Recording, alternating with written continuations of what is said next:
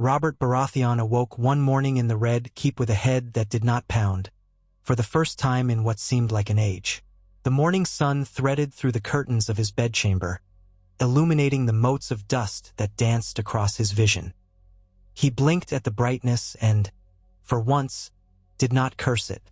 Every day before, he might have spat at the pain it caused in his eyes, a dull ache from too many cups of wine the night before. On this day, though, he felt clear-headed, almost suspiciously so, as if someone had replaced his skull with another man's entirely. Yet he knew the reason. He had sworn off the drink. And unlike so many other mornings that began with shaky promises, this time he truly meant to keep it. He rose slowly, body still thick and powerful, but softened by years of indulgence. Once he had been the finest warrior in the realm, a man who slew princes and toppled dynasties. He could still recall the sound of Rhaegar Targaryen's chest caving in beneath his war hammer, the rush of victory that had swept through him. Where had that man gone? Buried under barrels of ale and flagons of wine, lost to the small pleasures he had used to numb his regrets. He stretched his shoulders, hearing the pop of stiff joints. On this day, he felt something akin to purpose surging within him, driving away the memories of the complacent, drunken king he had become. Outside his door, a pair of Kingsguards stood at attention. Their armor shone in the early sun, bright as hope. Robert noted their practiced stoicism, a reminder that these men served a king. For too long, he had let himself become a figure of derision rather than respect. Today, he intended to change that. He nodded once at them, clearing his throat as if to confirm that his voice was strong. They responded in kind, crisp bows of their helmeted heads, offering no words but a silent show of respect. That morning, Robert felt he had done something to deserve it. He made his way to the council chambers, steps methodical. The corridors of the Red Keep felt strangely new. He did not see the tapestries as reminders of past triumphs or humiliations. Instead, they seemed alive with color, scenes of hunts and battles that invoked in him an old excitement. The hush of servants scurrying aside, the brushing of his boots against the stone floor, the distant calling of gulls over Blackwater Bay. Everything felt sharper, more vivid. He had grown too accustomed to stumbling about in a wine-soaked haze, ignoring all the details of life around him. Now it was as if the world had reawakened. Within the council chamber, Grand Maester Pycelle was already at his seat, penning something on a lengthy scroll. The old man glanced up, eyebrows raised to see the king arrive earlier than expected.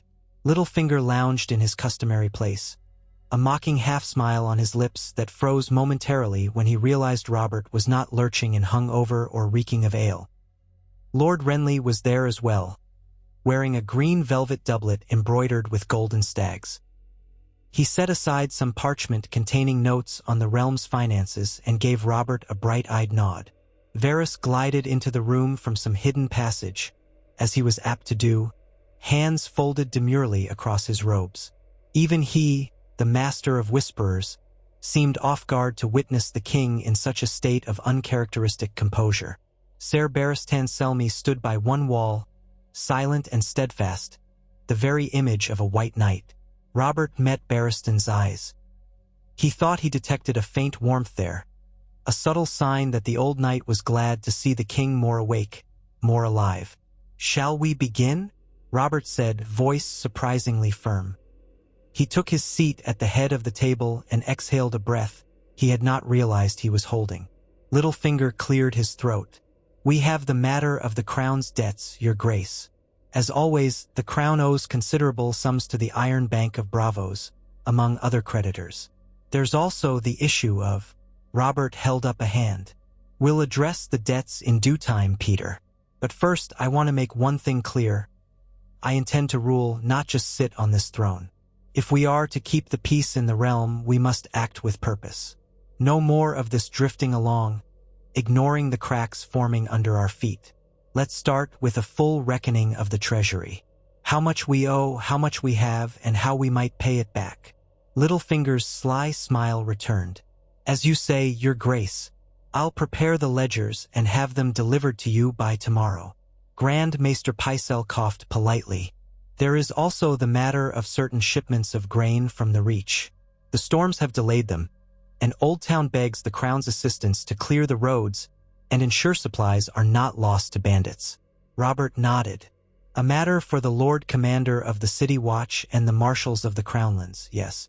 Renly, see to it that word is sent to ensure safe passage. If we can spare any men, we do so. The harvest was good, but that won't matter if the grain never makes it here or rots on the roadside. Renly scribbled a note and nodded. At once, brother. Varys's voice slipped in like silk. There have also been whispers, Your Grace, about certain disgruntled lords in the Stormlands and beyond. Some suggest you have been less attentive in past years to their needs. I would not bring such concerns if they were not growing louder. Robert felt a twist in his gut, remembering how he had neglected many of his duties, letting the realm run itself while he drowned in wine. I'll see them placated. I'll host a gathering for my vassals soon and show them the king is back. If there are complaints, let them bring them to me. I am not a tyrant, nor am I blind. We can settle matters fairly. Ser Barristan stepped forward, his white cloak flowing. Your Grace, if I may speak, we should also consider your own health. It has been some time since you've trained in the yard. A strong king shows strength to his people. Robert smirked, faintly reminded of a time when he relished the clang of steel in the practice yard. I, Barristan, I'll be in the yard this afternoon. See that someone meets me there worthy of a challenge. The look he gave the Kingsguard suggested a playful threat. Once, Robert had been unstoppable in tourneys. Perhaps he could recapture a piece of that old glory. They moved on to other matters of state, trade routes, disputes over fishing rights, the condition of the Royal Navy. Robert paid attention, offering directions, but he could feel his mind drifting now and then to an image of him gripping a practiced sword, sweat running down his brow. He was anxious to prove to himself that he was still capable of the feats he once performed. For so long, he had hidden behind his crown as though it were a heavy mask, avoiding the reflection in any polished surface that reminded him he was not who he used to be. At length, the council concluded. Robert rose from his seat, feeling the eyes of his counselors upon him. This was a new dynamic, a shift in the atmosphere of the Red Keep. In the old days, he would have rushed off to the nearest flagon of wine to celebrate the end of a tedious meeting. Not today. He made his way toward the yard, summoning a squire to fetch him a set of practice arms, a battered helm, and a shield bearing the crowned stag of House Baratheon. Word spread quickly through the castle that the king was to train. By the time Robert arrived at the yard, a small audience had gathered, guardsmen, servants, and a few curious knights. They whispered among themselves, uncertain if this was a drunken whim or something different. Robert felt his pulse quicken as he saw the practice swords arrayed on a stand. He had been an athlete once, his body trained to the rigors of battle. In the rebellion that put him on the throne, he had been the unstoppable Storm Lord, the man who had cracked the prince's breastplate with a single blow of his war hammer. That seemed a lifetime ago, replaced by the bloated indulgences of a king who felt the crown was more curse than blessing. He rolled his shoulders and picked up a wooden blade. Its weight felt unfamiliar in his hand, but not entirely alien. He gave it a few test swings. The watchers murmured. He lifted the shield, tested its straps, then nodded at Ser Barristan. The Lord Commander chose a blunted longsword from the rack. A hush fell. They circled each other. Robert felt the blood rushing in his ears, a primal drumbeat that reminded him of his younger days. Barristan Selmy was no green boy. He was a legendary knight and had faced opponents from all corners of the realm. But Robert Baratheon, even in his softened state, could still move with surprising power. Barristan tested him with a quick jab. Robert blocked with the wooden shield, the clang echoing over the yard. The watchers drew in a breath. Robert swung the practice sword in a broad arc. Barristan deflected it easily but took a step back. Robert pressed forward, a series of quick strikes that forced the White Knight to give ground. For a few moments, Robert forgot his own exhaustion, forgot the years that had weighed on him. He was simply himself again, a warrior straining every muscle toward victory. Barristan responded with a cunning slash. Robert had not quite the speed to fully avoid it, and the tip of the blunted blade rang off his shoulder guard. Pain flared, but the protective padding kept it from being a serious blow. Robert grunted, lowered his shield, and lunged. A few watchers cheered when the practiced sword smacked against Barristan's side. The old knight nodded in respect, acknowledging the hit. They broke apart, gasping slightly for breath. On they went, exchanging blow after blow. Robert felt the burn in his arms and thighs, a testament to how badly out of shape he was.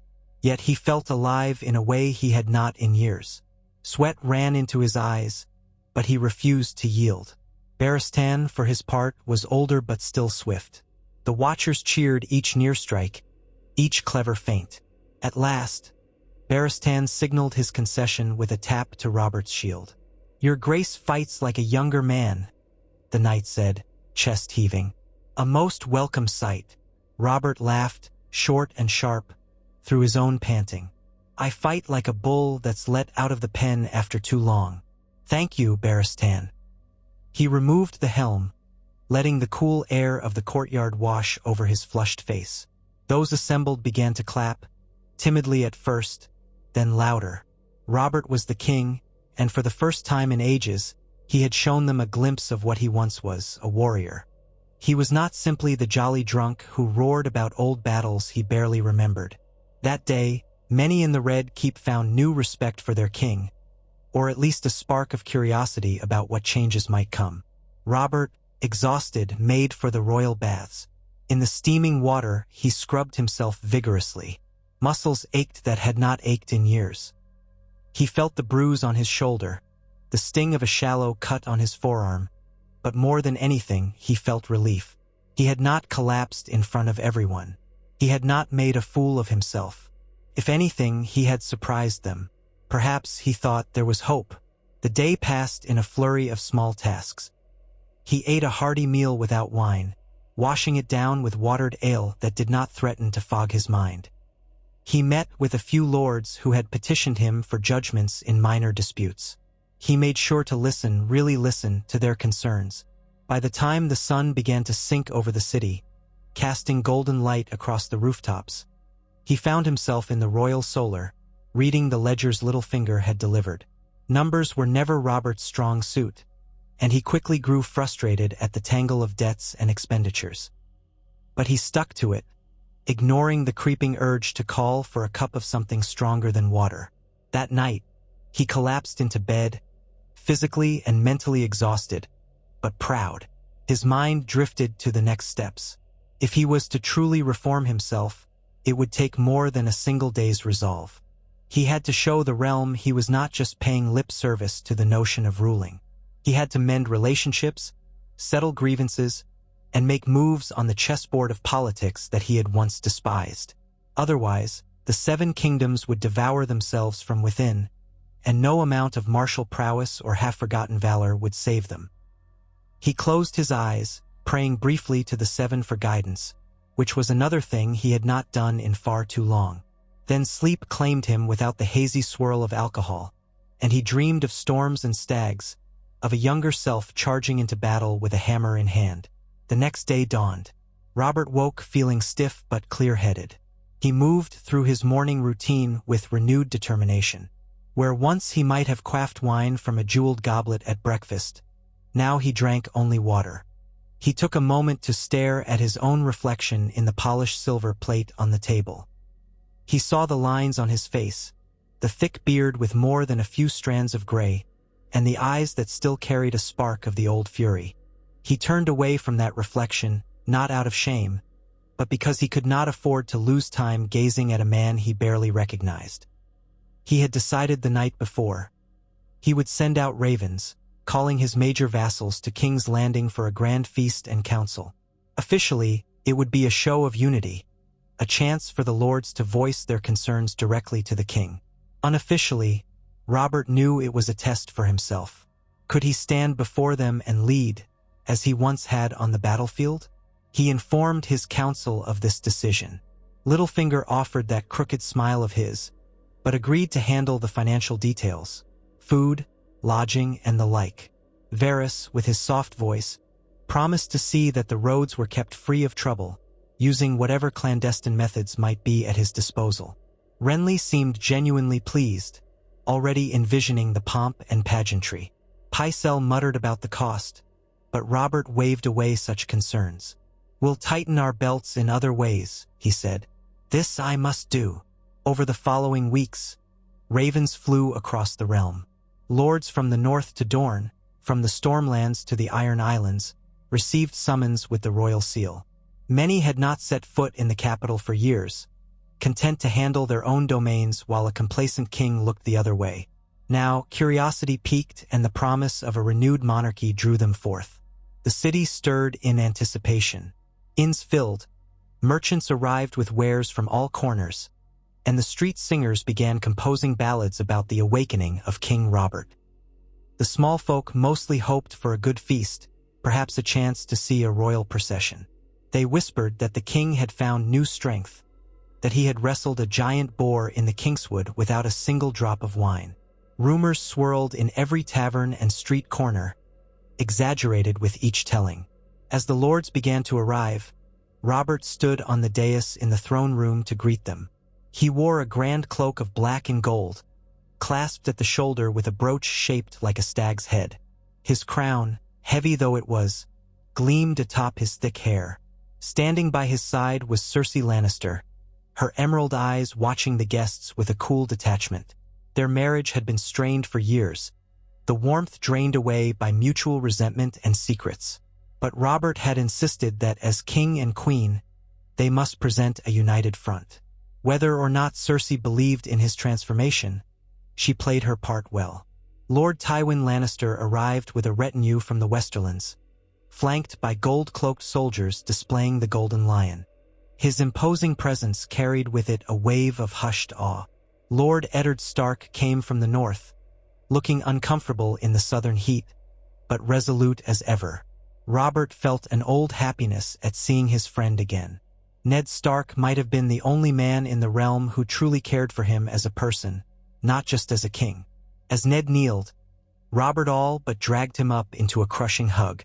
The court watched, murmuring about the closeness between the king and the Warden of the North. From the Vale came Lord Jon Arryn's heirs and bannermen. Robert's heart panged. Jon had been like a father to him, and he still felt that loss keenly. From the Riverlands, host after host arrived wearing the trout sigil of House Tully. Ser Brynden Blackfish Tully was among them, along with various lesser lords. The Tyrells of Highgarden sent a grand procession, resplendent in green and gold, carrying crates of fresh fruit and flowers to present to the king. Even the Greyjoys made a token appearance, though Balon himself did not come, sending a nephew instead, along with a small retinue of Ironborn who looked ill at ease in the polished halls of the Red Keep. Amidst all these arrivals, the air was thick with speculation. What did the king intend? Was he truly changed? Or was this some elaborate show? Some whispered that his sobriety would not last, that eventually the old Robert would resurface, roaring for wine and chasing serving girls through the halls. Others suggested the king might be planning to crack down on rebellious elements, using the gathering as a trap. Yet Robert greeted them all with practiced courtesy, if a bit stiff. He was determined to show them a new side of himself, but he did not entirely trust his own ability to hold his temper when tested. That evening, the great feast began in the throne room. Tables groaned under the weight of roast boar, duck, fish from the Blackwater, and exotic dishes from the Summer Isles. Musicians played lively tunes, and jugglers performed for the amusement of the gathered lords and ladies. The king and queen sat on a slightly elevated platform, overseeing the revels. Robert permitted himself a single cup of watered wine, sipping sparingly. He forced his attention on the conversation, the music, and the sight of so many banners together in one hall. At some point, Eddard Stark rose to approach the dais. Robert waved him closer. Ned's eyes flicked to the half-empty cup near the king's hand. "I see you're not indulging tonight," Ned said quietly, so only Robert could hear. Robert set the cup down with a deliberate motion. "No, I'm not. I can't afford to." He leaned forward, voice lowered. "I was a fool, Ned. I nearly lost myself. This realm, it's more fragile than I ever cared to admit. I need to set it right if I can." Ned's stern features softened a fraction. You'll find no argument from me. I'm glad to see you well. But you should know, not all lords will welcome this. Some profited from the old ways, from your lack of attention. They might not be pleased to see a king who actually rules." "I'll deal with them," Robert said firmly, though in his heart he wondered how. He could swing a hammer well enough, but politics were a different battlefield entirely. "At least I have you by my side." Ned nodded. "Always." Throughout the feast, Robert made an effort to speak with every major lord, to ask about conditions in their lands and to listen, really listen, to their replies. He learned that the North had seen fewer problems with wildlings since the last ranging, but House Bolton was expanding its hold on certain territories. He learned that in the Riverlands, brigands had grown bolder, and Lord Tully was struggling to protect smaller villages. He heard about tensions between some vassals of House Tyrell, hints of dissatisfaction in the Reach, and from Pike, though few would speak plainly, he gleaned enough to suspect that the Ironborn were planning new raids as so. By the end of the night, his head swam with the magnitude of it, but he kept his resolve. He did not drown himself in wine. He accepted the swirling torrent of problems as part of his duty. His shoulders felt heavier than any armor he had ever worn, yet inside his chest, that old warrior's spirit burned brighter than it had in years. He was doing this. He was being a king. When the feast ended, many of the guests retired to their chambers or found amusements in the city.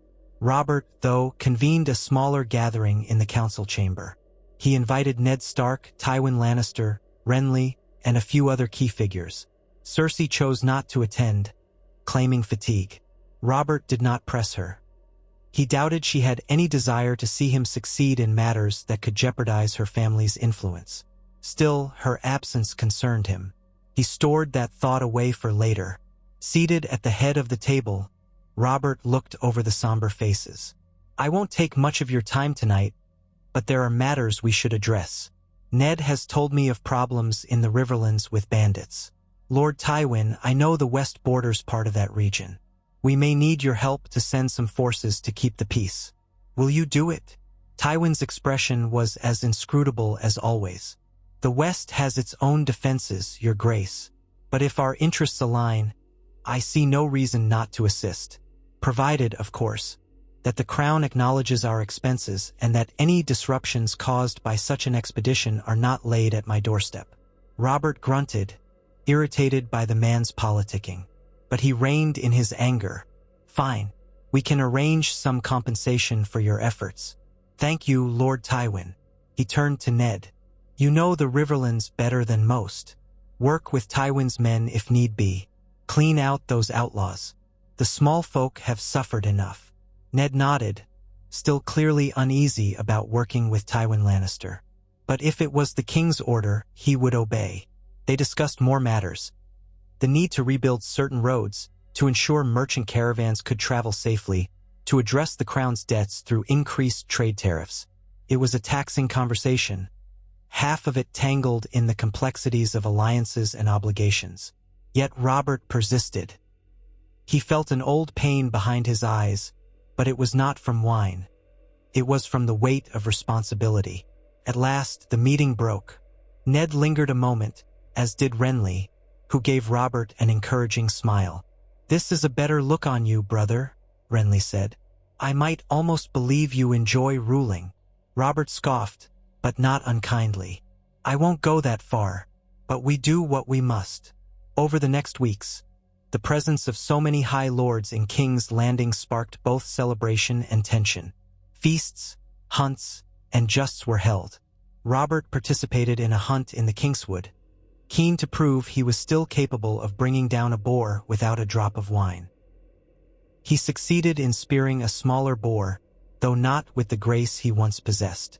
The court applauded his kill all the same. In private, he spent more hours in the training yard, pushing his body to reclaim some of its old vigor. He made sure to give audience to lesser lords, knights, even some small folk who had grievances. Gradually, a sense of renewed respect for the crown began to spread. Yet not all was well. Shadows lurked. Varys came to him one evening to report rumors of plots.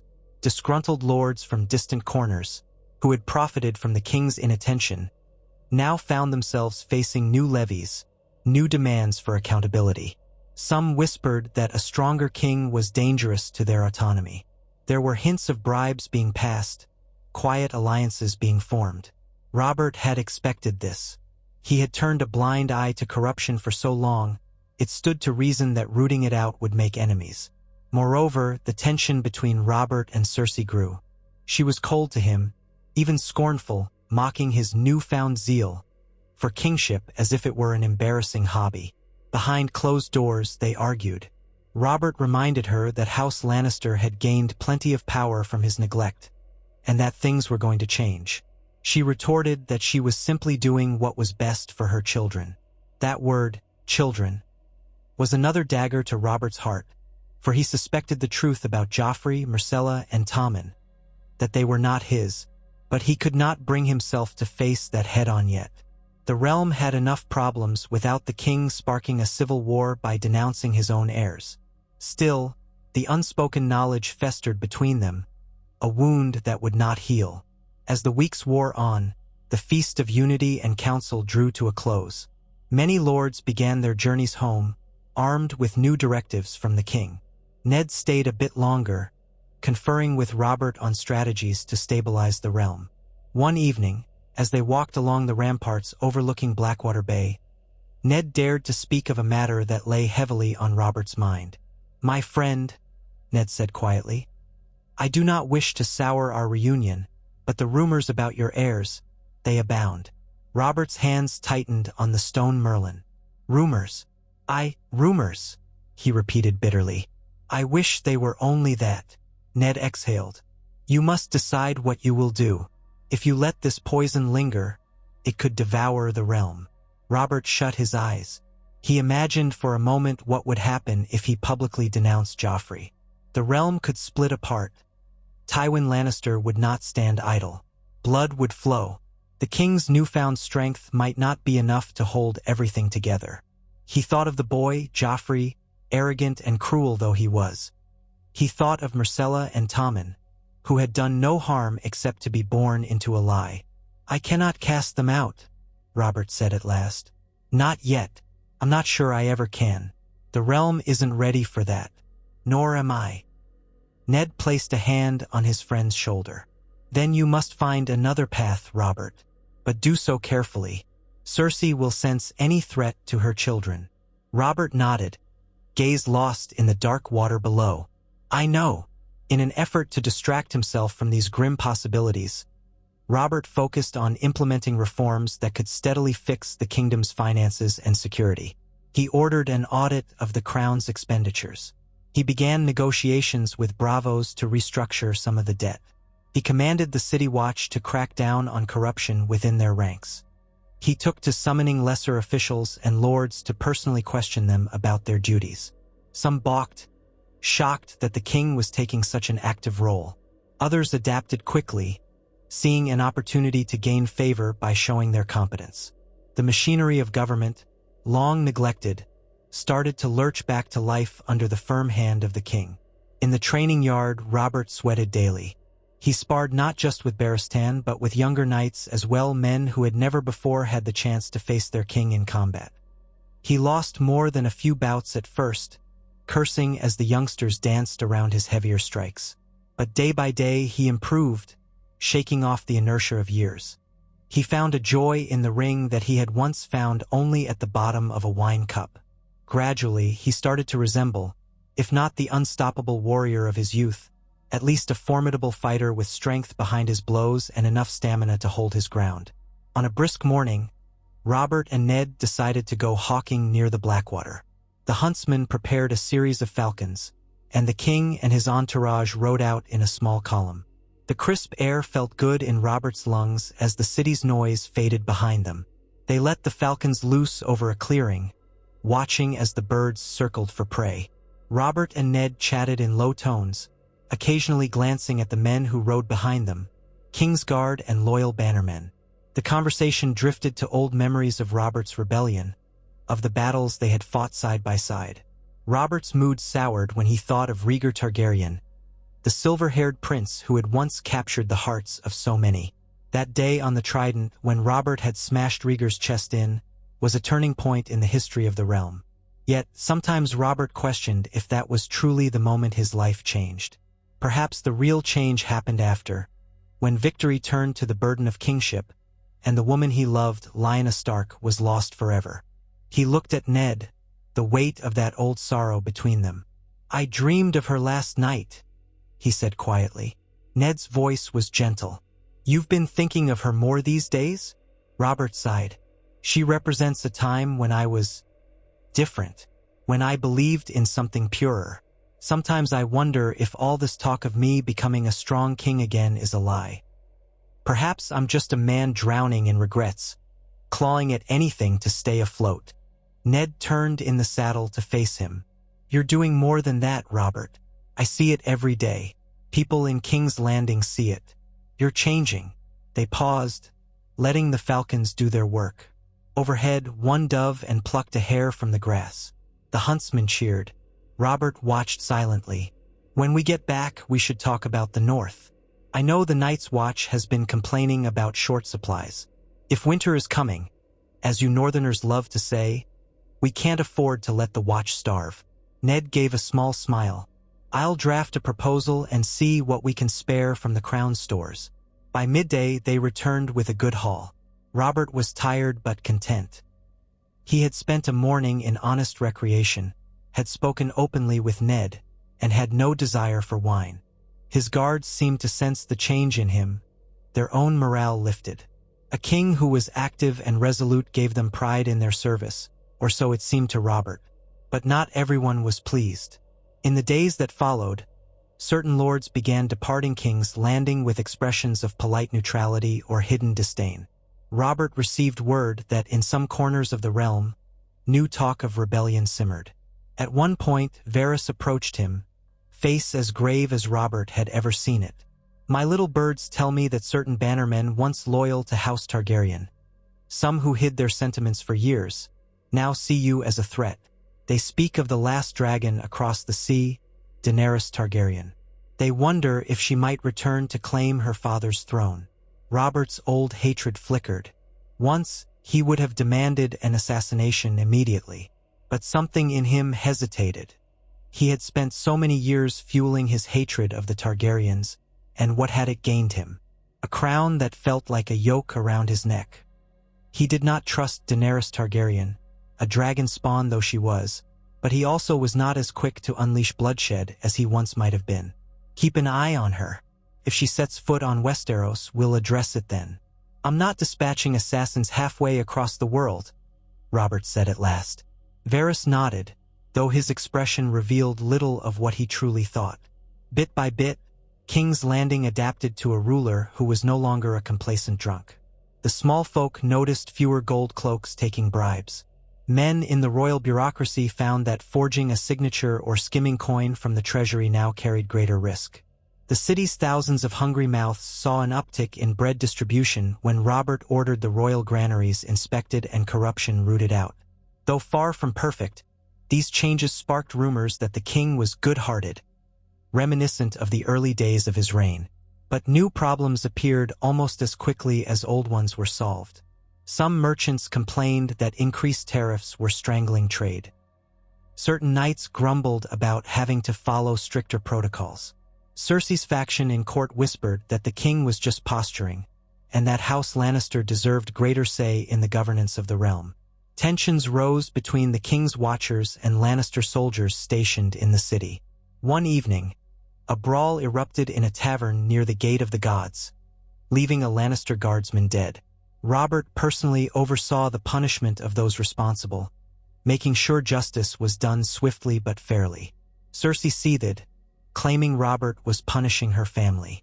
Robert responded that justice was justice, regardless of which banner the dead man served. In the midst of these tensions, Ned Stark prepared to return to the north. Before he left, Robert summoned him privately. They stood in the courtyard where the king's men were saddling horses, the morning sun slanting in from the east. Robert gazed at his old friend, a swirl of emotion in his eyes. "I won't keep you from Winterfell any longer," Robert said. "You have your own lands to care for, but I'd ask one more favor." Ned looked at him curiously. "Name it." Robert placed a calloused hand on Ned's shoulder. "Be my hand." Ned's eyes widened. "Robert, you're the only man I trust, truly trust, to watch my back and keep me from folly, especially now with so many damned snakes in the court. I need someone to help me see it through, this new path I'm trying to carve. Someone who isn't afraid to speak the truth, even if it angers me." Ned looked away, struggling with the weight of the request. "My family is in Winterfell. I promised Caitlin we wouldn't stay in the South for long. The North needs me." Robert's voice softened. "I know, but the realm needs you too. If we can't steady this ship, the North, the South, none of it will matter. War could break out again. I can't do this alone, Ned. Let me be blunt. Without you, I fear I'll falter." Ned's shoulders slumped a bit. He sighed. "Very well, Robert. I'll accept, for the good of the realm. But I must send for my family. We can't be parted for too long." "Of course," Robert said, relief washing over him. "I'll have quarters prepared for them. They'll want for nothing. You have my word." Ned nodded, still looking as though he were marching into a battlefield. In truth, he was. Court politics could be as lethal as any war. But if Robert Baratheon truly was determined to be a better king, Ned Stark would stand with him, come what may. The announcement of Ned Stark as Hand of the King spread quickly through King's Landing. Courtiers whispered, some calling Ned honorable but naive, others muttering that his presence signaled a shift in power away from the Lannisters. Cersei's expression when told was stone. But Robert did not waver. He needed Ned, and if it rankled the Lannisters, so be it. With Ned's new position, the pace of reforms accelerated. They began drafting new edicts to standardize taxes, reduce corruption, and fortify the crown's hold on the roads and trade routes. They also undertook the precarious task of shuffling key offices to place more trustworthy men in positions of power. Littlefinger was not pleased to have his finances scrutinized, but Robert insisted. Grand Maester Pycelle, old and cunning, sensed the shift in the wind but did little to resist overtly. Renly supported his brother, though he had his own ambitions. Stannis remained at Dragonstone, aloof and grim, but Robert knew he would eventually have to reconcile with him as well. Meanwhile, Robert continued his personal regime of exercise, training, and moderation. He felt his body respond, losing some of the excess weight. He moved more nimbly in the yard, and his reflexes improved with each passing day. Servants noted that the king's appetite for wine had not entirely vanished. He allowed himself small amounts on special occasions, but he no longer sank into drunken stupors that lasted for days. Instead, he spent his nights reading documents, conversing with Ned, or planning for the next step in reasserting his control over a realm that had nearly slipped through his fingers. One evening, as Ned worked late at a desk piled high with parchment, Robert joined him. The two shared a quiet moment, reading over petitions from various lords. At length, Robert broke the silence. "Do you recall, Ned, the times we spent in the Eyrie, training under Jon Arryn?" Robert asked, a wistful note in his voice. Ned looked up from his scroll. "Aye, we were boys then. Everything was simpler." Robert chuckled sadly. "I'd give half my crown to go back to those days. But we can't, can we? We have to move forward. For the sake of the realm." Ned nodded. "For the sake of the realm." A messenger entered, bowing deeply. "Your Grace, Lord Hand, there's news from the Stormlands. A small uprising near the marches. Nothing major, but the local lords request reinforcements." Robert sighed, setting aside the petition he'd been reading. "I'll handle it. Draft orders for a contingent of royal troops to support them. We can't allow these petty rebellions to fester." As the messenger left, Ned gave Robert a concerned look. "You must pace yourself. You're only one man." Robert shrugged. "If it's not me, it's no one. I let the realm fall into disrepair by neglect. Now it's time to set it right." In the weeks to come, Robert's new approach met its share of hurdles. Some rebellious pockets flared up, testing the king's resolve. But each time, Robert responded quickly, dispatching forces to quell disturbances. He insisted on harsh but fair measures, punishing true traitors while pardoning minor offenders who swore renewed loyalty. Slowly, the realm began to sense that the king was not to be trifled with. Word of these changes spread across the narrow sea as well. Traders coming from Pentos and Volantis carried tales of a revitalized Robert Baratheon. Some foreign merchants dismissed them as rumor, while others raised the possibility that Westeros might be unassailable if the king truly had regained his old strength. Daenerys Targaryen, wherever she was in Essos, would have to think twice before attempting any incursion. Robert's relationship with Cersei continued to deteriorate behind the scenes. She resented Ned Stark's new position, resented the fact that her family no longer held sole sway over the king. Their arguments became more frequent, more venomous. Robert, for his part, found he no longer cared to mend that rift. He saw the emptiness of their union. Only the question of the children kept him from taking drastic measures. On that subject, both he and Cersei avoided direct confrontation. Neither wanted to be the one to ignite the spark that could engulf the realm in civil war.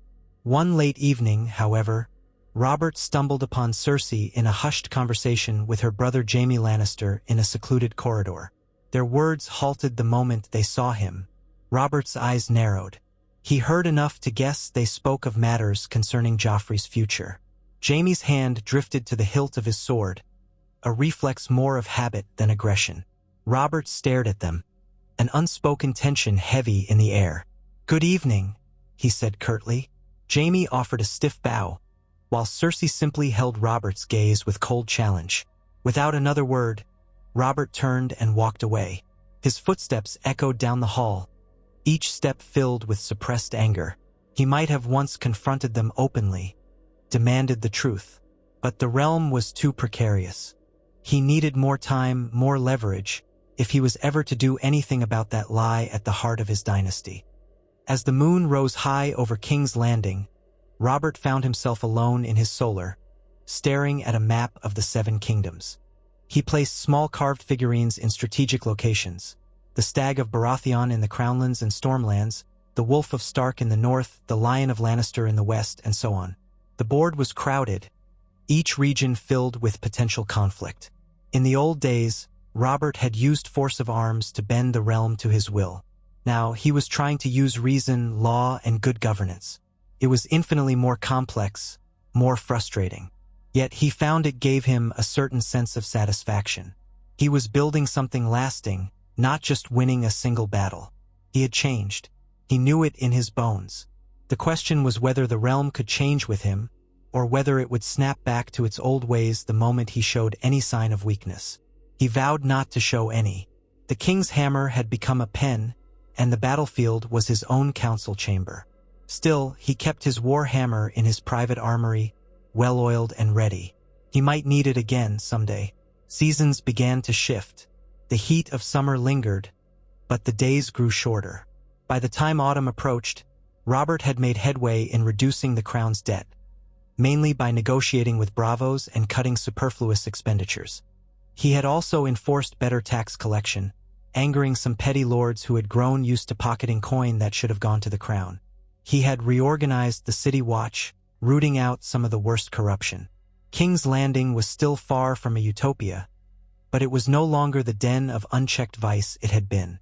His biggest accomplishment, as far as many were concerned, was simply that he had maintained his sobriety and his presence. Court sessions were no longer jokes. Petitions were heard and resolved with expedience, rather than gathering dust while the king was too drunk or uninterested to bother.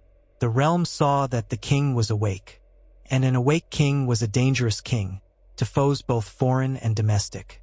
In private, Robert knew that the question of succession would not remain buried forever. If he died without publicly acknowledging Joffrey, Myrcella, and Tommen as bastards, or if the truth came out, chaos would ensue. Part of him considered naming Stannis as heir, or even Renly, but both choices had risks. Stannis was rigid and unlovable, and the lords might not rally to him. Renly was charismatic but lacked the gravity necessary for a stable rule. And to pass over Cersei's children entirely would be to invite the wrath of Tywin Lannister, who might plunge the realm into another war. So Robert bided his time, hoping that perhaps Joffrey might grow into a better young man under a father who was no longer absent. It was a faint hope, and Robert knew it. Joffrey's cruel streak was plain. But what else could he do? One day, as the leaves turned golden in the Kingswood, Robert decided to inspect the new training of the City Watch personally. He rode out with Ser Barristan and Ned Stark, along with a modest retinue. The watchmen gathered information, wearing their gold cloaks with pride. Robert dismounted, walking among them. He noticed some fresh faces, younger recruits who had joined under the new system that demanded stricter discipline and less tolerance for corruption. He paused before one young watchman, barely past his 16th name day, freckles on his cheeks. "What's your name, lad?" Robert asked. "Owen, your grace," the boy replied, his voice trembling with awe. Robert nodded, eyeing the youth's stance. "Stand straighter, Owen. You're serving the crown now." He clasped the lad's shoulder. "You do your duty well, and there'll be rewards for you." The watchmen eyed each other, surprised at the king's personal attention. Once, Robert would never have bothered with such an inspection, too wrapped in his own indulgences. Now every watchman realized the king was paying attention. They had better do their jobs or face the consequences. Afterward, Robert, Ned, and Barristan rode along the streets of King's Landing. The city was far from pristine. Rats scurried in alleys, beggars still lined the lanes. But there was a noticeable calm. Crime had dipped, though it would never vanish entirely. Robert's presence was enough to keep most trouble at bay. Occasionally, small folk recognized the king, bowing or curtsying, some with genuine gratitude shining in their eyes. "It's a start," Ned said, surveying the bustle of commerce in the market squares. "Aye," Robert replied, scanning the crowds. "We'll see if it lasts." In the days that followed, correspondences from across the realm poured in with varied reports of success and strife. The Riverlands were calmer now that Tywin Lannister's forces had dealt with a few bands of brigands. The cost had been significant, but so far Tywin had not come demanding an outrageous sum. Perhaps even the mighty lion respected the changes in the king's manner, at least enough to keep negotiations civil. The Vale remained quiet under Lisa Arryn and her son, though Robert worried about that boy's fragility. The North seemed stable under the wardenship of the older Stark children, with Ned now serving as hand. The Reach reported good harvests, quiet for now, though House Tyrell was never a house to overlook. Dorne maintained its distance, as always, still nursing old grudges over Elia Martell and her children.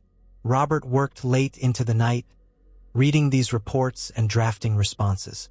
Occasionally, he'd rub his temples, longing for the oblivion that wine once brought. But a single glance at the pile of scrolls awaiting his attention was enough to keep the cup from his lips. If he faltered, the realm might spiral again. He had tasted this new sense of purpose, and though it exhausted him, he could not let it go. Months passed in this manner. Robert grew stronger, more assured in his rule. His throne felt less like a curse now, though it still demanded all of him. He dealt with crises as they arose: raiders from the Stepstones, a plague scare in Old Town, a border dispute between the Tullis and the Freys. Through it all, Ned Stark stood by his side, offering counsel and support. Their friendship, tested by time and tragedy, deepened once more. If Robert ever doubted his path, he had only to look at Ned's steady gaze to recall why he was doing this. Beyond the horizon, threats lurked. Whispers of Daenerys Targaryen's growing influence in Essos came to Robert's ears. Word that she might have dragons circulated as a wild rumor. He was not sure whether to believe it, but he did not dismiss it out of hand. The winds of change were stirring across the sea, and if dragons had truly been reborn, Westeros would face a threat unseen for centuries.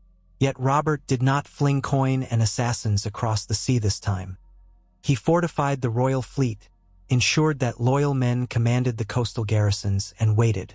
Reckless moves had cost many lives before.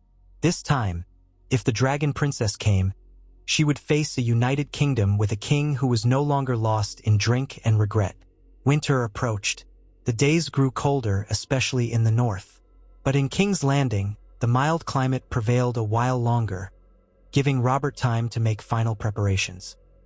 He sent more supplies to the Night's Watch, heeding Ned's warnings that whatever lay beyond the wall would only grow bolder in the cold months. He also arranged for the capital to store extra food in case the winter was harsher than expected. Such measures cost money the crown did not truly have, but Robert was determined not to repeat the mistakes of the past. The weeks before winter arrived were a flurry of activity. Lords came and went, some seeking audiences, others delivering tribute or news. The city's population swelled, then thinned as travelers departed for their home regions to pass the cold season in more hospitable surroundings. Through it all, Robert kept to his routine. Mornings in the yard, midday in council, afternoons receiving petitioners, evenings poring over documents, nights spent in restless sleep. He rarely saw Cersei except at official functions, where they wore masks of cordiality. Behind the scenes, her bitterness festered, but Robert refused to let it derail his mission. One cold dawn, he stood on a balcony overlooking the city, breath misting in the air. He wore a heavy fur cloak. The waters of Blackwater Bay glimmered under a pale, wintry sun. King's Landing sprawled below, smoke rising from countless chimneys. He saw the Red Keep's walls, the Mud Gate, Flea Bottom, the September of Baelor. He saw the realm's center of power, his seat of power, alive with activity. And he, Robert Baratheon, no longer felt like a stranger to it. He felt like its rightful king, not because of conquest alone, but because he had chosen to bear the responsibilities that came with the crown. His mind drifted back to that day. He first resolved to put aside the drink, to be more than a laughingstock on a golden throne. He remembered waking without the pounding headache, the choice he made to step forward rather than retreat into his cups. He remembered picking up the wooden sword in the training yard and feeling the eyes of the court upon him. All the steps in between had led him here, to this new vantage point where he could see the kingdom as something to be tended, not pillaged. A raven cawed overhead, and Robert looked up to see the blackbird perched on a nearby ledge. Ravens brought messages of all sorts. Good news, bad news, omens or calls to war. He wondered what tidings might arrive next. Whatever they were, he would face them. He felt no desire to drown in wine or hide in denial. The realm needed a king who stood firm, and Robert intended to be that king. For a moment, he closed his eyes, listening to the distant sounds of the city waking, the chatter of merchants, the clatter of hooves, the cry of dockworkers. He let out a slow breath. He was not naive. He knew new challenges awaited, perhaps greater than any he had faced in the rebellion. There were still enemies in the shadows, still tensions that could erupt. But he was ready. He would not abandon the fight again. He felt the stirrings of hope, tempered by a warrior's practicality. Then he turned from the balcony and went inside to begin his day's work, heart steady and mind clear. The ghosts of the past would remain where they belonged, in memory. The future was his to shape, and Robert Baratheon, once drowning in drink, now stood tall, hammer or quill in hand, prepared to safeguard the 7 kingdoms he had won and finally chosen to rule.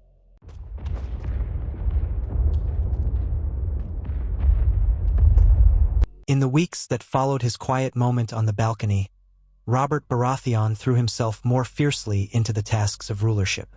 The dawn of winter did not bring a sudden chill to King's Landing as it might have done in the north, but it cooled the capital just enough to send many small folk scurrying for warmer cloaks and thicker blankets.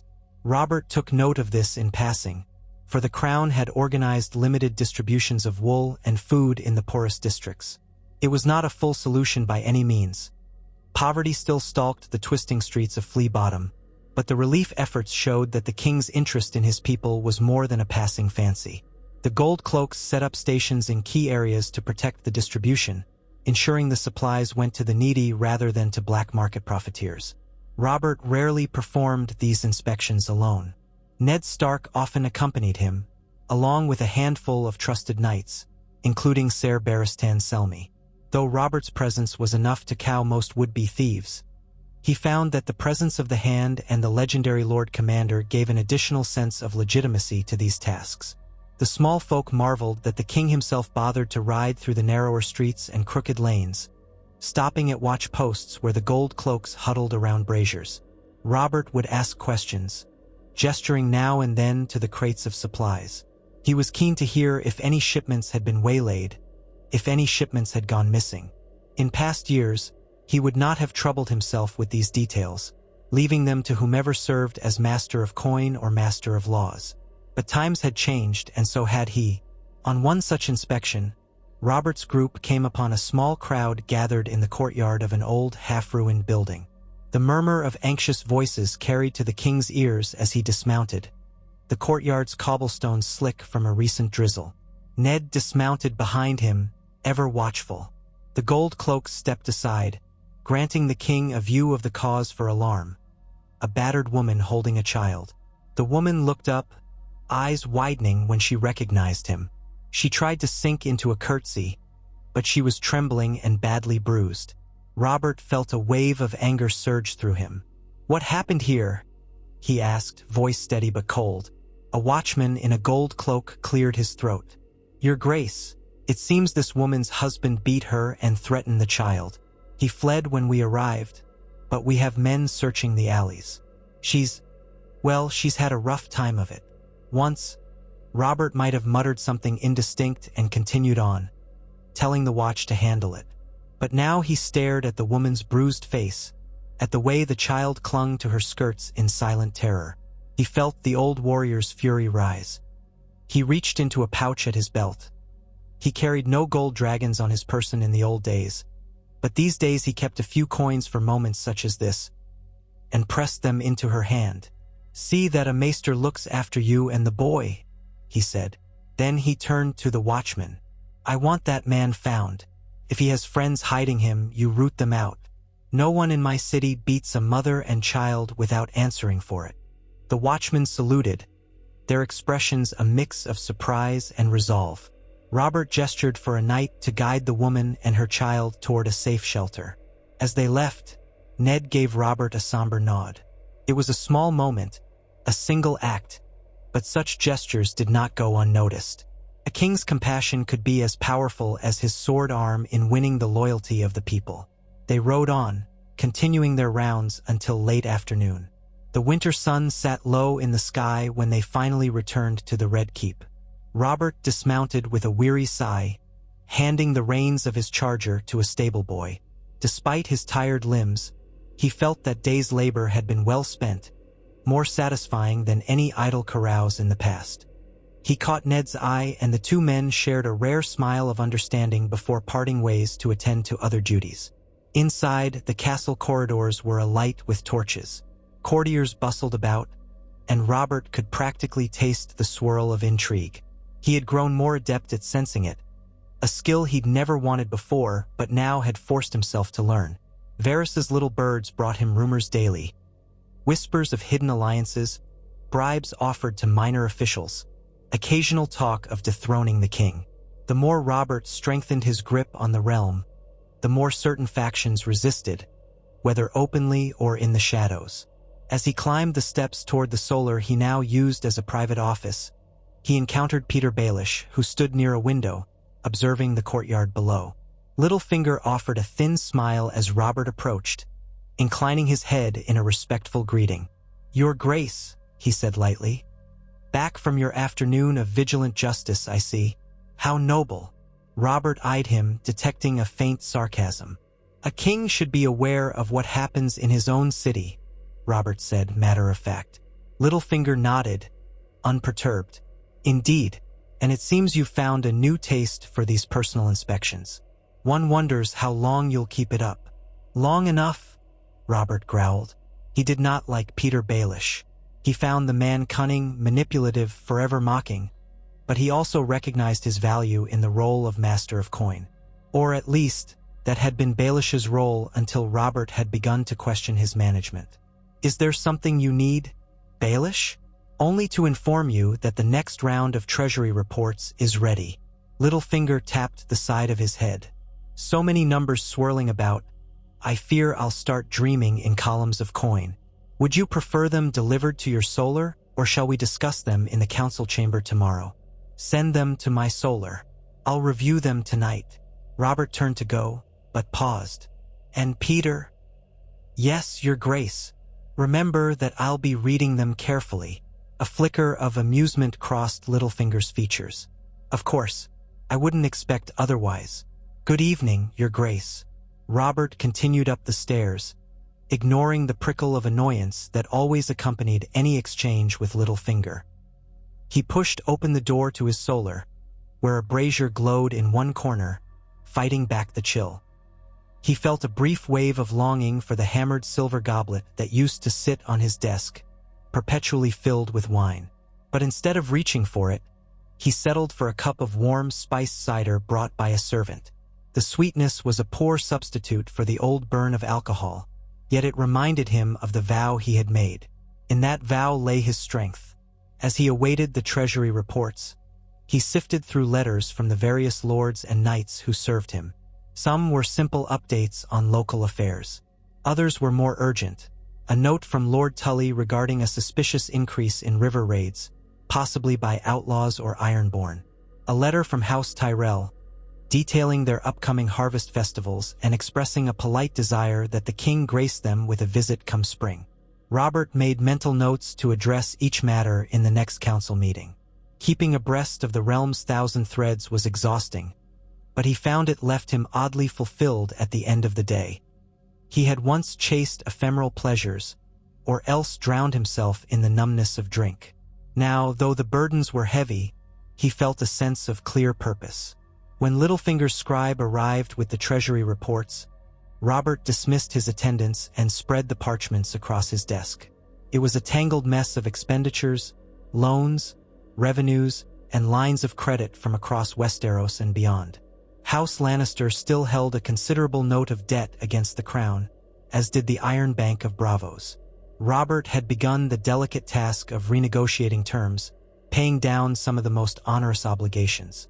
He scanned each column, trying to piece together the puzzle of the crown's finances. Littlefinger's handwriting was crisp, but the intricacies were maddening. Yet Robert persevered. He marked certain lines that seemed suspicious or excessively vague. If Baelish had hidden anything, skimmed coin, disguised transactions, Robert intended to find it. He might not have the cunning of Peter Baelish, but that was why he had begun to consult with Ned Stark and even Stannis, by Raven at least, for clarity on the kingdom's finances. His younger brother, though joyless, possessed a rigid sense of duty and a sharp analytical mind. Robert intended to use that to keep the realm's gold from slipping through cracks. Late that night, he rubbed his temples. His eyes burned from reading so many ledgers by firelight. But he had done it. He had a short list of items to question Littlefinger about in the next council session. Feeling a sense of achievement, he tidied the parchments. The impetus of the day's events still thrummed in his veins, preventing him from finding rest immediately. He rose, pacing the solar. He caught a glimpse of his reflection in the dark glass of the window. He noted the breadth of his shoulders, still formidable, and the slight lines on his face that had deepened over the years. Gray touched his hair and beard, but his eyes, those were still full of the old spirit, a spark that had once blazed on battlefields. He left the solar, descending a spiral staircase that led to one of the castle's internal courtyards. The sky overhead was a speckled canvas of stars. The night air was cold but bracing. He inhaled deeply, calming the restless energies within. Down below, the city slept, or at least the majority did.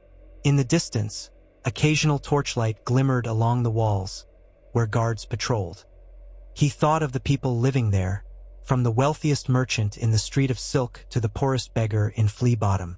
Many had endured hardships in recent years. A stable crown meant stability in their lives. A drunken, disinterested king had allowed lawlessness and corruption to spread. Now he was trying to undo that damage. He could not wave a hand and fix everything, but he was determined to make progress. He returned to his chambers and finally lay down, mind too full for an easy sleep.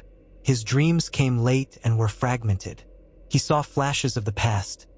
Lyanna Stark's face, half hidden in blue winter roses. The horrifying image of Rhaegar Targaryen's ruby-studded armor as it sank into the waters of the Trident. Then the Iron Throne itself loomed, swords twisting, forming a cage around him. He awoke before dawn, heart pounding, the memory of those swords lingering in the gloom. He rose without calling for wine.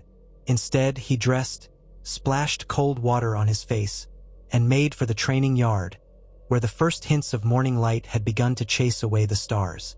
A small group of knights and squires already practiced with blunted weapons.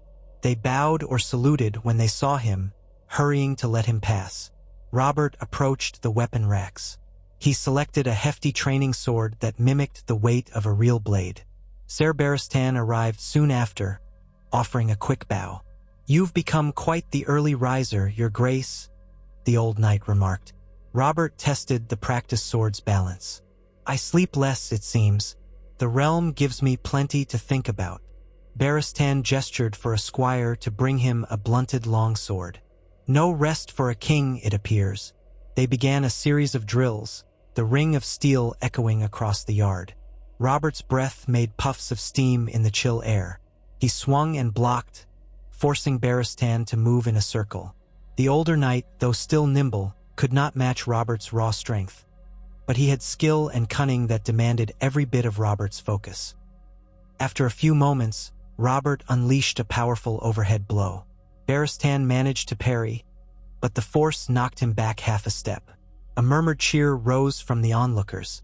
Robert pressed his advantage, driving Barristan toward the edge of the practice ground. Then, in a flash of movement, Barristan ducked sideways, letting Robert's momentum carry him forward, where the king nearly stumbled.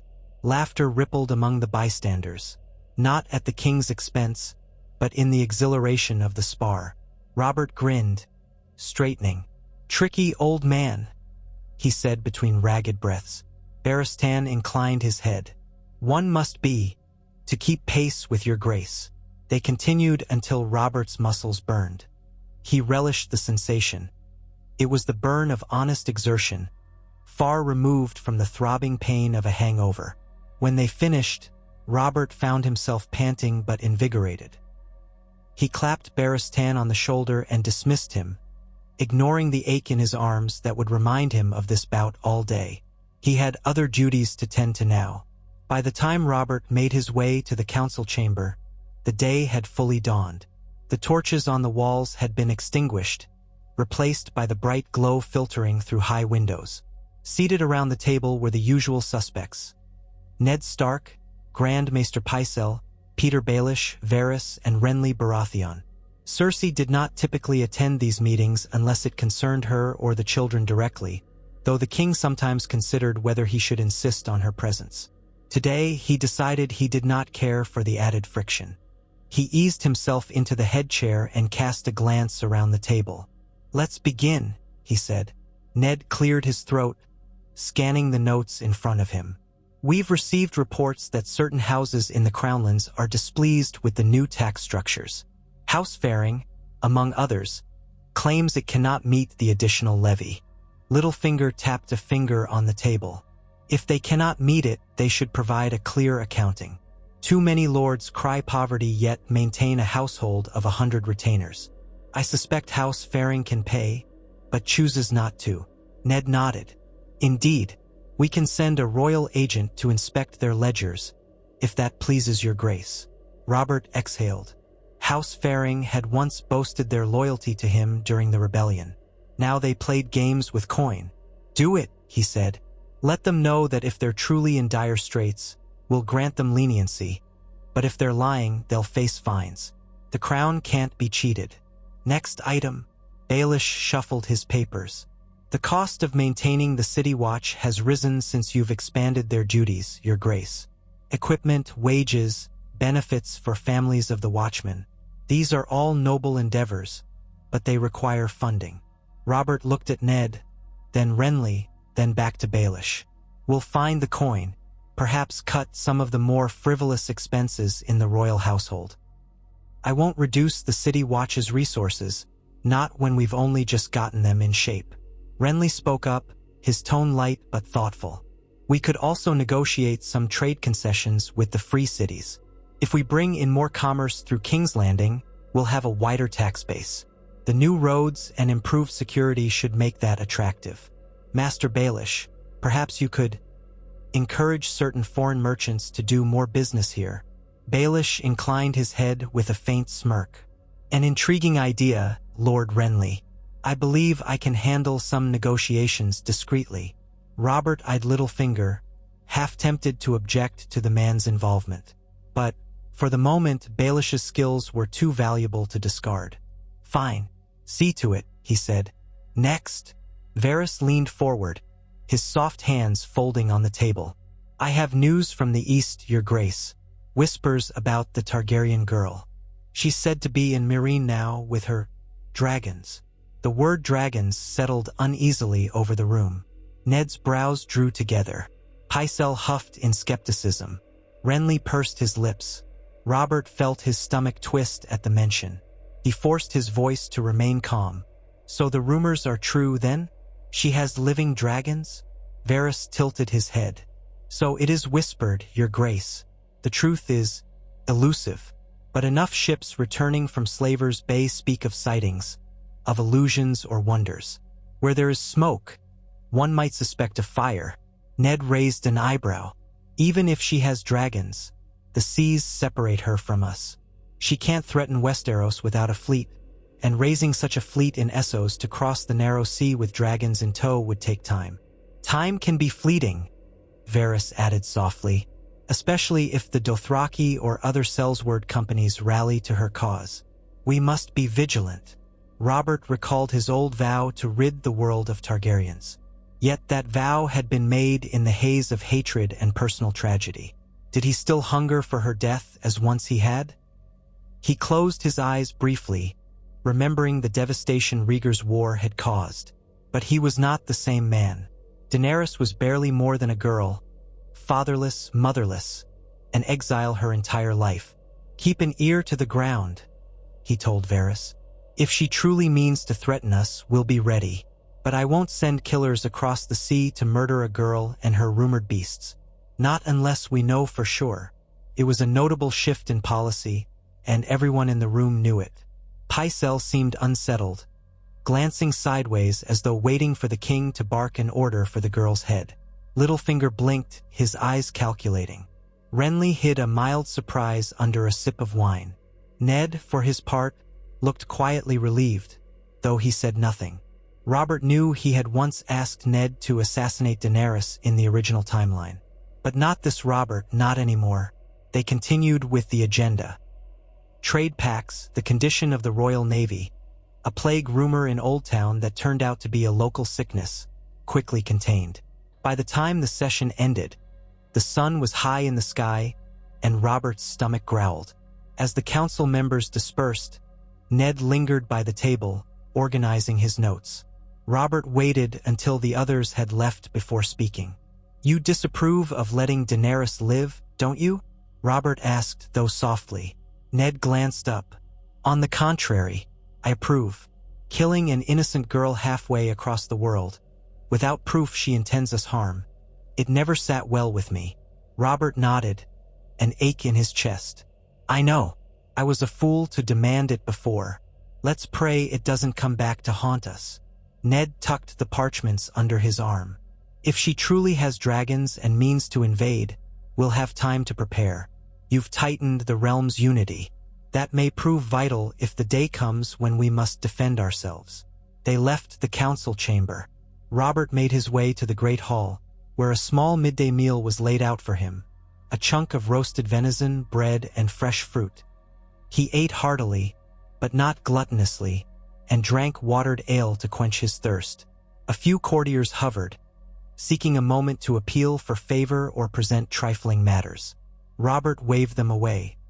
His midday meal was one of the few times he allowed himself some privacy. Afterward, he decided to visit the royal stables to check on the horses that had recently arrived from the Reach. Magnificent destriers gifted by Lord Tyrell as a gesture of goodwill. He strode through the castle corridors, cloak swishing around his boots, exchanging nods with guards and servants.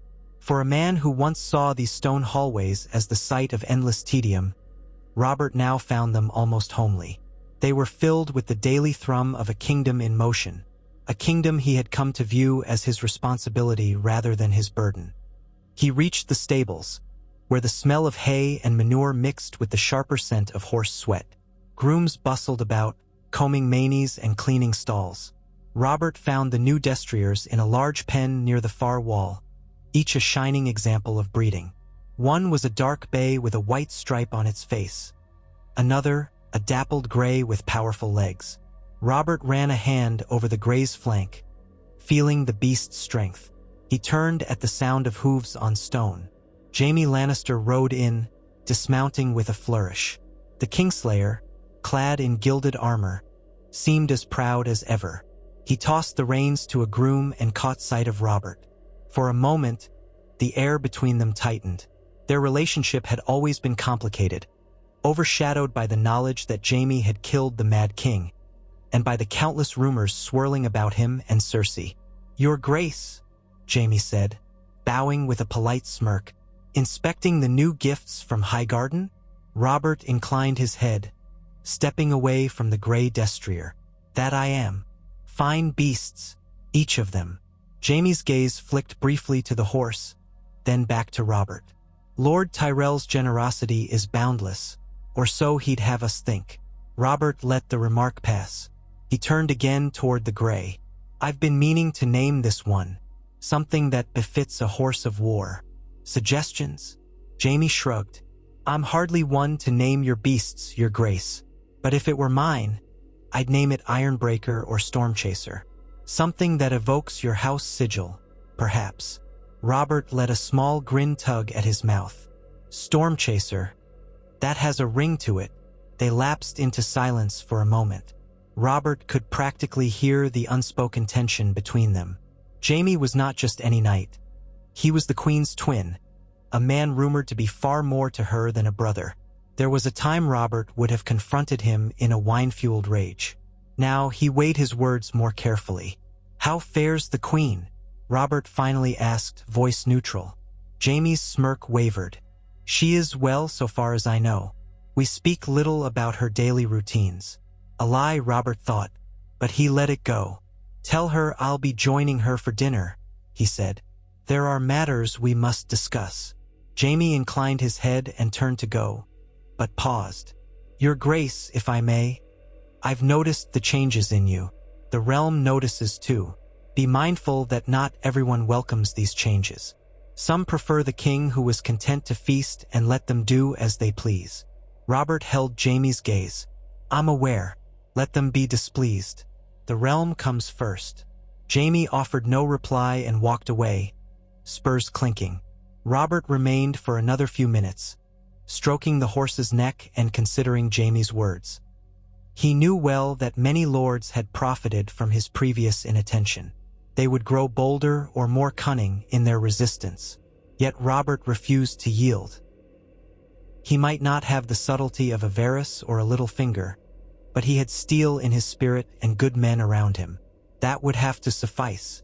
That evening, Robert approached the Queen's chambers. He rarely spent time there of late. Their marriage had deteriorated into a performance, a stage upon which they wore matching masks for the sake of the realm. Even so, Robert had insisted they dine together, if only to maintain a semblance of unity. Outside the chamber doors, a pair of Lannister guards straightened. Robert frowned at their presence. Once it would have been normal to see such guards, but now it irritated him that Cersei so openly employed her own men.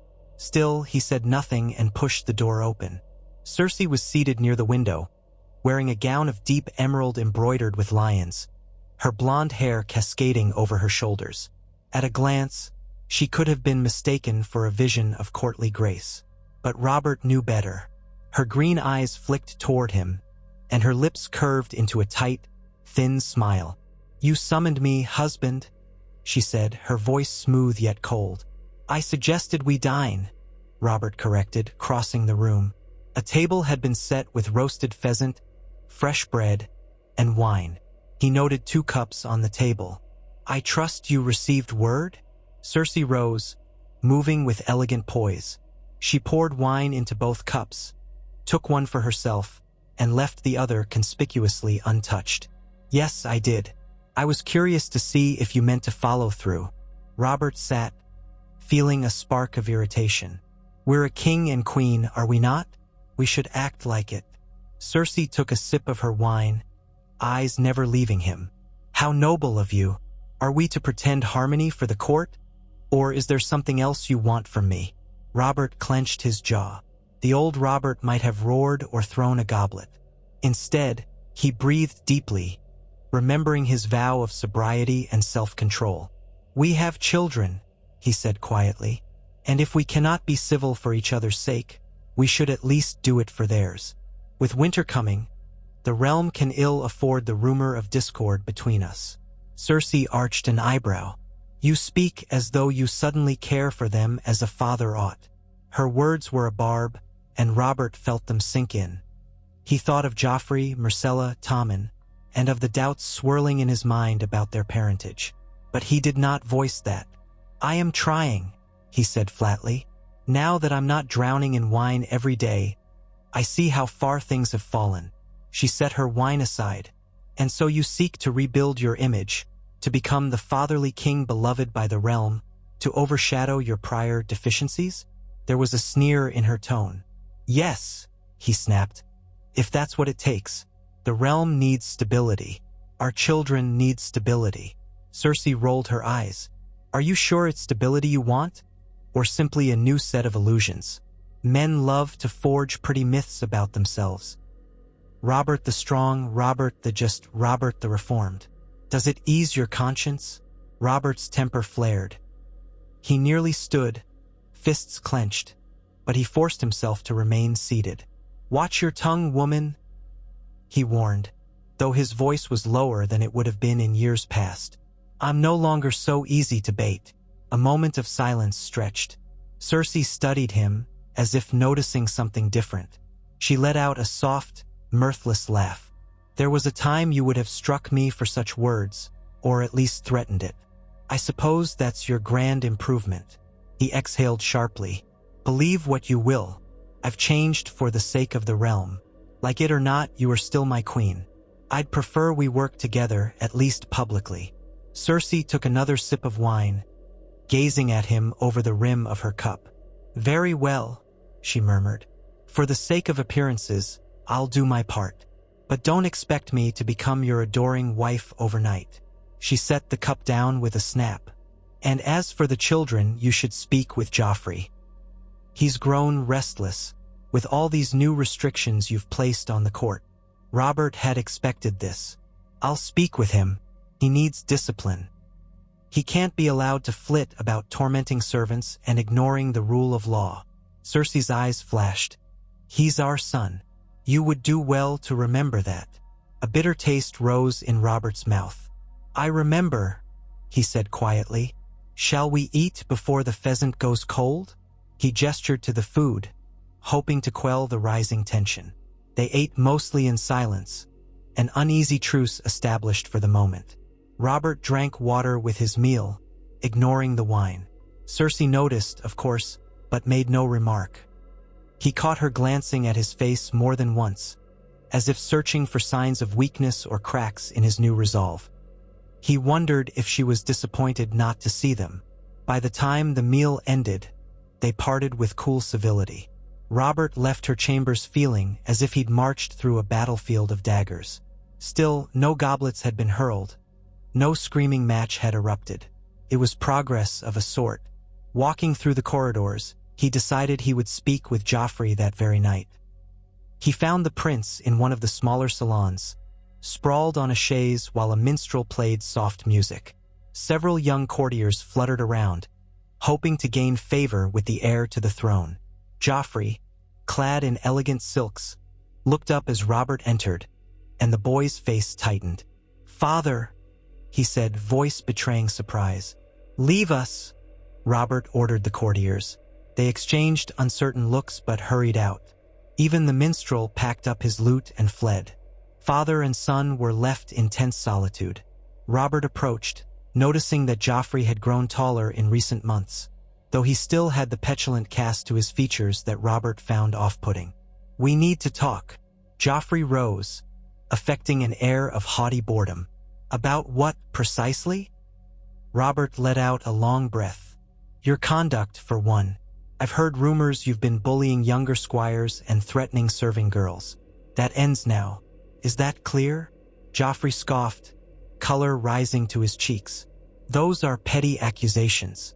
I'm a prince. It's hardly my fault if they can't handle my words." Robert felt his temper flare.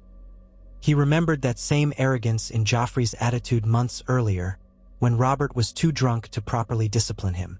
A prince's duty is to set an example, not to torment those beneath him. "You will stop this. If I hear more complaints, you'll answer to me." Joffrey glared, but there was a flicker of uncertainty in his eyes. "You never cared before," he said sullenly. "What's changed?" "I have," Robert said firmly. "I won't ignore your behavior anymore.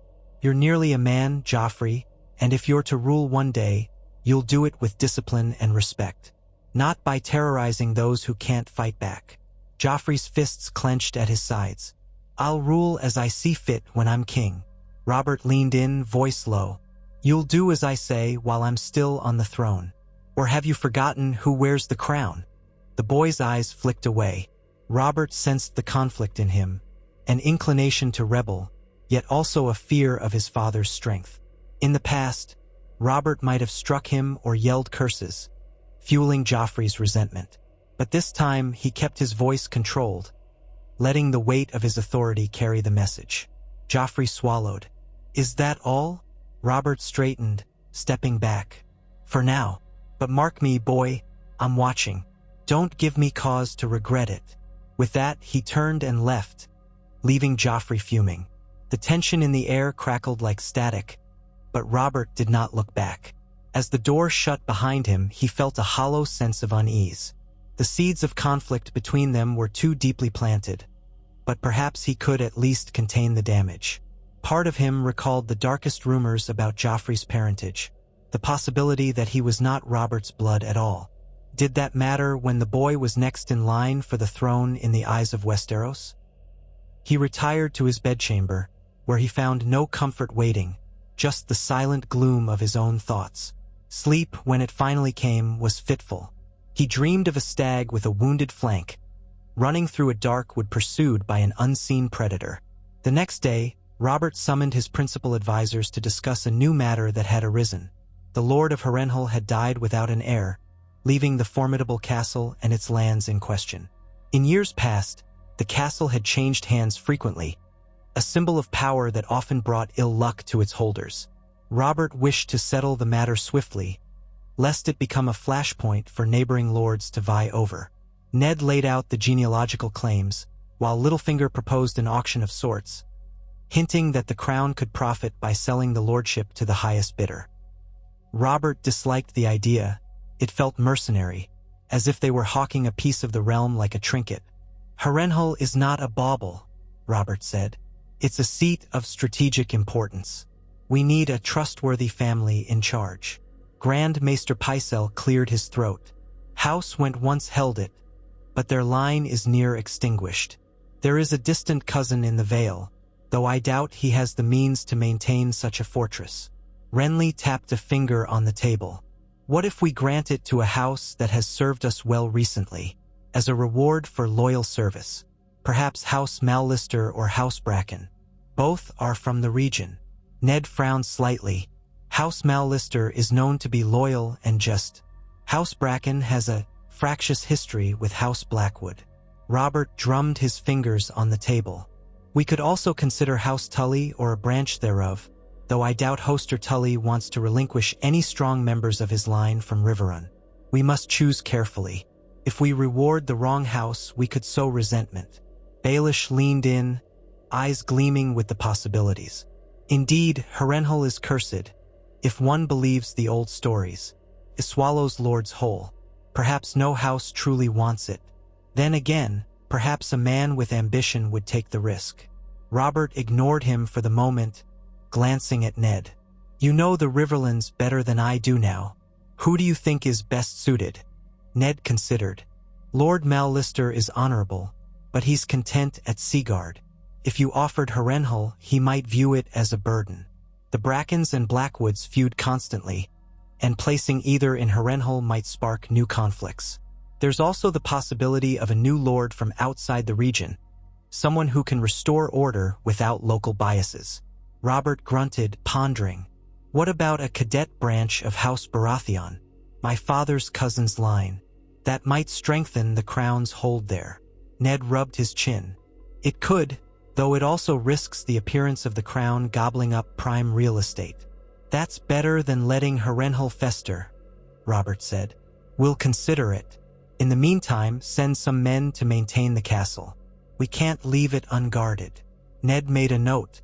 Baelish looked mildly disappointed that his scheme of auctioning the castle for coin seemed to be dismissed. Robert had made up his mind, though. The crown needed stability, not a public bidding war that would sow discord. As they moved on to other topics, a page entered with a sealed letter. He handed it to Robert with a bow. Robert broke the seal, scanned the contents, and felt his expression harden. He passed the letter to Ned, who read it silently, then set it down, grim-faced. Threatening letters again? Ned asked quietly. Robert nodded. From some up-jumped lord in the Stormlands who doesn't like the new taxes. Talks of old alliances are shared past.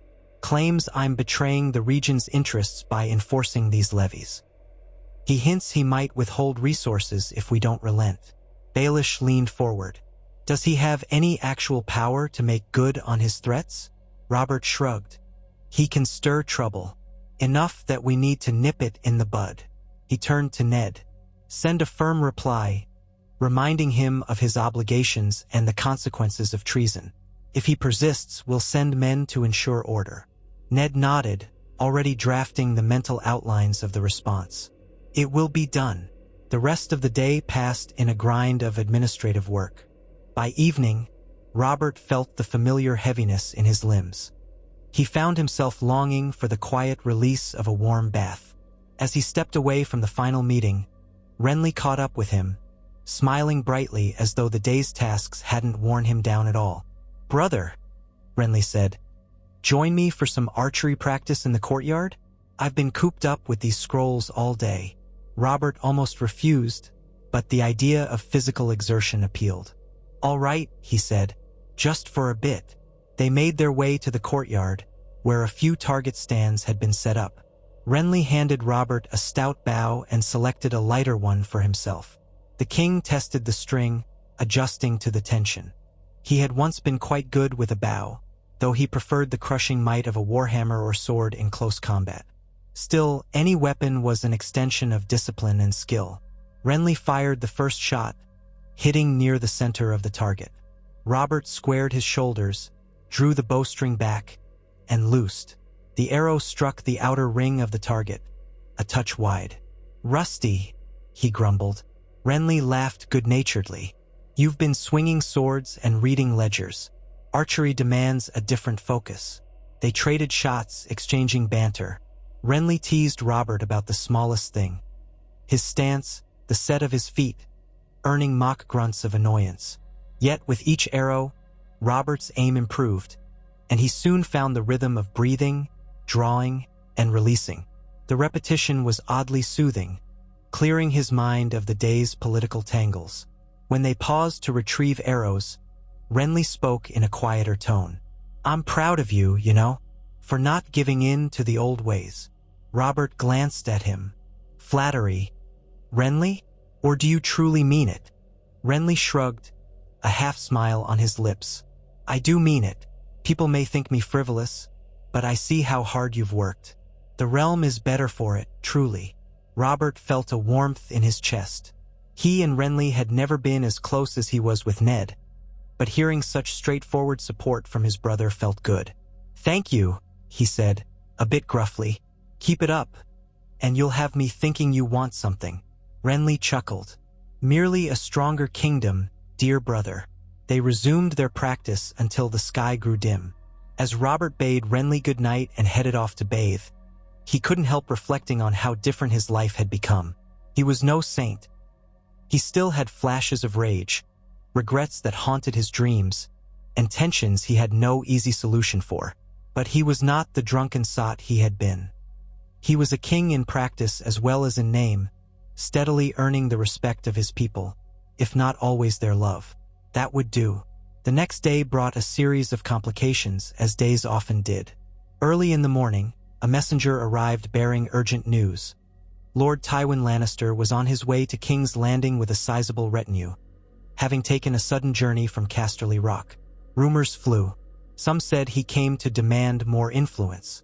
Others whispered a possible betrothal arrangement for Myrcella or Tommen. Still others feared he might be marching in anger. But Ned's scouts reported that Tywin traveled with fewer than 100 men-at-arms, enough for protection, but not an army. Robert held an impromptu meeting with Ned and Varys to decide how best to receive Lord Tywin. Ned insisted on caution. Varys offered no direct opinions, but recounted stories of how Tywin had once arrived unannounced in King's Landing, leading to the sack of the city during the rebellion. Robert, remembering that old atrocity, felt his blood run cold. Yet this was a different time, and Tywin presumably sought to avoid open conflict. House Lannister was the wealthiest in the realm, but would they dare raise arms against a stabilized monarchy? Unlikely. Still, Robert prepared a formal welcome, ensuring the Gold Cloaks were on alert.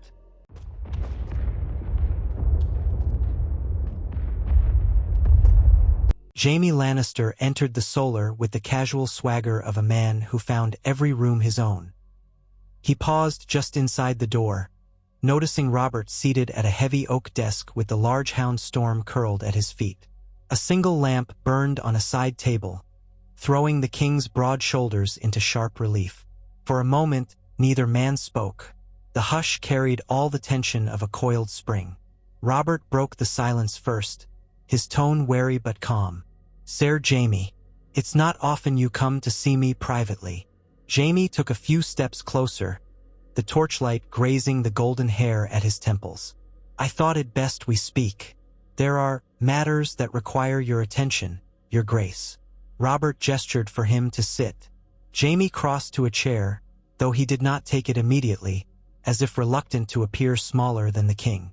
At length, he lowered himself onto the wooden seat, one hand resting lightly on the pommel of his sword, which was sheathed at his hip. "Go on, then," Robert said, tapping his fingers on the desk. The old Robert would likely have been curt to the point of insult, but these were different times. "What's on your mind?"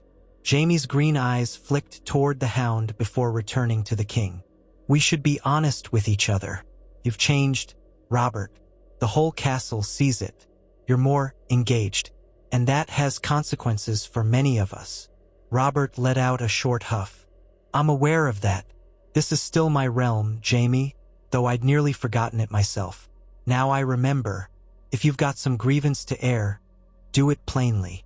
Jaime's lips curved in a faint, humorless smile. "I never imagined the day would come when Robert Baratheon grew weary of feasts and revels. Yet here we are. Your reformation has made waves. Certain people, my father among them, are concerned." Robert folded his arms across his chest. "Concerned about what? That I'll finally hold men accountable? That the days of bribery and laziness are ending?" Jaime's gaze hardened. "Concerned that you'll turn your attention to old rumors. That you might lash out in ways that provoke another war." "Rumors," Robert repeated flatly, though they both knew precisely what was meant. "If you came here to accuse me of plotting against your family, speak it." "I came here to gauge your intentions," Jaime corrected. "I serve in the Kingsguard. My duty is to protect you, but let's not pretend we're bosom friends. The tension between us is well known. I'd rather not be caught off guard if you decide to act on certain suspicions." Robert stared at Jaime in silence for a long moment. Outside, a gust of wind rattled the window shutters. Storm let out a low whine, sensing the unease in the room. Robert reached down, stroked the dog's head absently, then met Jaime's eyes. "You speak of suspicions. I won't deny I have them, but unless you've come to confess something, I'm not sure what you want from me." Jaime shrugged, his expression carefully neutral.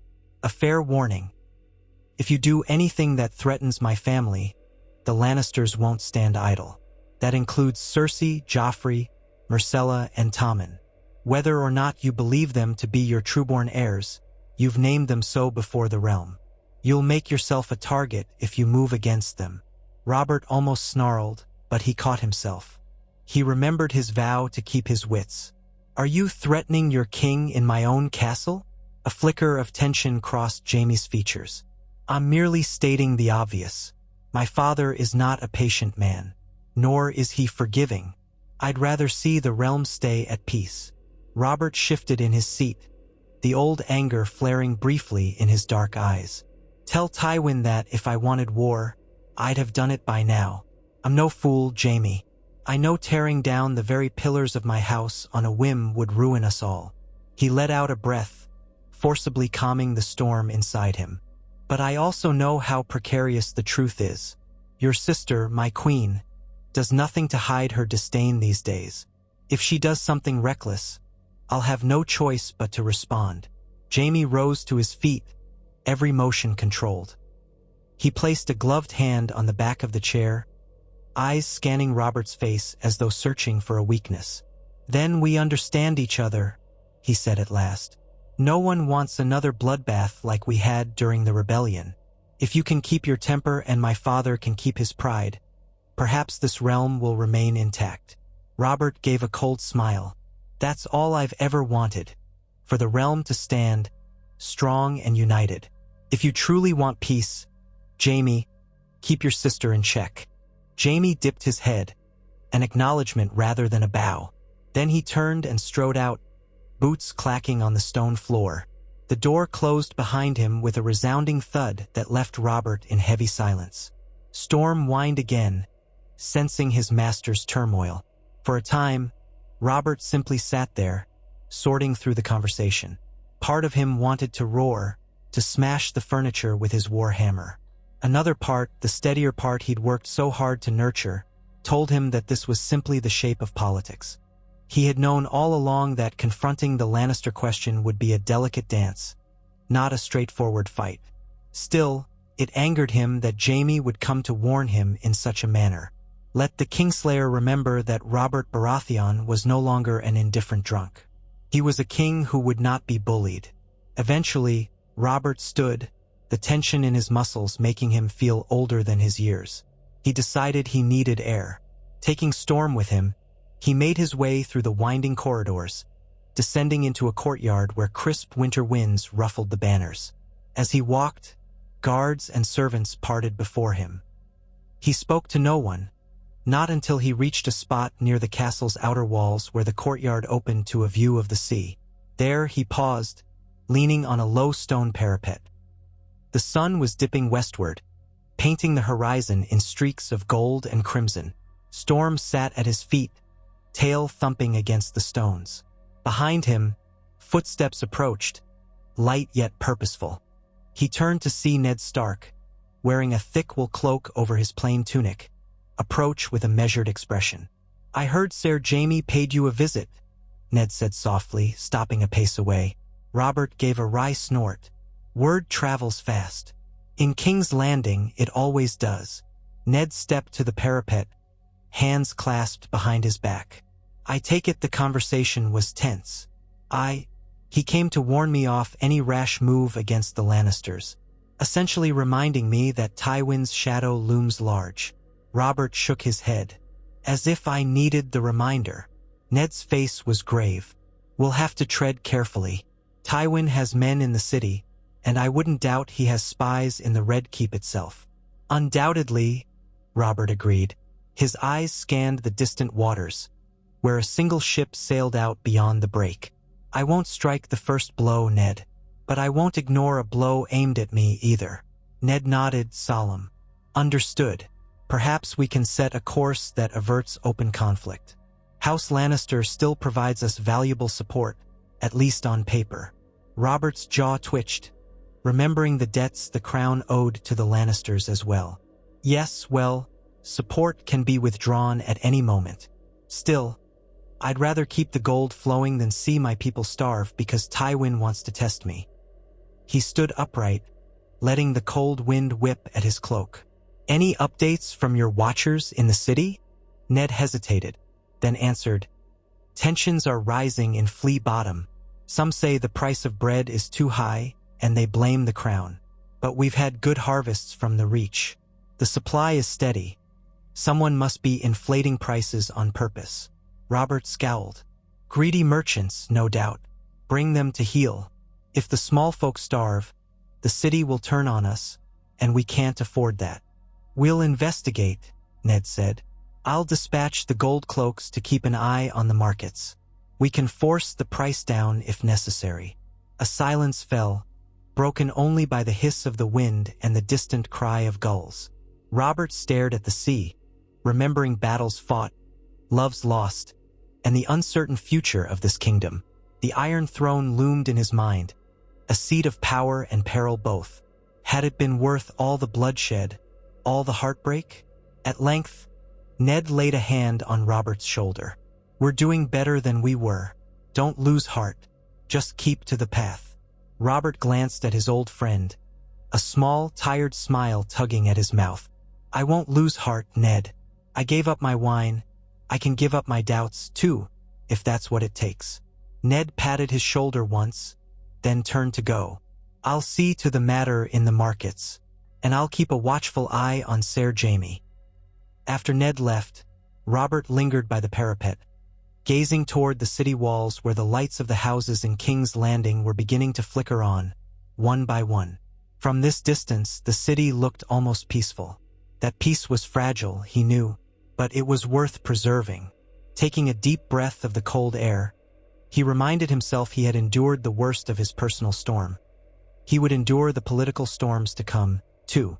He resumed his routines in the days that followed. At dawn, he rose to spar in the yard. His body was more responsive, stronger than it had been in years, but age and the old softness still clung to him.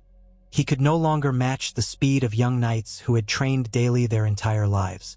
What he had instead was raw power, the same that had shattered the breastplate of Rhaegar Targaryen on the Trident.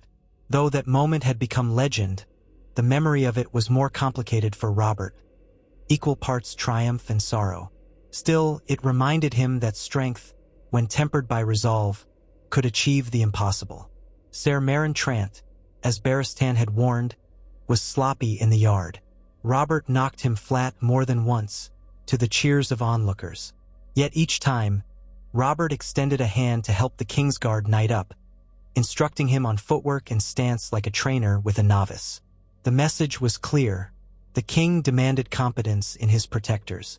Meryn, red-faced, mumbled acceptance of each lesson. The man's pride stung, but Robert found satisfaction in knowing that even a man wearing the white cloak could not coast on complacency. Beyond the yard, Robert focused on governance. With Ned Stark as hand, they tackled a host of issues. Merchant price gouging in the city, the threat of Ironborn raids along the coast, and the crown's efforts to restructure its debts. Some lords complained about new taxes or the enforcement of old ones, but Robert pushed back on their grumbles. He told them plainly that a kingdom without coin was a kingdom doomed to crumble, and that any unscrupulous lord caught lining his pockets at the expense of the crown would face the king's justice. Though many lords still whispered behind his back, none dared challenge him openly. The transformation in Robert's demeanor held them at bay. Of course, no amount of vigilance could stop every plot. Varys, sliding in and out of council chambers like a shadow, brought word of hush-hush meetings between certain disgruntled nobles. Some whispered about the Targaryen girl across the sea, pondering whether she might be a figure to rally around if Robert's new discipline threatened their own ambitions. Others grumbled about the increased presence of the gold cloaks on trade routes, complaining of harassment. Robert told Varys to keep listening, to let him know the moment any talk became more than words. He refused to be goaded into punishing men for idle talk alone, but if they acted against the crown, he would not hesitate to strike. On a crisp afternoon, Robert decided to carry out the city progress he'd mentioned. It was partly to check on the bread prices, partly to reassure the people that their king cared about their well-being. He donned a simpler, though still regal, cloak, bearing the stag sigil without excessive ornamentation. Barristan Selmy accompanied him, along with a small contingent of the city watch, just enough to keep order. Ned was busy with financial matters, so Robert rode out without him, taking only a handful of knights. They started at the bustling fish market near the river gate, where vendors hawked their catches from the Blackwater rush. The smell of brine and raw fish mingled with sweat and mud. Robert dismounted, telling his guards to keep a respectful distance. The market-goers gaped at the sight of their king walking among them without a grand procession. Some dropped to their knees. Others simply stared in wide-eyed shock. Robert approached a fishmonger who looked half terrified at the idea of speaking to him. "How fares your trade today?" Robert asked, scanning the fish laid out on wooden boards. "Prices fair? Or is someone pinching you for extra coin?" The fishmonger trembled, but answered truthfully. "It's, better than before, your grace. We had trouble with some of the city taxes, but, your men have eased up in the past month. I can sell my catch without paying so many bribes." He glanced nervously at the watchman. "Begging your pardon, I mean no insult." Robert nodded, satisfied. "That's what I want to hear. If any official demands bribes, report it to the captain of the city watch or send a raven to the keep." "Understood." The fishmonger bobbed his head. "Yes, your grace. Thank you." Robert moved on, weaving among the stalls. Whispers followed him, some in awe, others uncertain.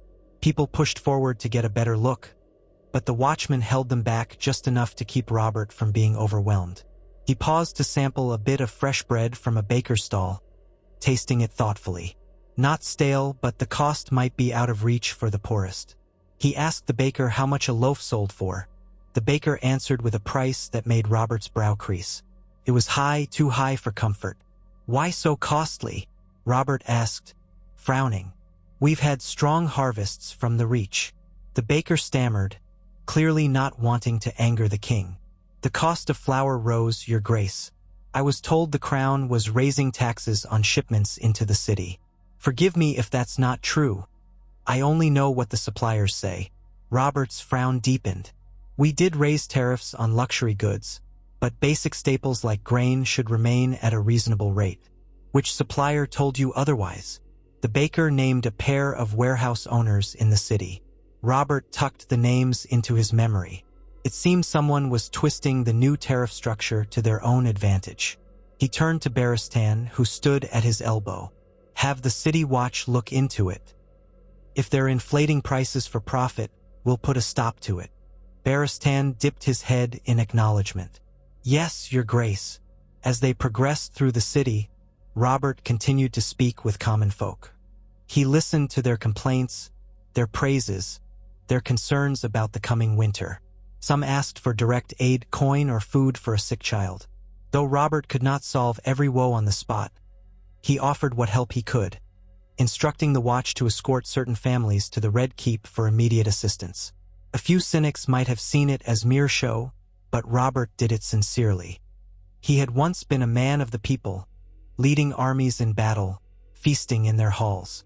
He refused to let the crown separate him from their reality again. When the sun dipped low, he returned to the Red Keep, weary but gratified. He called a meeting with Ned, Barristan, and the captain of the city watch that very evening. The matter of inflated bread prices came first. Ned perused the details, lips pressed thin as he examined the flow of goods into the city. The watch captain reported rumors that certain warehouse owners had formed a small cartel, hoarding flour to drive up demand. "We can break their hold easily enough," Ned said, leaning over a map of the city's dockyards. "Confiscate what they're hoarding, pay them a fair price for it if necessary, then distribute it to the bakers at a reasonable rate."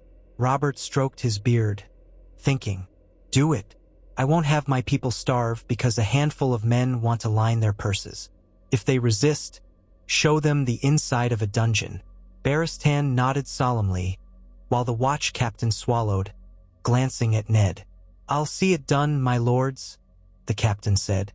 "But we should be prepared for protests from the Merchants' Guild." "Let them protest," Robert growled. They'll find the king is not so easily swayed by coin these days. With that, the plan was set in motion. Over the following week, the City Watch raided the suspect warehouses, uncovering hidden stocks of flour and grain.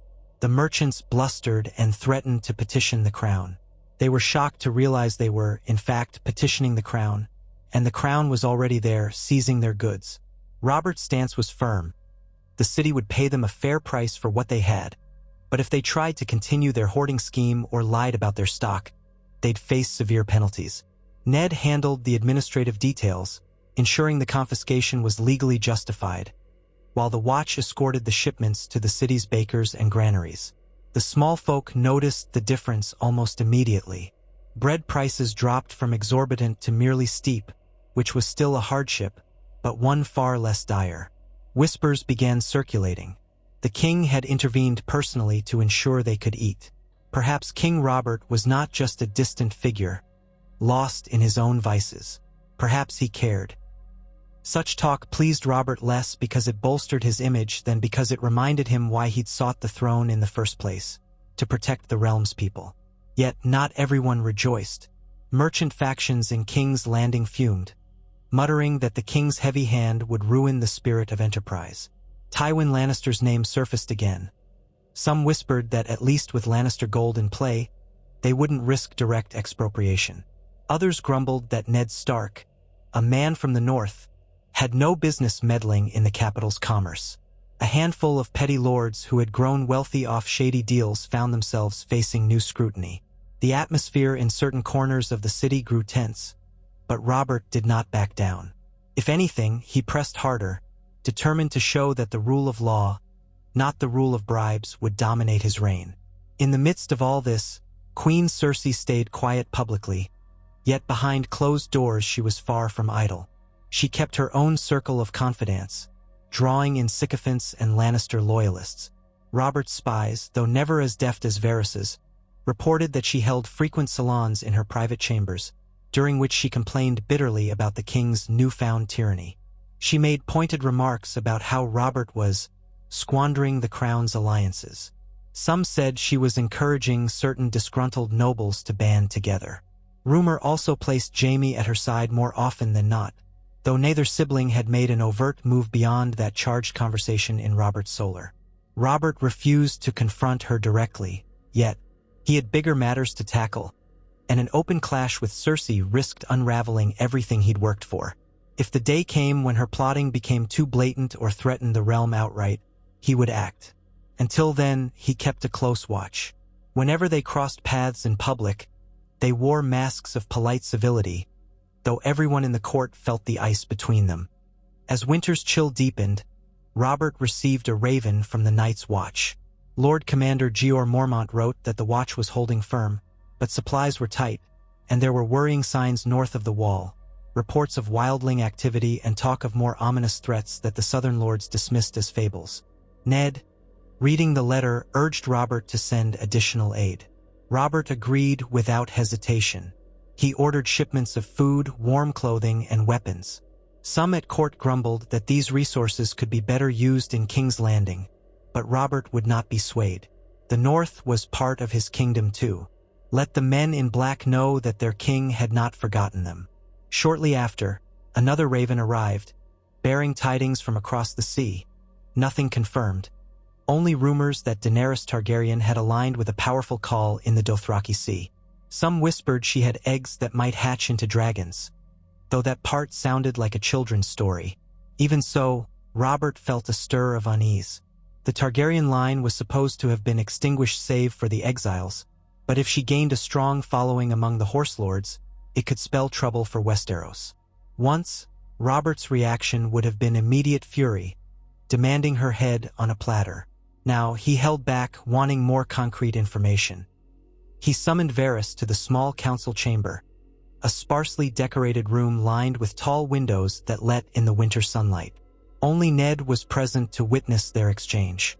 Robert tapped a finger on the table as Varys slid in with his usual soft-footed grace, hands folded in his sleeves. "You have news of the Targaryen girl?" Robert asked, dispensing with pleasantries. Varys's face was unreadable, The whispers are many and varied, Your Grace. Some say she travels with a commissar. Others claim she's taken refuge in Carth. Still others insist she's with child, though I have not confirmed this. Ned's eyes flicked to Robert, concern evident. Robert blew out a breath. And the rumors of dragons? He asked, half in mockery, half in genuine worry. Varys spread his hands in a graceful shrug. I have heard such tales, yes, but we both know how rumors can grow into legends in the free cities. Until there is undeniable proof, I treat such talk with caution. Robert rubbed the bridge of his nose. He could feel the old anger twitching beneath his skin, but he forced it down. Keep me informed. If she truly has an army or 7 help us, dragons, we'll need to prepare. Varys inclined his head. Of course, Your Grace. In the meantime, might I suggest increasing our naval patrols? Dothraki do not fare well on water, but if they find other means to cross, we should be ready. Robert nodded. Yes, do it. Strengthen the fleet. Keep an eye on shipping routes. Any foreigners from Essos bearing signs of Dothraki or Targaryen allegiance should be reported at once. With that, Varys glided away, leaving Robert and Ned alone. A strained silence settled over them, broken only when Ned exhaled, his breath visible in the cool air. What do you truly make of the rumor, Robert? Could the Targaryen girl muster an army capable of threatening Westeros? Robert leaned back in his chair, letting his gaze wander to a window that overlooked the yard. The Dothraki are fearsome, but they fear the sea. Still, if she's cunning enough, she might find allies to bring her across. The Iron Islands, perhaps, or mercenaries with enough ships. I can't dismiss the possibility. Ned nodded thoughtfully. If she sets foot on Westerosi soil with a large commissar, the small folk could suffer greatly before we can rally our armies. I know, Robert said, voice grim. Once I would have ordered assassins to track her down. You remember how I raged about that. But maybe we should not be so quick to kill a girl overseas based on rumors. He sighed. We'll watch. If she becomes a true threat, we'll act.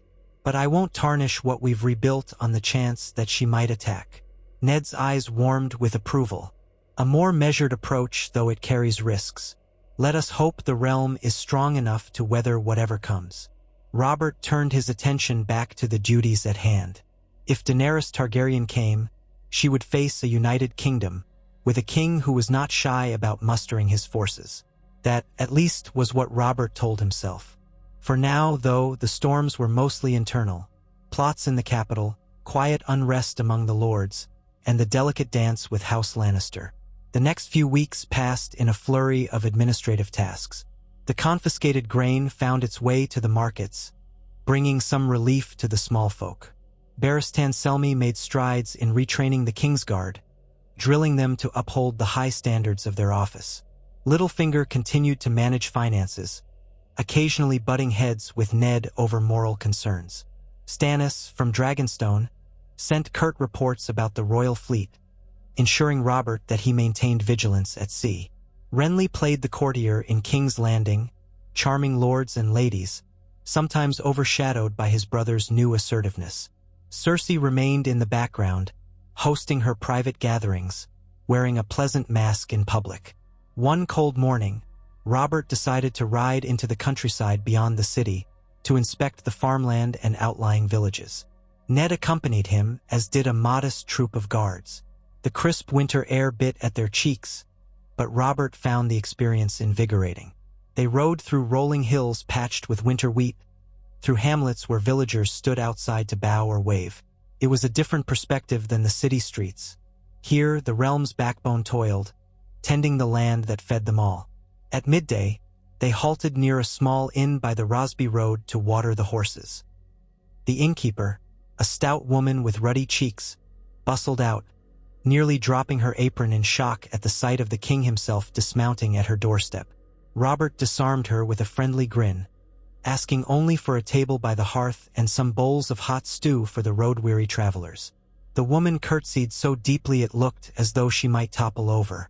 As Robert and Ned sat at a rough-hewn table inside, the small group of guards remained alert. The inn was modest but clean, the fire crackling on a wide stone hearth that banished the chill from the air. Robert rested his elbows on the table, leaning close to Ned in conversation. The two men could almost have been mistaken for old friends on a casual outing, rather than the king and the hand of the king. Midway through their meal, a traveler at a nearby table stood to approach them, an older man with lines of hardship etched into his face. He wore dusty riding leathers and had a northern look about him, though his accent, when he spoke, was more Riverlands than North. He bowed awkwardly, clearing his throat. "Beg pardon, Your Grace, Lord Stark," he began. "I don't mean to intrude, but I've a matter that might be worthy of your attention." Ned glanced at Robert, who nodded. "Speak your mind," Robert said, straightening with interest. The man wrung his hands together. "I'm a messenger by trade. I carry letters for various lords and merchants across the realm. Few weeks back I was in the Vale. Heard talk that some lords there are unhappy with your new measures, something about tax enforcement. Rumors said they might meet with men who still hold a torch for the Targaryen cause." Robert narrowed his eyes. "In the Vale? That's surprising. Lysa Arryn is no friend to the Targaryens, as far as I know. But the Vale has always had pockets of dissent." The man swallowed. "Aye, that's what I heard. They didn't speak of open treason, mind, but they were testing the waters, so to speak. Wondering if a strong Targaryen returning might break your hold on the Iron Throne." Ned's voice was cool as he asked, "And do you have names for us?" The man shook his head regretfully. "I'm sorry, my lord. I only overheard scraps while delivering letters to a certain minor knight's keep. I know they mentioned the Falcon's Shadow.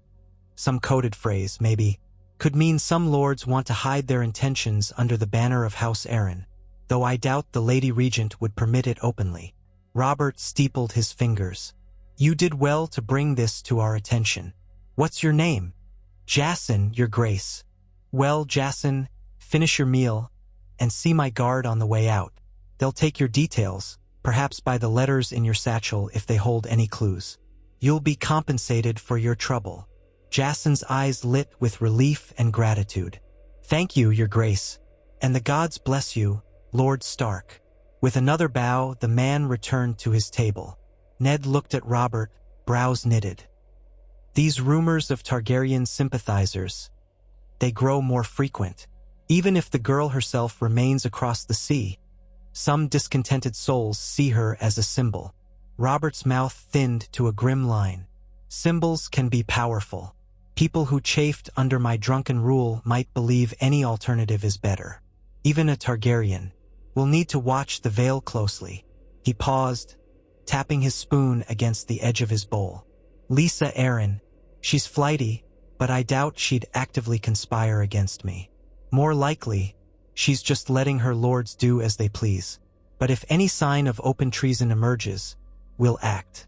I will not let this realm slip back into civil war." Ned inclined his head. "Agreed. We'll send some discreet messages to the Eyrie, perhaps station a few men there under the pretense of assisting with winter preparations." Robert smirked. "Aye, that's wise. Let them see we're paying attention, but not so many that we appear to be invading. The last thing we need is Lysa panicking." They finished their meal, thanked the innkeeper, and rode on, the cold wind biting at their faces. News of potential dissent in the Vale weighed on Robert's mind. It seemed the stronger he made the crown, the more corners of the realm sprouted seeds of rebellion. Yet he refused to return to the days when he would bury such doubts in flagons of wine. Action was needed, decisive yet measured. Upon returning to King's Landing, Robert lost no time. He wrote letters to Lysa Arryn, couched in friendly tones, inquiring about the Vale's readiness for winter, the strength of their garrisons, and whether she required any additional aid. He also wrote to several knights in the Vale he considered loyal to him personally, men who had fought beside him in the rebellion. He asked them, in subtle terms, to keep an ear to the ground for any talk of Targaryen support. A few gold cloaks, carefully chosen, were dispatched with these letters, giving them plausible reasons to travel into Vale territory. Meanwhile, the situation with the bread prices continued to stabilize in King's Landing. The small folk were grateful, though some merchants grew resentful of what they saw as royal interference. Robert could live with that resentment. It was better than letting commoners starve. With Ned's help, he drafted new guidelines to prevent future price fixing, empowering local reeves to investigate suspicious hoarding of basic staples. One evening, as Robert was finishing a supper of venison stew in his solar, Ned arrived with a letter in hand, looking unusually grave. Robert set aside his bowl and wiped his mouth on a napkin, motioning for Ned to speak. "It's from Riverrun," Ned said quietly. "Lord Hoster Tully is gravely ill. His maesters say he may not last the winter. Caitlin is concerned." Robert's expression softened. Lord Hoster Tully had been a stalwart ally during the rebellion, father to Caitlin Stark, and to Lisa Arryn as well. "I'm sorry to hear that," he said. "I remember him as a strong man, always proud." Ned nodded, eyes distant. Kat wants to go to him.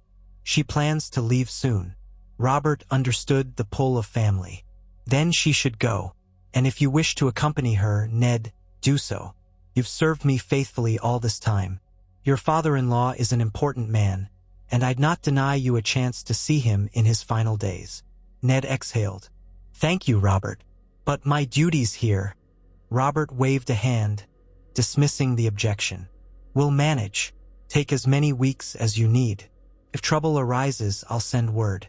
The city won't crumble because you see to your family. We're stronger now than we were." A flicker of relief crossed Ned's face. "I'll stay until Kat is ready to depart. Then I'll ride with her to Riverrun. Perhaps the journey won't be too taxing for her. Winter roads can be treacherous." Robert squeezed Ned's arm in a gesture of reassurance. "Travel swiftly. Take a good escort for safety's sake. And if House Tully needs anything, let them know the Crown stands ready to help." Ned inclined his head in gratitude. "Your Grace." With that, their conversation turned to the day's final business. When Ned departed, Robert remained in his solar, staring at the dying embers in the fireplace. His mind wandered to the memories of the rebellion once more. Hoster Tully sending men to join their cause, forging the alliance through the marriage of Caitlin and Ned. So many alliances had been formed in that turbulent time, built on oaths and affections that now felt like they belonged to another life. And yet, the realm he held was the fruit of those bonds. For better or worse, he was the king they had helped put on the throne. He retired to his chambers late, finding them cold and empty as usual. Cersei had long since ceased sharing his bed, and Robert found himself oddly relieved by the distance. He did not remove his crown until he sank onto a chair by the hearth. In the silent glow of the fire, he turned the metal circlet in his hands, feeling the weight of it, the edges of its embossed stag heads. So much power, so much responsibility, balanced on this piece of gold. Once he had nearly let that weight crush him. Now he intended to bear it no matter the cost. With a final exhalation, he set the crown aside and reached for a simple woolen blanket, letting himself drift into a restless sleep. A week later, Ned Stark and Lady Caitlin departed for Riverrun under a small escort of loyal knights. Robert stood in the courtyard to see them off, dressed in his royal finery to honor the Tully name. Caitlin's eyes were moist, but she kept her composure, thanking Robert for allowing her husband to accompany her. Ned and Robert exchanged a final clasp of the forearm, a silent promise that they would meet again soon. As their party rode out of the Red Keep's gates, Robert felt a pang of loneliness. Ned's counsel had become a constant in his daily life. Without him, the burden of ruling felt heavier, though Robert would never admit such weakness aloud. He turned away, heading back inside with Barristan Selmy at his side. "Summon the small council," Robert said curtly. "We've got business to settle." Barristan bowed. "At once, Your Grace." The small council convened in the council chamber, a semicircular room with high windows and a large table of polished wood at its center. Grand Maester Pycelle, stooped and white-bearded, sat scribbling notes. Littlefinger lounged in his seat with that perpetual smirk.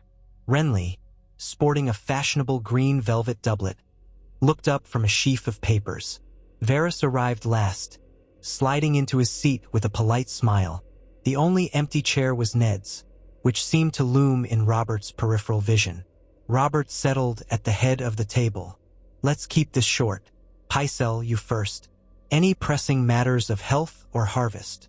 Pycelle cleared his throat, the motion sending ripples through his long white beard.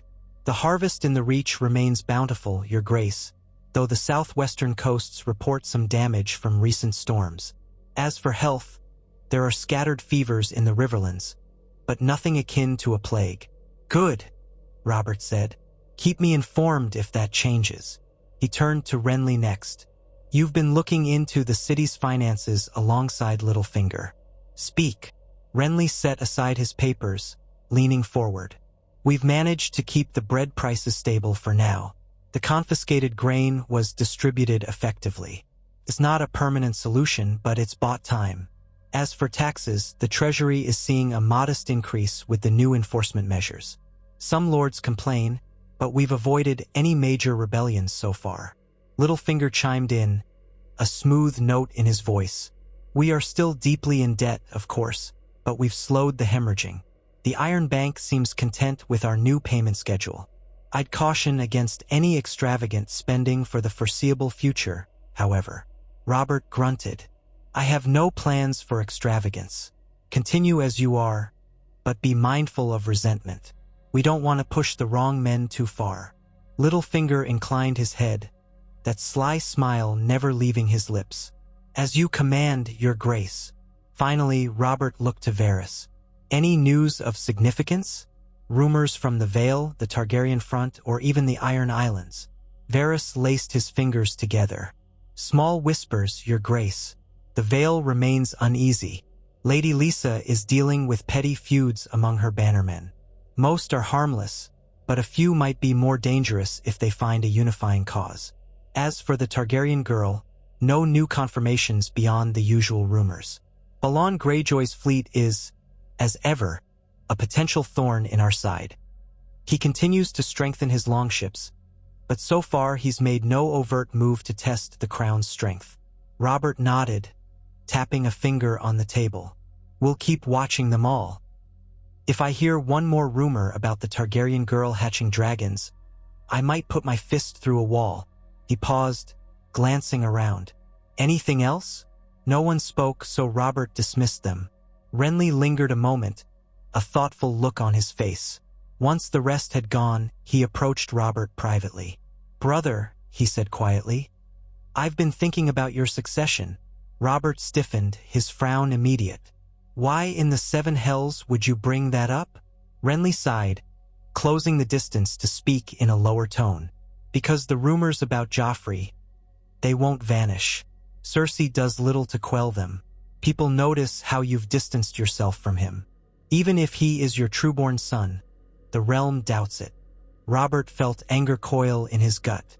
So you propose what, exactly? That I name you or Stannis as heir and cast aside the boy entirely. That would guarantee war with the Lannisters. Renly held up a hand, placating. I'm not suggesting an open move right now, but you'd be wise to consider how to control the narrative. If Joffrey is truly yours, then show him the fatherly guidance he needs. If he's not, you'd best find a discreet solution before Tywin Lannister forces a confrontation. The worst thing you can do is let the uncertainty fester. Robert rubbed his forehead. A headache threatened. You think I don't know that? I'm trying to keep the peace. I can't just pretend I'm blind, but I can't rip the realm apart on a suspicion, either. Renly rested a hand on Robert's arm. Just be mindful. The boy grows more willful by the day. He's not the type to respond well to fatherly discipline he never had before. If you want to shape him, you'll need to act soon. Robert stared at his younger brother, torn between frustration and gratitude. I appreciate your concern, Renly, truly, but let me handle this in my own way. Renly nodded and withdrew.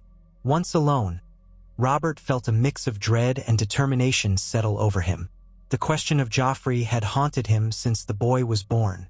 Even if he wanted to take a firmer hand with his so-called heir, how did one begin to bond with a child so full of spite and arrogance? The old Robert would have avoided the issue entirely, drowning in wine and women. The new Robert forced himself to consider a strategy. That evening, he summoned Joffrey to the courtyard, under the pretense of showing him new hawks brought by a falconer from the Stormlands. The prince arrived, clad in fine silks and an ermine-lined cloak, flanked by 2 Lannister guards. His bright blonde hair shone under the torches, and his nose wrinkled with distaste at the smell of hawks and their droppings.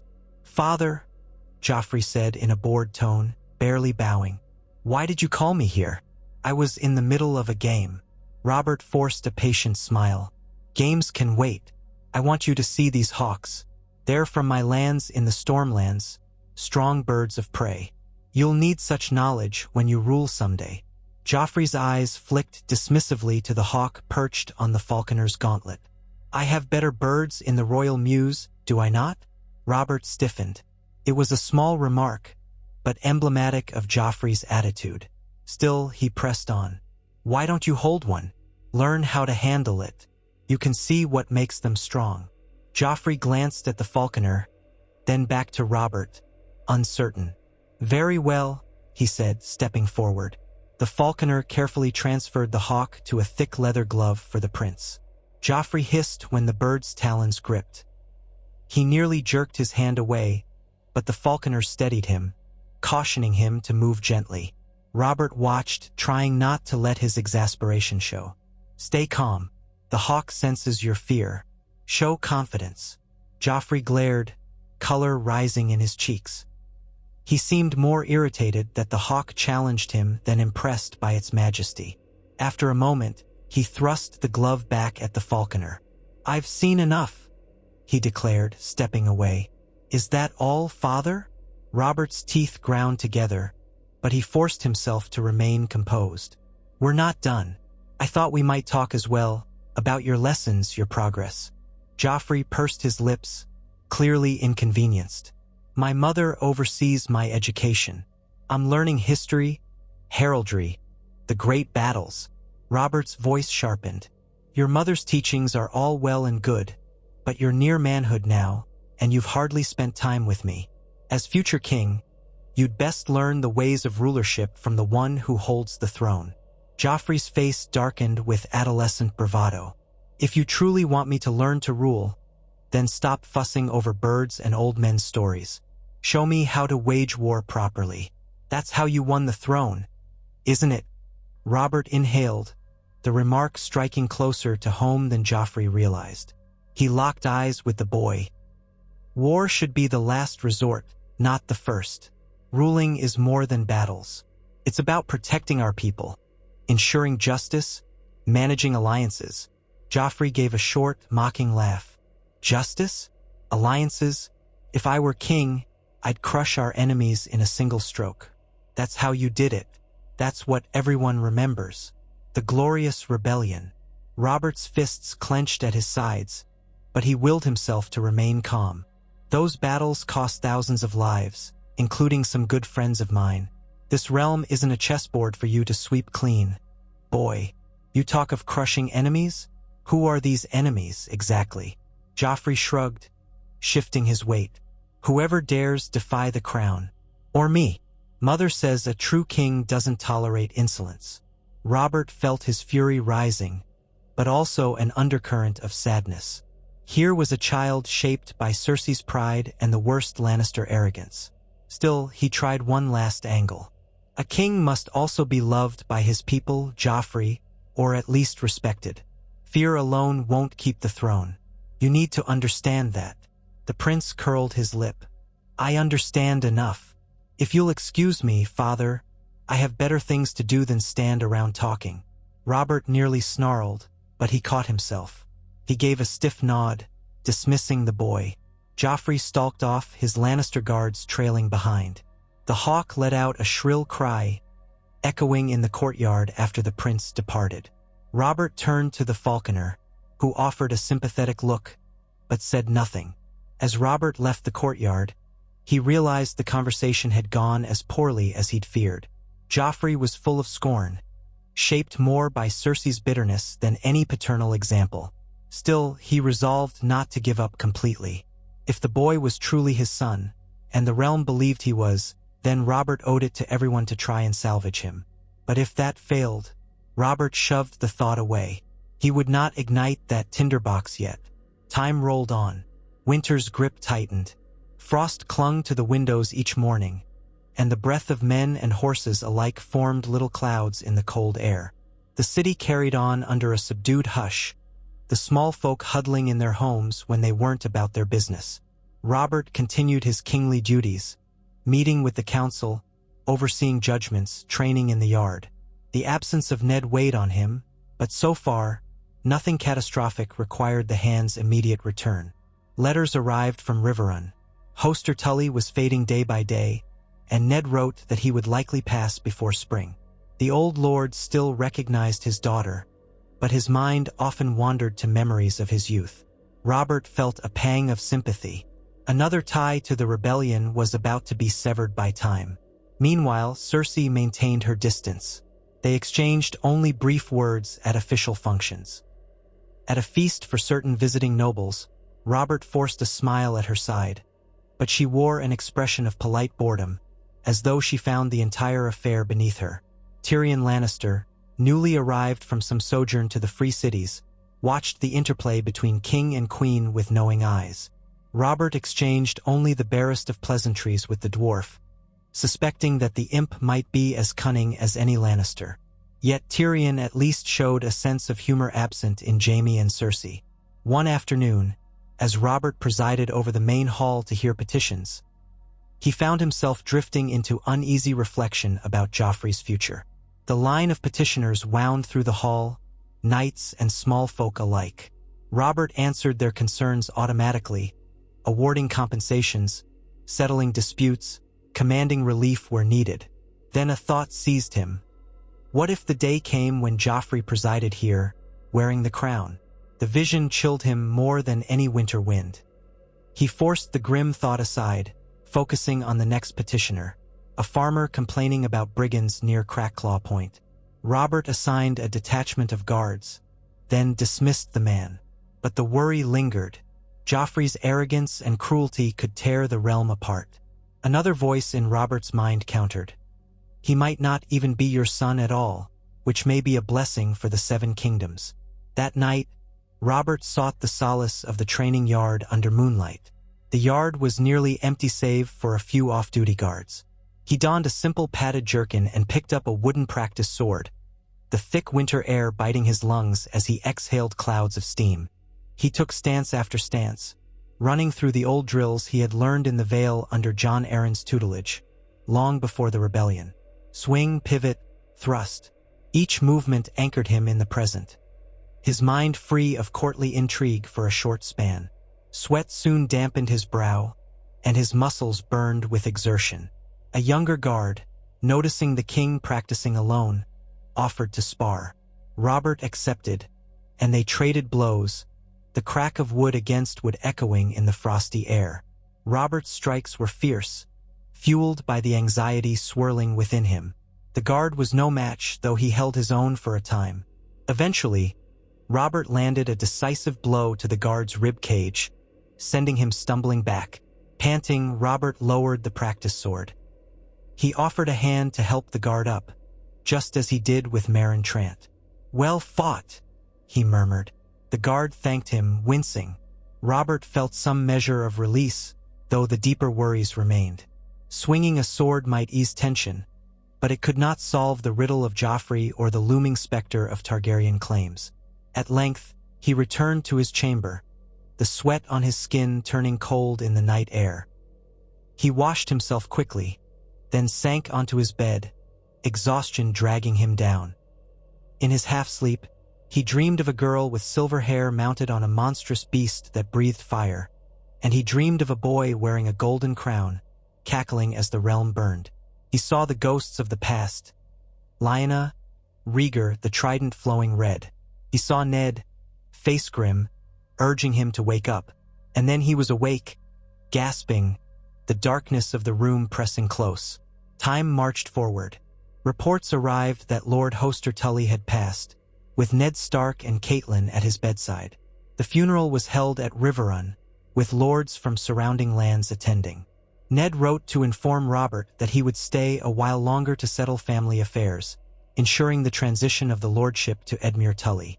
Robert sent condolences and reaffirmed his support for House Tully. Memories of the rebellion's early days, when House Tully's alliance was crucial, flickered through his mind. Another giant from the past had fallen. In King's Landing, winter carried on, the days short and the nights long. The city's mood was quieter than usual, but no major crises arose. Robert kept a steady course, implementing small reforms, ensuring the Gold Cloaks maintained order, and keeping tabs on the Vale, the Iron Islands, and rumors from across the narrow sea. If the realm was a simmering stew of tensions, at least the lid was still on. Then, one evening, a raven arrived from the Vale with unsettling tidings. Varys brought the message to Robert in the King's Solar, where a fire crackled in the hearth. Robert read the letter once, twice, his face darkening with each line. It described a covert meeting in the foothills below the Eyrie. Lords suspected of harboring Targaryen sympathies, possibly receiving funds from unknown benefactors in Essos. The local knight who reported this was uncertain how large the conspiracy was, but it seemed more than idle chatter. "So it begins," Robert muttered, tossing the letter onto his desk. "They truly think the Targaryen wench will return with an army. They'll open the Vale to her if she does." Varys's voice was soft. "The messenger indicates that Lisa Arryn is not involved, at least not overtly. But she may be turning a blind eye." Robert raked a hand through his thick hair. "I can't let this grow. If they're raising funds or forging alliances in the open, we must stamp it out."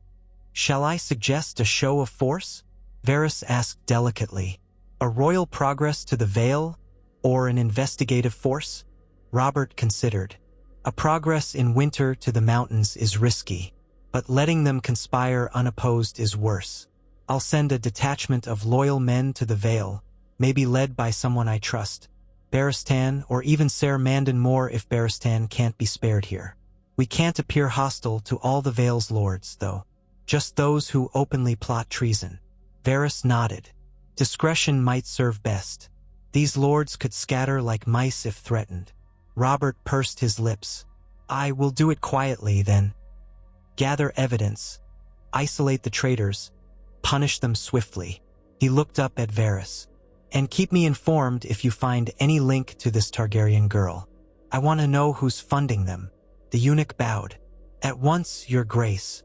That night, Robert wrote to Ned again, summarizing the Vale situation and expressing the need for Ned's presence if the matter escalated.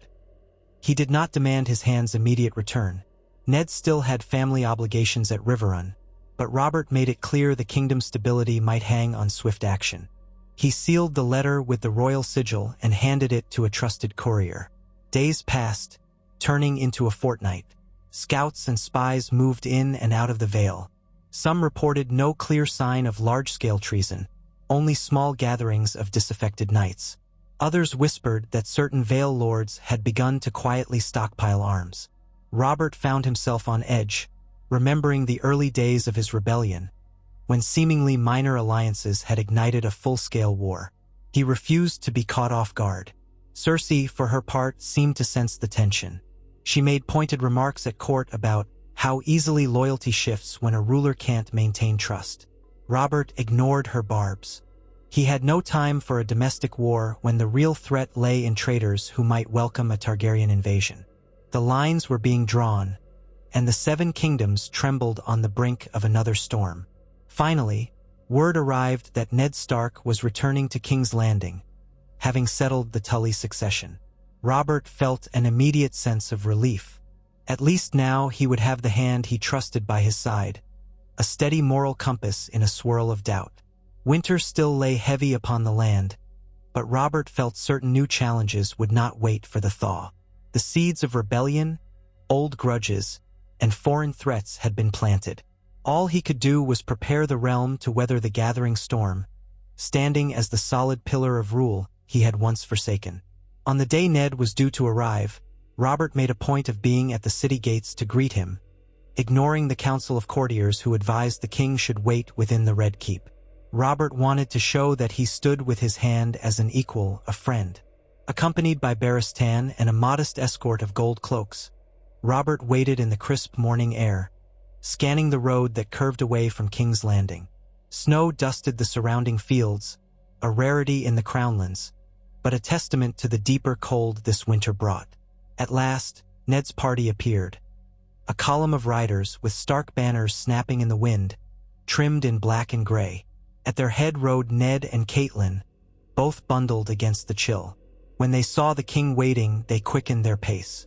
Ned dismounted first, bowing briefly before Robert lifted him into a fierce embrace. "Welcome home, Ned," Robert rumbled, clapping him on the back. Ned managed a thin smile, though sadness lingered in his eyes. "Thank you, Your Grace. I'm glad to be back." Caitlin curtsied, expression subdued. "The roads were harsh, but we traveled safely, thanks to the escort you provided." Robert nodded, turning to face them both. "You have my condolences again on Lord Hoster. He was a good man." Caitlin's eyes were misty. Yes, he was. "Thank you, Your Grace." They rode back to the Red Keep together, exchanging only brief conversation about the funeral. Robert noticed the weariness in Ned's posture, the lines on his face etched deeper by grief. Yet he also sensed Ned's resolve. For House Stark, for the realm. Once within the keep, servants took their horses, and Ned departed to settle Caitlin and their entourage into the quarters assigned to them. Robert let him go, deciding they would speak of the Vale and other threats when Ned had time to rest. But rest could not last long. Early the next morning, Robert summoned Ned to the council chamber. Outside, light snow began to fall on the city, frosting the rooftops. Inside, the council assembled, minus Cersei, who rarely bothered to attend these meetings now. Robert, Ned, Barristan, Renly, Littlefinger, Pycelle, and Varys took their usual seats. After formalities, Robert explained the situation in the Vale, the clandestine gatherings, the possibility of Targaryen funding. Ned's brow furrowed. "We suspected small plots before, but this sounds more organized." Varys tented his fingers. "Indeed, Lord Hand. Our whisperers tell us a handful of lesser knights may already have pledged open support to Daenerys Targaryen, believing she will land in Westeros come spring." Littlefinger gave a dismissive sniff. "They'll be old men by the time that girl sets foot here. Still, we can't ignore it. Shall we arrange for a quiet culling of the ringleaders?" Ned's gaze was sharp. "Murder in the dark is not the way of the North, nor should it be the way of the Crown." Peter raised an eyebrow, a thin smirk on his lips. "That's why we have secrets, Lord Stark, so the Crown's hands stay clean." Robert intervened, his tone firm. "We won't start a campaign of secret killings. If these lords conspire openly, we will face them openly. But I do want them watched closely. The moment we have proof of treason, we'll act." He turned to Ned. "I'd like you to coordinate with Barristan and the Watch. Choose men you trust. We can't rely solely on shadowy methods." Ned nodded, some relief evident in his eyes. "As you command." They spent the next hour discussing how to approach the problem strategically, sending loyal knights to the Vale with plausible cover, examining finances to see who might be bankrolling the conspirators, and preparing letters to Lady Lisa, encouraging her to remain vigilant against treason within her ranks. In the end, it was decided that a small contingent of Crown forces would be dispatched to the Vale after the snows cleared a bit, led by a high-ranking officer known for loyalty to Robert. When the council ended, Ned lingered behind with Robert. Once they were alone, Ned's voice dropped to a more personal register. "I see you still stand firm, Robert. The changes you've made here are notable. People speak of the king's justice with less cynicism now." Robert laid a hand on Ned's shoulder. "I've tried, Ned. The realm might be holding together by a thread, but at least I'm not that drunken fool I was. If we can root out these plots and keep the peace a little longer, we might emerge stronger than ever." Ned nodded, though doubt flickered in his eyes. "I pray you're right. Too many storms gather. The Targaryen girl is the largest threat, but the seeds of chaos are everywhere. If the realm breaks again, it will be bloodier than before." Robert squeezed Ned's shoulder. "Then we won't let it break. We'll rule as we must, together, for the good of the Seven Kingdoms. In his heart, Robert knew it would not be so simple. The Lannisters were watching, the Vale smoldered with unrest, and across the sea the last Targaryen might be plotting her return with Dothraki hordes. Yet, as he looked into Ned's eyes, he felt a renewed surge of determination. If fate demanded he face war again, he would do so sober, resolute, and with the full might of the crown behind him. He had cast aside the bottle for the hammer, the throne for a cause. That cause was the realm's survival. He bid Ned farewell for the moment, stepping outside the council chamber. The Red Keep's corridors were slightly drafty, the breath of winter seeping through stone. Robert inhaled the cool air, letting it sharpen his senses. He recalled how not so long ago he dreaded each morning, preferring the oblivion of drink. Now each day brought fresh challenges but also fresh purpose. The hours to come would be filled with more tasks, letters to allies, inspections of the guard, perhaps a walk among the small folk to gauge their needs. And beyond all that lay the unknown. A Targaryen princess rumored to have dragons, rebellious lords in the mountains, a cunning queen who might betray him at any moment. But Robert Baratheon was no longer afraid. Let the storms come. He would weather them with the iron of his will, forging a legacy worthy of the crown he once nearly squandered. So he walked on through the halls, cloak sweeping the floor behind him, the stag's sigil on his breast catching the torchlight.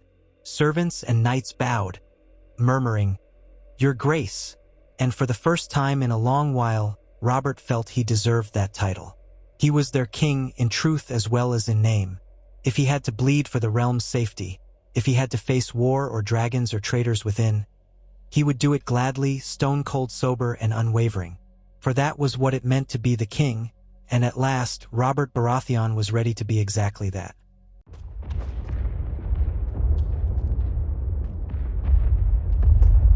Robert Baratheon allowed himself a single moment of stillness in the corridor, the chill of the stone under his boots, the distant echoes of activity in the Red Keep seeming to recede.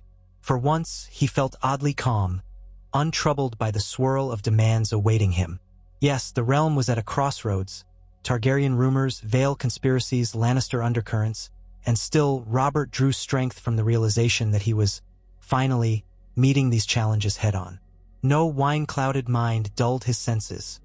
No illusions of perpetual revelry shielded him from what had to be done. He turned, walking with measured steps toward the royal apartments. A small knot of retainers followed in his wake. 2 gold cloaks in polished cuirasses, a steward carrying a ledger, and a young page holding letters that had come by Raven earlier that morning. Robert took a key from his belt and unlocked a side door leading to a private solar. Inside, a modest fire crackled, casting a warm glow on stone walls draped with Baratheon banners.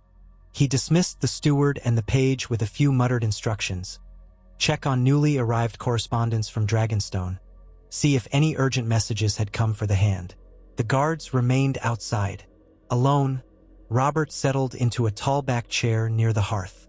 His eyes moved over the stack of letters on a small table, the royal seal unbroken on some, others already opened and partially read. Among them, he recognized the wax signet of Stannis. He picked that letter up first. Stannis Baratheon was as constant as the tide, unyielding in his duty, austere in his manners. Robert sometimes found his younger brother's rigidity more than a little vexing, but if there was one Baratheon besides himself who understood discipline, it was Stannis. Tearing away the seal, Robert scanned the carefully penned lines. The letter spoke of the royal fleet's readiness, a count of war galleys, carracks, and smaller patrol ships. Stannis had also enclosed a brief mention of unusual ships spotted off the narrow sea. Merchant vessels from Pentos, perhaps, or Lys. Nothing overtly hostile, but Stannis's paranoia about foreign threats was flaring again. Robert frowned, remembering the conversation with Varys. If Daenerys Targaryen was gathering supporters, she might seek ships from the free cities. The Dothraki were less of a worry at sea, but gold could buy sell sails if enough was offered. Even so, Robert would not let fear stampede him into rash decisions. He set Stannis's letter aside, making a mental note to respond that evening. With a sigh, he moved to the next letter in the pile. This one bore the sigil of House Estermont, distant cousins on his mother's side, living on an island off the Stormlands. They reported unusual weather patterns and storm damage, requesting coin from the crown for repairs. Robert remembered them from childhood visits, a proud but not especially wealthy house. He pinched the bridge of his nose, mentally adding their demands to the growing list. The realm's coffers were no longer leaking quite so badly, thanks to his reforms and Littlefinger's cunning, but they were far from flush. Exhaling, he forced himself to continue. Each request told a piece of the realm's story. Reading them all, deciding who should receive aid, who should be told to fend for themselves, was part of being king. He had once ignored these letters, letting them pile up like fallen leaves. Those days were gone. A soft knock sounded at the door. Robert looked up, irritation sparking. "Enter," he called somewhat gruffly. The door opened to admit Ser Barristan Selmy, his white cloak trailing behind him. "Your Grace," Barristan said, bowing. "Lord Stark sends word that he awaits you in the small council chamber. The men you requested for the Vale mission have arrived." Robert nodded, setting the letters aside. "Thank you, Ser Barristan. Let us go, then." He rose, following the old knight out into the corridor. They walked in silence, the hush broken only by the echo of footsteps on stone. When they reached the small council chamber, the guards at the door snapped to attention. Robert entered to find Ned standing near the table, conferring with a group of knights Robert recognized. Ser Cleon Penrose, a stout man from the Stormlands. Ser Roland Belmore, a tall knight from the Vale who had long pledged loyalty to the crown, and a few other seasoned men. Ned turned as Robert entered. "Your Grace," he said quietly, inclining his head. The knights followed suit, kneeling briefly. Robert gestured for them to rise. "No need for that right now," he said. "We've important work to discuss." A large map of the Vale lay spread across the table, weighed down at the corners by candle holders. Pins marked the Eyrie, the Gates of the Moon, and smaller castles nestled among mountain passes. Robert scanned the positions, the rugged geography reminding him how easily a small group could vanish into those peaks. Ned pointed to a region east of the Eyrie. The latest reports from Varys suggest that a few of these petty lords, Sunderland, Upcliff, maybe a lesser Grafton cadet branch, have been meeting near the coast. Possibly they're coordinating with outside ships, smuggling in gold or letters from across the sea. Robert grunted. "If it's Targaryen gold, we need proof. I won't have my men shedding blood based on rumors. But if we find solid evidence of treason, we act swiftly." Ser Cleon Penrose folded his arms. "We can approach quietly, Your Grace, under the guise of helping Lady Lisa with mountain clan raids. The Vale's been pestered by those clans for generations. No one will question a crown detachment coming to assist." Ser Roland Belmore, whose own seat was in the Vale, cleared his throat. "My Lord Father was once a friend to some of these lesser knights.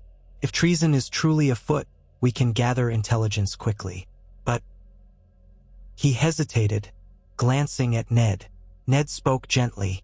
"But what, Ser Roland?" Belmore exhaled. "But I fear it's more widespread than a handful of misguided lords. Discontent is high. Lady Lisa's rule is uncertain. She's protective of her son, young Robert Arryn, and spends much of her time sequestered. Many Vale lords feel neglected or resentful. Some see this rumored Targaryen restoration as a way to upend the old order entirely, especially if they think King Robert has become too strong for their liking." The irony did not escape Robert. Once they had whispered about how King Robert was too weak, too drunk, too inattentive. Now, some lords resisted him precisely because he was not so easy to manipulate. He pressed his lips together, forcing a calm tone. "I see. Well, you will speak with these lords quietly. Bring them back into the fold if they're simply discontent. If they're truly conspiring with Targaryen envoys, however, we'll have their heads. I won't tolerate open treason, and they should know that." Ned inclined his head. "Ser Cleon and Ser Roland will leave tomorrow at dawn with a small force, enough to deter brigands but not large enough to seem like an invading army. They'll coordinate with the Knights of the Vale who remain loyal to the Eyrie. Lady Lisa has been informed the king is sending help. She cannot refuse without appearing suspicious. Robert studied the map once more, tapping his finger near the coastal area. Take a few of my personal men from the Stormlands as well. They'll have no local ties, no reason to show favoritism. Keep me informed by Raven, promptly. The knights affirmed their understanding. One by one, they bowed and filed out of the chamber, their armor clinking.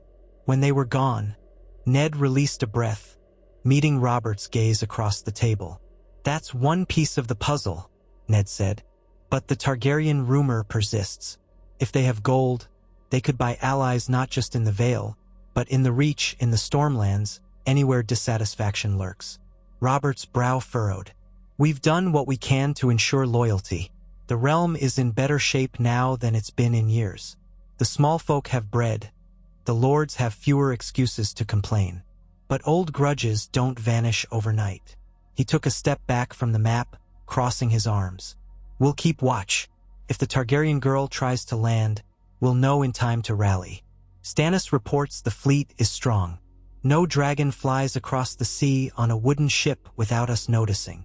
Ned nodded, though a shadow of worry remained on his face. I only hope that talk of dragons is mere fable. Robert closed his eyes briefly. So do I, Ned. They parted soon after, each burdened with the knowledge that the realm's unity was, at best, fragile. Ned had letters to write to the Northern Lords, reaffirming the Crown's stance and cautioning them to watch for any strange visitors. Robert, meanwhile, intended to meet with Littlefinger to address the Crown's finances yet again. War, if it came, would demand coin. Robert navigated the Red Keep's corridors, passing courtiers who bowed and stepped aside. He found Peter Baelish in a small antechamber near the treasury vaults. Littlefinger was studying a ledger by lamplight, an almost bored expression on his face. At Robert's approach, he offered that ever-present smirk. "Your Grace," Littlefinger said, shutting the ledger. "How may I serve?" Robert waved a dismissive hand at the pleasantry. "We're sending men to the Vale. If this escalates, the Crown will need coin for supplies, possibly for raising more troops in other regions. Show me how the treasury stands." Littlefinger gave a thin smile, flipping open the ledger. He spoke in a measured tone, listing the Crown's current revenues, gains from the crackdown on corruption, from higher tariffs on non-essential imports, from reined-in expenses at court. Then he moved on to debts owed, interest to the Iron Bank, outstanding loans from the Lannisters, smaller debts to various houses that had lent the Crown gold in the past. In short, Littlefinger concluded, we're keeping our heads above water, but only just. If we face a widespread conflict, we'll need more loans, perhaps from the Lannisters or from Tyrosh or Myr. Unless, of course, the king wishes to raise taxes drastically, which might cause unrest. Robert curled a fist against the table. Damn it, I'll not go begging Tywin Lannister for more gold. Not if I can avoid it. Littlefinger spread his hands in a helpless gesture. Your Grace's sentiments are understandable, but wars are expensive, and a war fought in multiple theaters, Vale, Crownlands, potentially even the Reach or Stormlands if traitors appear, could drain us quickly. The thought of turning to Tywin Lannister again set Robert's teeth on edge. The man's power and wealth loomed like a permanent shadow over the throne. But the king forced himself to remain practical. Keep looking for alternatives. If we have to restructure some of the Iron Bank's terms again, do it. I don't want to appear desperate. Just be clever, as you're known to be, Peter. Littlefinger's eyes gleamed with a hint of amusement. As you command, Your Grace. One small suggestion, if I may. Out with it, Robert said, though a note of caution rang in his voice. Littlefinger placed a finger on a column of numbers in the ledger. I've noticed that the Crown invests a fair amount in certain trade caravans, grain shipments, gold or from the Westerlands, timber from the north. If we expand that practice a bit, funding more merchant ventures, we could see returns that bolster our coffers over time. Of course, it's a gamble, but if we choose wisely. Robert cut him off with a grunt. I'm no gambler. I'd rather rely on stable revenue. But if you see a safe opportunity, safe, mind you, bring me the details. I'll consider it. No reckless wagers. Littlefinger bowed his head. I hear you, Your Grace. I shall do my utmost to ensure any ventures are prudent. With that, Robert left him, turning over the conversation in his mind. Investing crown funds in trade might help or might cause controversy if it failed. Still, the realm needed new streams of coin, anything to avoid further reliance on the Lannisters. After that discussion, Robert headed to the courtyard for some air. The sky was overcast, the wind carrying a hint of snow flurries. He found Ser Barristan and a handful of gold cloaks drilling in sword forms. The ring of steel against steel reverberated in the enclosed space. Robert watched for a while, hands clasped behind his back, analyzing the stances and footwork. Barristan noticed his presence, paused the drill, and offered a slight bow from across the yard. Your Grace care to join us? Barristan asked, voice echoing against the stone walls. Robert considered it. He felt the tension in his neck, the weight of the day's decisions pressing down. A bout in the yard might clear his head. He said, why not? He unbuckled his cloak and handed it to a page.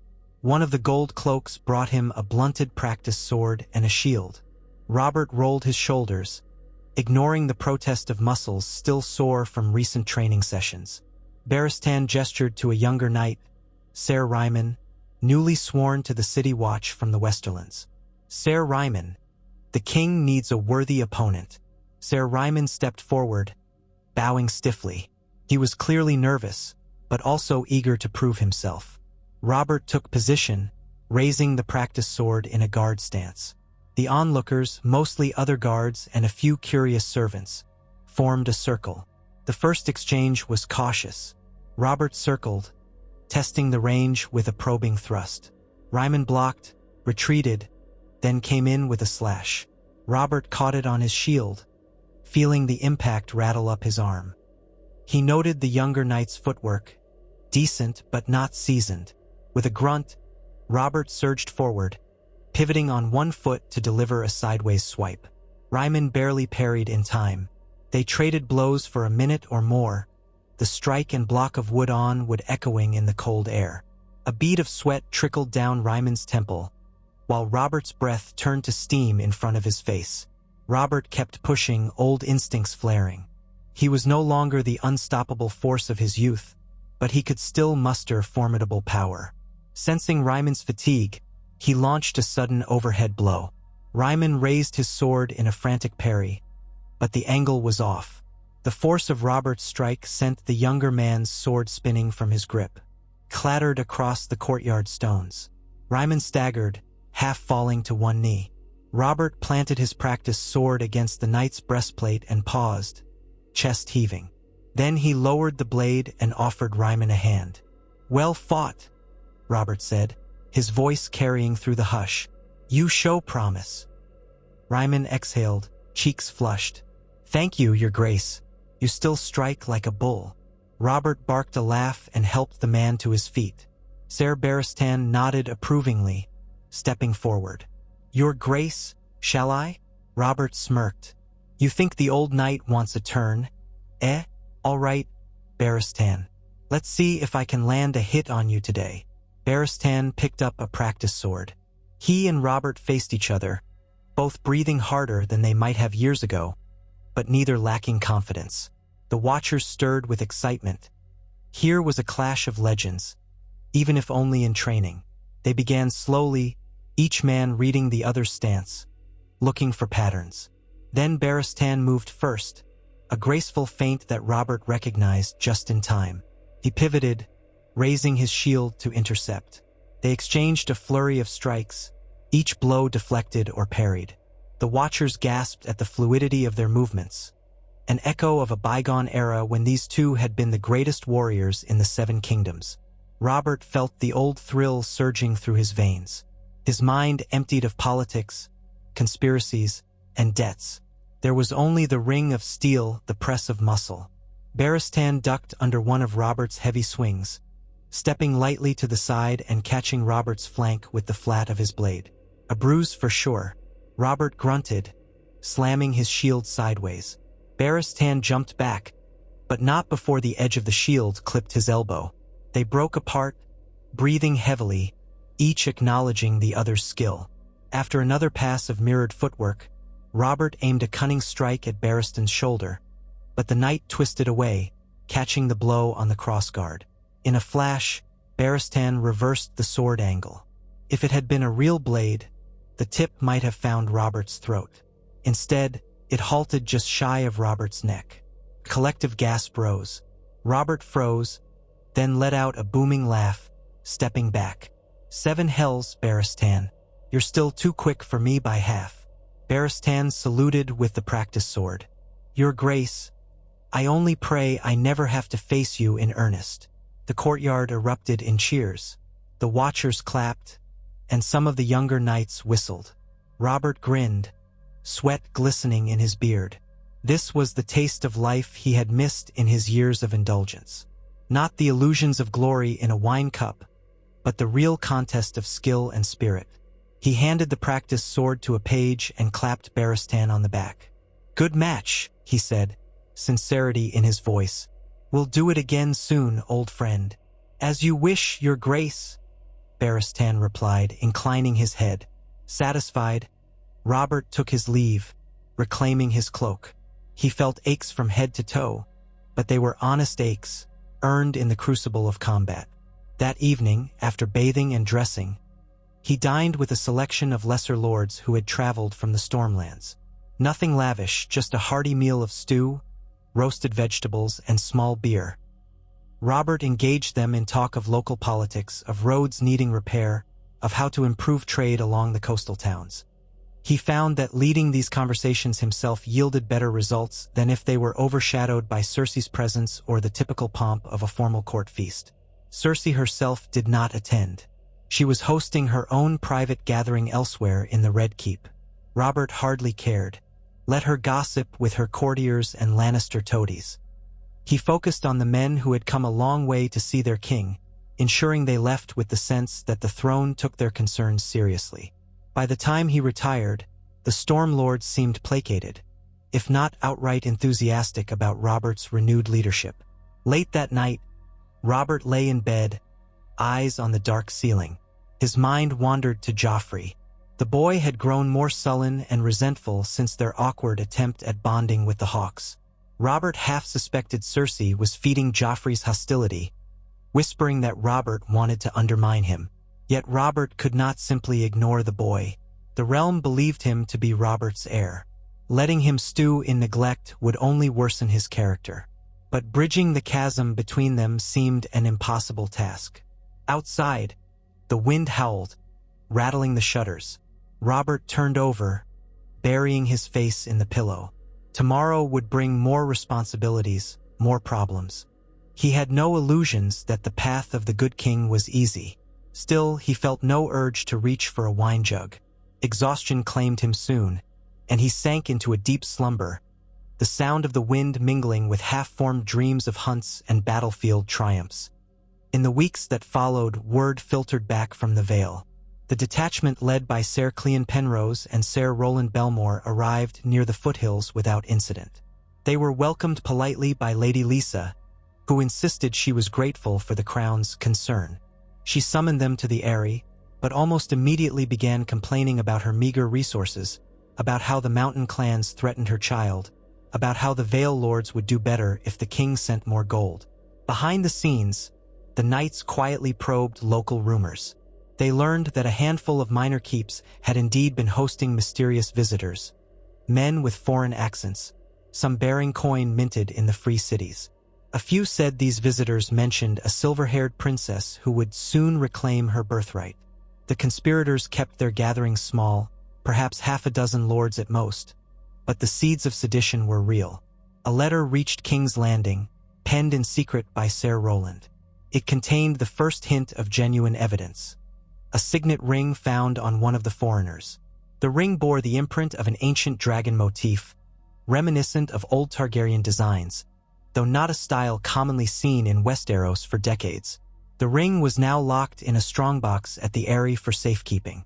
When Robert read that letter in his solar, he clenched his fist, the parchment crinkling. Daenerys Targaryen was across the sea, but her supporters were not idle. He and Ned held a tense conversation over the next steps. "This is proof enough of Targaryen meddling," Ned said. "We can move against these lords if we must." Robert's eyes blazed. "And risk turning half the Vale against us if we botch it. Lisa is flighty. She'll claim we're trampling her authority, stirring fear among her bannermen. No, we need to proceed carefully." "So we wait?" Ned asked, frowning. "We gather more evidence," Robert corrected, pacing near the window. "Then we arrest the conspirators swiftly, present them with the ring, the foreign coin, any letters they've exchanged.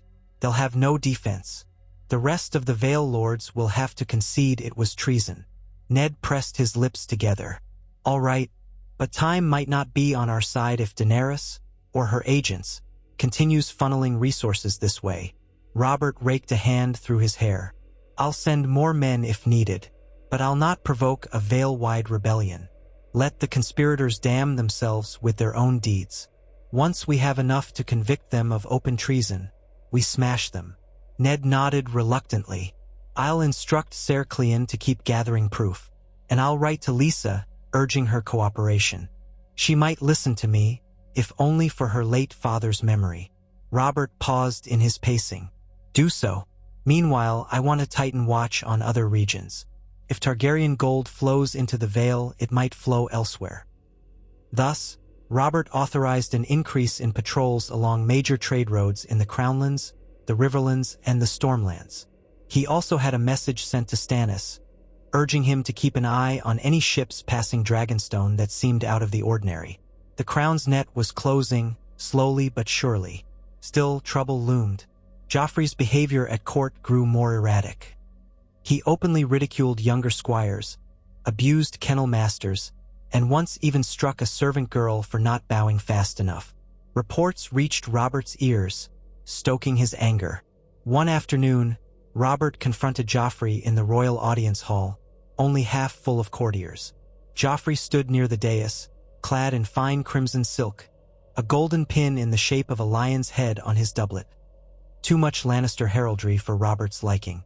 When Robert advanced, the hall fell silent. "I hear troubling tales of your conduct, boy," Robert said, voice echoing in the high ceilings.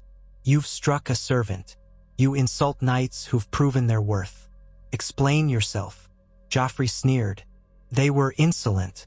A future king deserves respect, father." Robert's gaze swept the assembled onlookers. Whispers rippled through them. He forced himself not to raise his voice. "Respect is earned. You don't command it by cruelty and insults.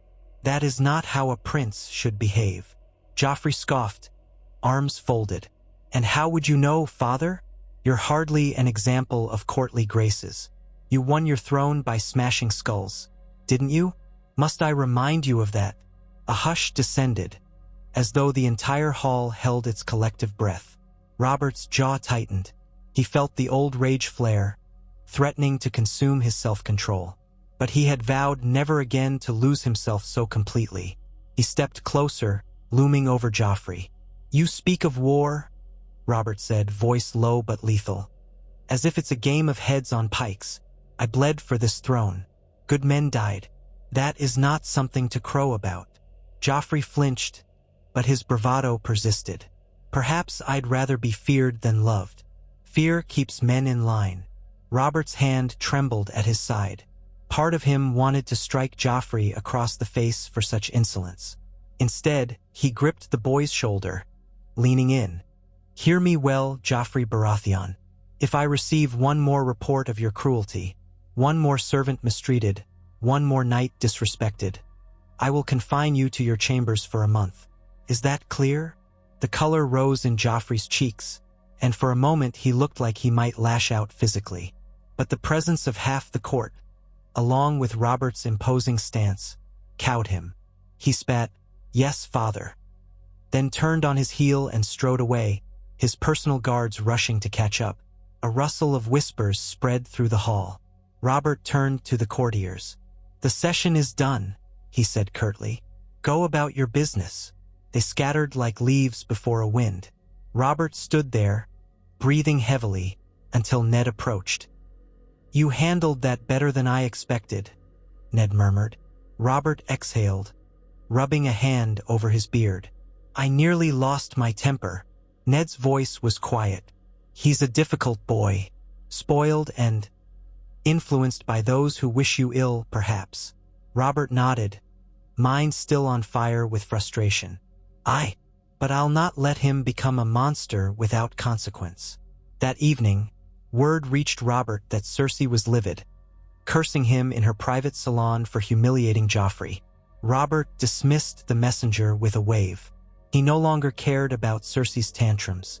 If she wished to stew in her chambers or nurse grudges with Jaime, so be it. He would not let the boy run rampant. Time advanced. As winter deepened, the city weathered frosty nights and cold days. But there was enough food, enough order, to keep chaos at bay. The small council functioned with surprising efficiency under Robert's guidance. With Ned back, and with Varys's whispers, Littlefinger's cunning, Pycelle's cautious counsel, they navigated the realm's troubles. From the Vale, sporadic reports indicated that Ser Roland and Ser Cleon had identified at least 4 knights actively plotting with Targaryen envoys. They gathered more evidence, carefully preparing a case so ironclad that Lady Lisa would be forced to concede. Robert waited, tension coiling in his chest. Any day now, he expected a letter stating that arrests had been made, that the conspirators were in chains. Instead, something far more ominous arrived. A raven from Storm's End, the seat of House Baratheon in the Stormlands. The Castellan wrote that a group of raiders, bearing no clear sigil, had landed on a remote stretch of coastline, burned 2 small fishing villages, and fled.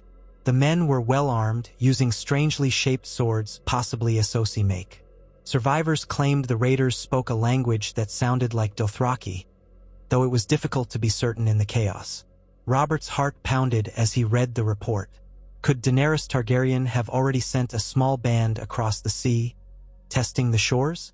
Or was it another band of sellswords from Essos with no ties to the Dragon Princess? He summoned the small council immediately, reading the letter aloud. When he finished, Ned broke the silence. "Dothraki? That's almost unheard of. They despise the sea." Varys's fingertips pressed together. "True, my lord. Yet, if the Targaryen girl has allies among the free cities, she might have hired men from many backgrounds. Dothraki, Unsullied, Second Sons, or any other sellsword company. It could be a small probe, a test to see how quickly the crown responds." Littlefinger leaned back in his chair. "If they are truly Dothraki sellswords, they won't likely be numerous. Shipping hordes of cavalry from Essos is no trivial feat more likely. This is a small band of raiders, or a piece of a larger plan." Pycelle grumbled, stroking his beard. "We mustn't overreact. Pirates and brigands roam the seas often. Might these be mere corsairs from the Stepstones, using foreign tongues to terrify the locals?" Robert set the letter down, voice clipped. "The survivors swear these men had curved blades and wore leather vests, reminiscent of Dothraki style, enough to warrant caution. Storm's End can muster men to patrol the coast, but I want a stronger presence. Send word to Stannis at Dragonstone. Tell him to be alert for any unusual ships. If this is the first taste of a Targaryen incursion, we'll meet it head-on." Ned nodded, scribbling notes. "We can dispatch a small fleet from King's Landing, bolster Storm's End's coastal defenses. I'll ensure the men are well supplied." Robert's stare burned into the table. He recalled how Rhaegar Targaryen's death on the Trident had once signaled the end of that dynasty. Yet here he was, decades later, contending with the Targaryen name again. "We do as you say," he confirmed. "Keep the realm calm. No need to shout that invaders roam our shores. We handle it quietly, swiftly." The council moved on to details. How many ships to send, which captains to trust, how to coordinate with the Stormland lords. All the while, Robert's mind churned with the knowledge that the game was shifting. The Targaryens, or those who claimed their cause, were no longer content with clandestine gatherings in the Vale or quiet rumors in Essos. They were testing Westeros physically now, however small the raid might be. Over the next few days, Robert worked tirelessly to organize the Stormland defenses, sending ravens to each coastal keep. He directed the City Watch to spare some men to man galleys, commanded the Crown's supply stores to open for extra rations. Even in a mild winter, the cost of mobilizing men was high. Littlefinger sniped about the expense, but Robert silenced him with a glare. The realm's security took precedence over balancing the ledger. In a brief respite, Robert visited the royal menagerie, a small courtyard where hawks, ravens, and even hunting dogs were kept. He found some measure of calm among the animals, a reminder that he was still a man of simpler pursuits at heart. While he was there, the kennel master approached timidly, explaining that one of the hounds had recently whelped a litter of strong pups. Robert knelt to examine them, enthralled by the tiny squirming bodies, their eyes barely open. "What will you do with them?" he asked the kennel master. "Train them, your grace. The best might become hunting hounds for you or other lords at court." Robert gently scooped one pup into his large hands. The creature whimpered but did not resist, its fur soft as down. Robert felt a pang, thinking of a simpler life, free of crowns and conspiracies, where a man could be content with a pack of loyal hounds and a good forest to hunt in. But that path was closed to him now. He handed the pup back, straightening with a sigh. "They'll serve well, I'm sure." As he turned to go, he glimpsed Joffrey standing at the edge of the yard, arms folded, regarding the puppies with a vague disinterest. Robert considered approaching him, but the memory of their last argument hung in the air. Instead, he walked away, feeling the distance between them like a chasm. That night, Ned Stark joined Robert for a private supper. They dined in a small solar with only a single servant pouring wine, none of which Robert drank. He sipped water, content with the clarity of mind it offered.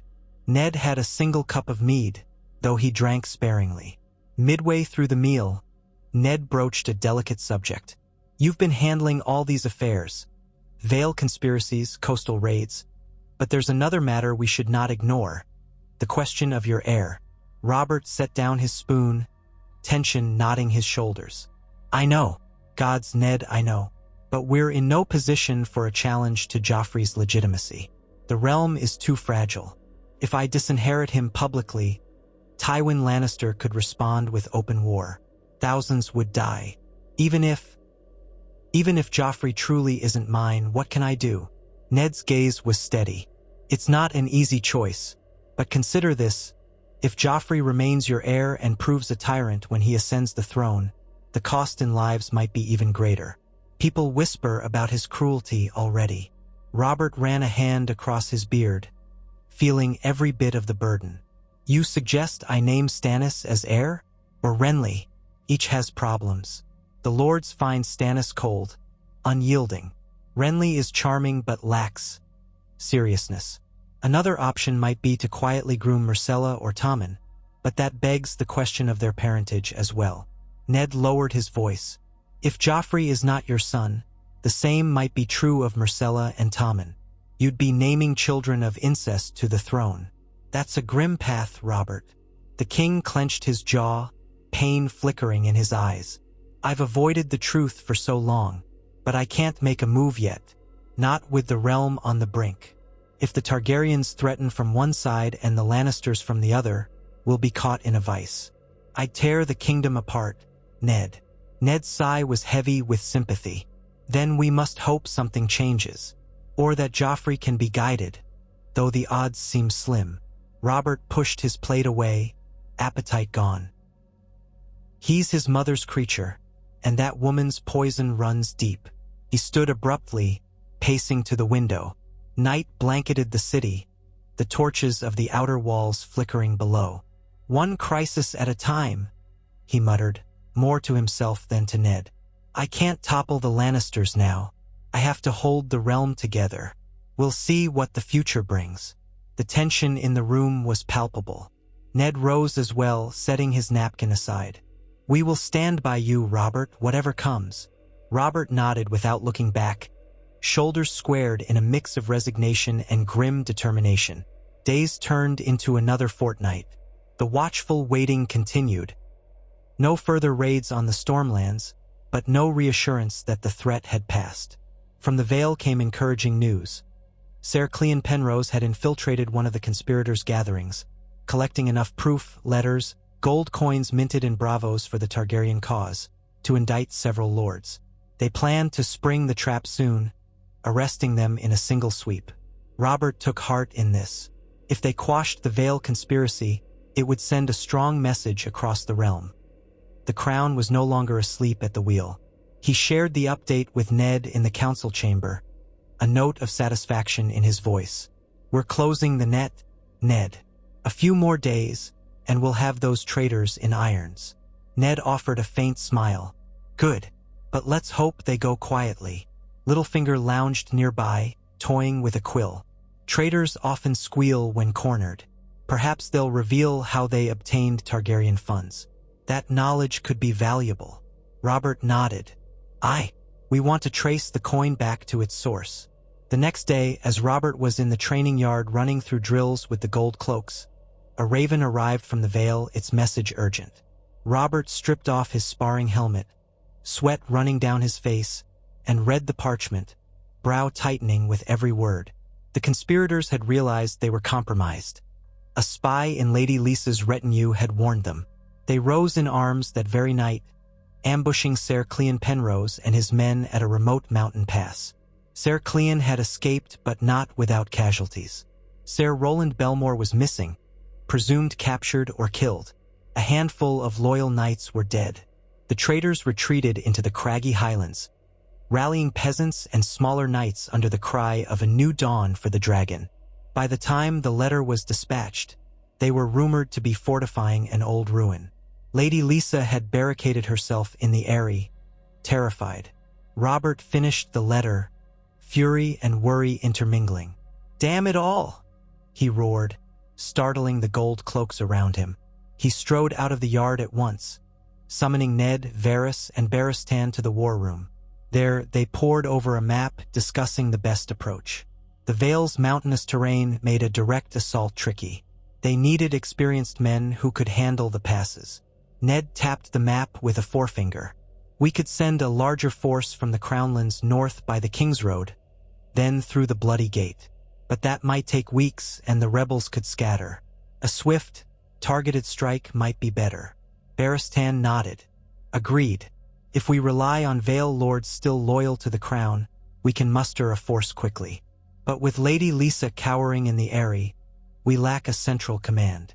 Robert grimaced. "The eyrie is nearly impregnable, but if Lisa won't come out, she might as well be on the moon. We can't count on her to lead her lords. We'll have to do it ourselves." Varys coughed delicately. "Might I suggest that you send a royal commander with direct authority from the throne? The Vale lords still respect your name, your grace. Perhaps dispatch a man of high rank, known for loyalty and skill." Barristan's gaze shifted meaningfully, as did Ned's. Robert paused. Once, he might have gone himself, leading an army into battle, warhammer in hand. But the times had changed. Could he leave King's Landing now, with the Targaryens possibly lurking at sea, with Joffrey's behavior so unpredictable, with the Lannisters waiting to exploit any vacuum of power? He exhaled. "I should remain here," he decided, though the warrior in him rebelled. "Barristan, will you go? Lead a royal host to put down these rebels. Take enough men to do the job swiftly, but don't burn the Vale down in the process." Barristan bowed at once. "I will, your grace. I'll gather knights I trust, men from the Crownlands and the Stormlands. We'll coordinate with those in the Vale who stand with the throne. Our aim will be to capture the conspirators alive, if possible." Robert leaned forward, resting his hands on the table. "Make examples of them, yes, but if they won't yield, kill them. Let every corner of the realm see what happens to those who conspire with foreign pretenders." Ned placed a hand on Barristan's shoulder. "You'll have my support in every way, Ser Barristan. I'll organize supplies, coordinate ravens. We must move quickly." Time became a flurry of preparations. Within 3 days, Barristan Selmy departed King's Landing at the head of a force of 2,000 men. enough to challenge any small rebellion in the Vale. Robert stood on the city walls to watch them march out. Cavalry in shining armor, foot soldiers in matching tabards of gold and black, banners of the crowned stag fluttering. The sight kindled the old fire in Robert's belly.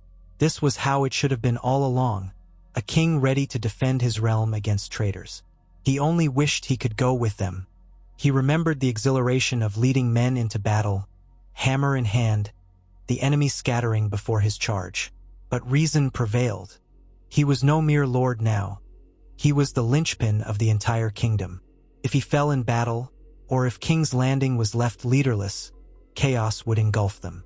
So he stayed, forcing himself to trust Barristan to do what had to be done. In the days after Barristan's departure, Robert threw himself into the tasks of governance. He met with the city watch captains to review security, scoured the latest trade reports, and personally inspected the granaries to ensure the city had enough food stores for the remainder of winter. He visited the forges where blacksmiths hammered swords and spears, giving them words of encouragement. The men seemed heartened by his presence, forging with renewed vigor. Meanwhile, tension simmered between Robert and Joffrey. The prince sulked about, refusing to attend training sessions with the other squires, claiming he was above such menial lessons. Robert ordered Ned to ensure the boy at least studied statecraft, keeping accounts, reading treatises on the realm's laws. But Joffrey's tutors reported he mocked their lessons, doodling lines instead of listening. Cersei's coldness became near absolute. She seldom appeared at court, and when she did, her remarks dripped with venomous sarcasm. One evening, after a formal supper, Robert found her waiting for him in his solar, arms crossed. Her emerald eyes glittered with barely concealed fury. "You've destroyed what little affection Joffrey held for you," she spat as Robert entered. "He sees how you humiliate him, how you flaunt your so-called righteousness." Robert paused, closing the door behind him. "I humiliated him? He strikes servants for no reason. If that's humiliating him, good. He needs discipline." Cersei sneered. "You think you can reform him? Make him a loyal dog to your throne? He'll remember every slight, every scolding, and one day he will be king." Robert's mouth twisted, the old anger rising. "Not if he can't learn respect. The realm won't follow a tyrant. And if he proves unfit, perhaps he won't sit the throne at all." Her eyes flashed. "Is that a threat? You'd disown your own son?" He stepped closer, fists clenching at his sides. "If I truly believed he was my son, maybe I'd hesitate. But I see none of me in him. No sense of honor, no measure of courage. Only arrogance and cruelty." Cersei's face paled, though her expression remained defiant. "You speak treason, Robert. If you attempt to remove Joffrey, you'll provoke my family's wrath. Do you think Tywin will stand idle while you tear down his grandson?" Robert let out a harsh laugh. "Grandson, is it? Or is he something else entirely?" For a single heartbeat, neither spoke. The unspoken truth lay heavy in the air. Then Cersei broke eye contact, her gaze darting to the side. "You are a fool, Robert," she said in a shaking voice. "An arrogant fool. If you start a war over this, you'll drown the realm in blood." He took a long breath, forcing calm. "I have no intention of starting a war, woman. But I won't let Joffrey run unchecked. If you cared about him, you'd see that discipline is needed. Instead, you feed his worst impulses." Cersei's mask of contempt returned. "Discipline from you? A man who once drank and whored himself into oblivion? Spare me." Robert's lips curled, but he kept his composure. "Leave," he said in a low, controlled voice. "I've no desire to continue this conversation." She glared, but after a moment, she swept out of the solar, her skirts trailing. The door slammed behind her, the echo lingering. Robert stood there in the flickering candlelight, heart pounding. His mind churned with images of the war that might ignite if he ever publicly declared Joffrey a bastard. But for now, the realm needed stability. He could not rip open that wound while Targaryen threats loomed and the Vale rebellion was still unfolding. He just hoped the day would never come when he had no other choice. As weeks slipped by, ravens arrived from Beristan in the Vale. Their initial forays encountered stiff resistance from the rebels in mountain passes. Skirmishes flared among the crags.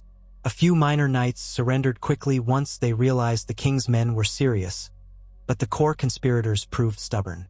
Beristan reported that he had pinned them at a ruin called High Crag Tower, an old watchpost from the times of House Aaron's ancestors. The rebels refused all terms of surrender. Then came word of a pitched battle. Beristan's men assaulted High Crag Tower. The fighting was fierce. In the end, the Crown's forces prevailed, capturing or killing the ringleaders. Sir Roland Belmore was found alive, wounded but breathing. Beristan wrote that the evidence recovered, letters with Targaryen seals, ciphers referencing the Silver Queen, proved beyond doubt these rebels had expected Daenerys Targaryen to invade. They had gambled that by securing the Vale, they could present her with a foothold. Robert read Beristan's final letter on the matter with grim satisfaction. The rebellion was ended, at least. The ringleaders would be brought to King's Landing in chains. Robert planned to hold a public trial, let the realm see that treason under the banner of the dragon would not be tolerated. "I want them tried and executed," Robert told Ned when he showed him Beristan's letter. "Their heads will grace the city gates. Let every would-be traitor take note." Ned's mouth was a grim line. "So be it. Let us do it with proper procedure, though. No one can claim they were denied justice." Robert nodded. "Agreed. They'll have their trial. But the outcome will be the same." When Beristan and his victorious force returned some 2 weeks later, the conspirators arrived in ragged columns, bound and humiliated. A small crowd gathered at the city gates to jeer or spit on them. None of these rebellious knights had large followings, so there was little sympathy among the common folk. The small council convened a special tribunal, with Robert presiding. Evidence was presented: letters, coin, eyewitness accounts. Each defendant had a chance to speak, though their pleas for leniency fell on deaf ears. Robert pronounced the sentence: "You have conspired with foreign powers to overthrow the rightful king and plunge this realm into war. For this treason you shall die." He ordered them beheaded on the morrow. No spectacle of flaying or quartering. Robert would not sink to sadistic cruelty, but he wanted their deaths public. A single stroke of the executioner's sword at sunrise, witnessed by lords and small folk alike. Ned oversaw the preparations. Early the next morning, in a wide courtyard near the Red Keep, a makeshift scaffold had been erected. The condemned knelt in a row. Ser Island Payne, the king's justice, stood ready with his great sword, a stoic figure in black leathers. Robert watched from a balcony overlooking the scene, arms folded, Ned at his side. The sky was a dull gray, the breath of the crowd visible in the cold air. One by one, the traitors were brought forth. The greatsword rose and fell, severing heads in a single brutal chop. No cheers echoed, only the hush of finality. Robert did not flinch. Once, the sight might have driven him to seek a wine cup to blot out the cost of kingship. Now he bore witness soberly, knowing that mercy for traitors would only sow more chaos. When it was done, servants rushed in to remove the bodies, while the crowd dispersed. Robert turned from the balcony, heading inside. Ned followed. "May the realm see peace now," Ned murmured, though his tone carried doubt. Robert set his jaw. "We've sent a message. Any who think to side with Targaryen invaders know the price. Let's hope that stays their hands." Yet even as he spoke, he felt the weight of uncertainty. This was one plot among many that could sprout like weeds in a kingdom still riddled with old grudges. The deeper question remained: where was Daenerys Targaryen, and when might she truly strike? That evening, a raven arrived from across the narrow sea, one of Varys's little birds in Pentos, perhaps. It carried alarming tidings. Daenerys Targaryen had indeed secured alliances with certain magisters in Pentos, likely building funds and connections. Whispers spoke of her being pregnant or having already birthed a son, fathered by a Dothraki call. If that child lived, a new Targaryen heir existed. Possibly more than one, if the rumors were to be believed. In his private solar, Robert read the coded message, his heart pounding. Another Targaryen child. Another claim to the throne. He could almost hear the old war drums pounding in his head, conjuring memories of that bitter campaign so long ago. He set the parchment down, looking at Ned, who had just finished reading it over Robert's shoulder. Ned's expression was bleak. "So the line continues." Robert nodded, voice low. "And that child might be half Dothraki. If Daenerys truly unites them, she could bring a horde of mounted warriors across the sea someday. She's not sitting idle." These conspiracies in the Vale were just the start. Ned sighed. "We'll have to strengthen our watch along the coasts more than ever. If news of a birth spreads, more lords might rally to her cause out of fear or opportunism." Robert swore under his breath. "I remember how I used to curse the Targaryen name. I thought it ended with Rhaegar on the trident. But perhaps I was naive to think House Targaryen would vanish so easily." He gazed into the fire, recalling that fateful duel with Rhaegar. A single swing of his hammer that shattered the Dragon Prince. The realm had turned on that moment, a flash of violence. Now, decades later, the consequences still rippled outward. At last, Robert turned to Ned. "We press on. The realm is stable for now. We have a strong presence at sea, loyal lords watching for signs of Targaryen infiltration. We keep building our strength, keep ensuring the small folk are on our side. If Daenerys or her spawn ever lands on these shores, we'll be ready. I refuse to cower at old ghosts." Ned placed a hand on Robert's shoulder. "We'll face it together as we did in the rebellion. You're a different man now, Robert. If war comes again, you'll meet it with clear eyes." Robert nodded, some part of him fortified by Ned's words. Yet, after Ned departed, Robert lingered alone, the weight of the crown bearing down. In the flicker of lamplight, he saw his own reflection in the polished metal of his helm. A face lined by years of both neglect and redemption. He was a man reborn, yes, but the realm's old wounds still bled. War might still come. Perhaps that was the fate of kings, Robert mused.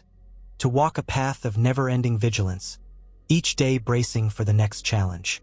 At least now, he strode that path without stumbling into a haze of wine. If House Targaryen rose again, if House Lannister schemed, if traitors whispered in the shadows, he would be ready.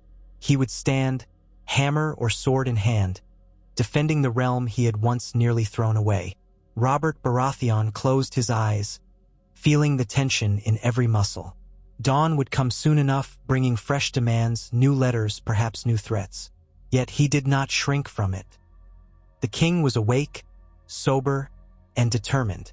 And if the dragons did return, or if the Lannisters pushed too far, or if any banner rose to challenge him, he would show them that the stag who once toppled a dynasty still had plenty of fight left in him. So he stood before the fire, shoulders squared, gaze steady, until the final embers burned low. Let the realm's enemies plot as they might. Robert Baratheon had returned to true kingship, and he intended to keep it.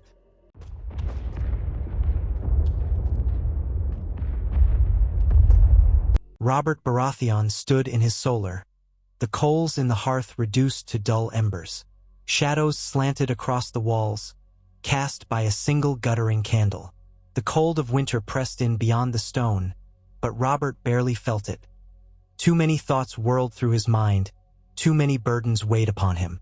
Word had come that Daenerys Targaryen was gathering allies in Pentos, that the Vale conspiracy had been crushed but at great cost, that rebellious undercurrents still existed in corners of his realm. Yet he also knew that he was no longer the complacent, indulgent king who had let the realm drift. He was prepared to face the challenges ahead, clear-headed and resolute. When at last his eyes grew too heavy to stay open, Robert stripped off his heavy cloak and sank onto the bed. Even then, sleep claimed him only in fits, haunted by half-coherent dreams of flaming dragons and raging storms. He woke before dawn, as he often did now, and threw on a simpler tunic, the wool comfortable against his skin. He belted a dagger at his hip, not for any practical reason within the safety of the Red Keep, but because the weight steadied him. Crossing the corridors with purposeful strides, he made his way to the training yard, wanting to work through the tension in his limbs. The sky still hovered between night and morning, its violet hue giving way to the barest traces of gray. A handful of men, guards, a few knights, lingered in the yard, stamping their feet against the cold. Robert nodded at them, wordlessly selecting a practice sword from the racks. He began a solitary routine of strikes and parries, each motion mechanical, drilling his muscle memory into sharper readiness. His breath formed clouds in the icy air, each exhalation a small release of pent-up frustration. Eventually, a pair of the gold cloaks joined him for light sparring. Robert accepted their challenge, forcing himself to remain calm and precise. The ring of wooden swords broke the hush of dawn. It felt good to move, to sweat out the lingering nightmares. For a moment, the monarchy's burdens seemed distant, overshadowed by the immediate puzzle of timing and footwork. After a vigorous set of rounds, he dismissed the gold cloaks, praising their form. They bowed, looking somewhat surprised that the king himself took time to see them improve. Robert was not the man he'd once been. He no longer sneered at discipline, nor did he hide in the bottle from everything that worried him. A page approached, timidly holding a lantern. "Your Grace, Lord Stark requests your presence in the small council chamber when you've finished." Robert nodded. "Tell him I'll be there shortly." The page scurried off. Robert took a few moments to cool down, then walked back through the halls, ignoring the chill sweat on his skin. Servants began their morning bustle, carrying platters and linens, lighting the hearths in the corridors. Robert caught a few of them darting curious glances at his ruddy cheeks and disheveled hair. None of them expected to see the king out so early unless he was returning from a night of carousing. Things had changed. In his private chamber, he splashed water on his face, changed into a warmer doublet of deep blue velvet stitched with the gold Baratheon stag, and settled his crown atop his hair, lighter than the war crown he'd worn at his coronation, but still heavy enough to remind him of what he carried. He checked his reflection in a polished metal mirror, noting the lines on his face, the streaks of gray in his hair. He was older, but not broken. A new sort of vigor shone in his eyes. Satisfied, he headed to the small council chamber. On arrival, he found Ned Stark, Renly Baratheon, Grand Maester Pycelle, Varys, and Peter Baelish already seated. The usual hush accompanied his entry, and the council members rose in a token bow. Robert gestured for them to sit, taking his place at the head of the table. "Good morning," he said, voice echoing slightly in the lofty room. "What news?" Ned cleared his throat. "Two matters are pressing. First, a rider from the Stormlands brings rumors that another small group of raiders landed on an isolated beach north of Griffin's Roost. They fled before the local levies could confront them, leaving behind little but burned huts. No confirmed link to Targaryen forces, but the parallels are too great to ignore." Robert's jaw tightened. "We'll need to bolster patrols again. Make sure the local lords have enough men to respond swiftly. I won't let a few raiders terrorize my lands." Renly leaned forward. "I've spoken with several stormlords who are willing to form a coastal watch. We can distribute war galleys at intervals, a small force in each cove or inlet. But that requires coin, and many of these lords expect some compensation from the crown. They claim their finances are already stretched from the last set of measures." Littlefinger put on a thin smile. "We do remain, shall we say, constrained by the budget. If we must fund expansions in the Stormlands, we'll need to consider raising certain tariffs again or seeking a new loan." Robert growled low in his throat. "Damned if we do, damned if we don't. We can't leave our shores undefended. Find the coin, Peter. If we must cut spending elsewhere, do it." He glanced around the table. "A short-term cost is better than open raids. If we pinch coppers and let the raids continue, we risk far more damage to trade and morale." Littlefinger inclined his head. "As you say, Your Grace." Ned picked up a second parchment. "The other matter is more domestic. A group of merchants from Lannisport claim the crown is interfering with their trade routes, citing new inspections for contraband. They complain that these inspections slow business and cost them coin. They've petitioned your brother, Stannis, who apparently has little sympathy, but they've now come here to request a royal hearing." Robert leaned back in his chair, massaging the bridge of his nose. Lannisport merchants. So, effectively Lannister men complaining about losing a few dragons to inspections. Do we have reason to believe they're smuggling anything of note? Varys murmured. Some rumor suggests certain Lannisport vessels might be carrying high-value goods for resale in Essos. Exotic animal parts. Perhaps substances restricted by the Crown's trade laws. My little birds say it's likely they're skirting official tariffs. The new inspections hamper their profit. Hence the complaint. Robert half smiled, though there was little mirth in it. So they're upset they can't dodge the Crown's laws as easily as before. Let them bring their complaint. I'll hear them, but I'll not apologize for enforcing our own trade rules. Renly tapped a finger on the table. Perhaps a compromise could be reached. If we ease certain restrictions, they might pay an upfront fee. Could net the Crown a tidy sum while still discouraging full-blown smuggling. Robert nodded slowly. Fine. Arrange a hearing for these merchants. I'll listen to their grievances. If a compromise benefits the realm, I'll entertain it. But no illusions. I won't let them cheat us blind. He turned next to Pycelle, the oldest man at the table, whose bushy white eyebrows rose at the king's glance. Grand Maester, any word of the harvest or winter maladies? Pycelle inclined his head, beard bristling. Your Grace, the harvest from the Reach has been plentiful, though the snows have slowed transport. I've heard a few accounts of a fever spreading in the Riverlands, but so far it appears contained. Lord Edmure Tully is sending healers to the afflicted villages. There is no indication of a widespread outbreak. As for the capital, the maesters remain vigilant, but no unusual sickness has been reported. Good, Robert said. Keep me informed if that changes. Varys cleared his throat with a practiced softness. There is one other matter, Your Grace. A certain note from the Free Cities suggests that envoys from Bravos may visit soon to ensure we remain on schedule with our debt payments. A courtesy call, if you will. Robert scowled but nodded. Let them come. We're paying as arranged, yes, Littlefinger? Littlefinger's smirk barely moved. Oh yes, Your Grace, with only minimal delays on some installments. The Iron Bank likely wishes to confirm our stability. Then they'll see a stable throne, Robert said.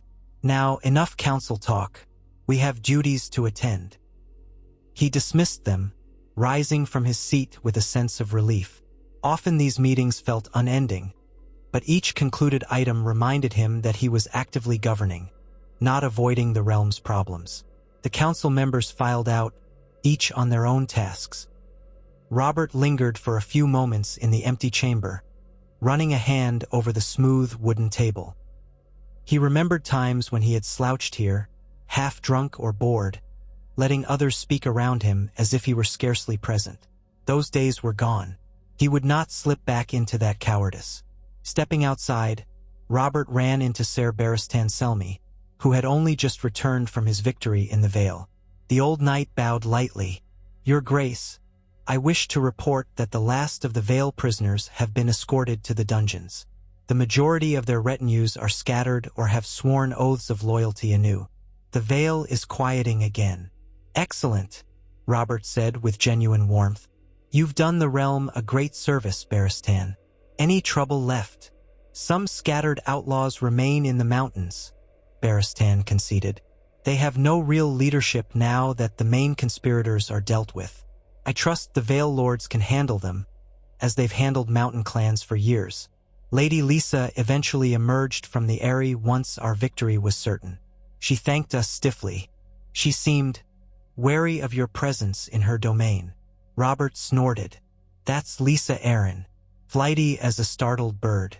She'll settle down. So, you're telling me the rebellion is well and truly crushed? Barristan nodded, a hint of pride in his eyes. Yes, Your Grace. House Arryn's bannermen who remain loyal are sufficient to keep the Vale secure. Robert clapped the knight on the shoulder. Rest, Barristan, and see to your men.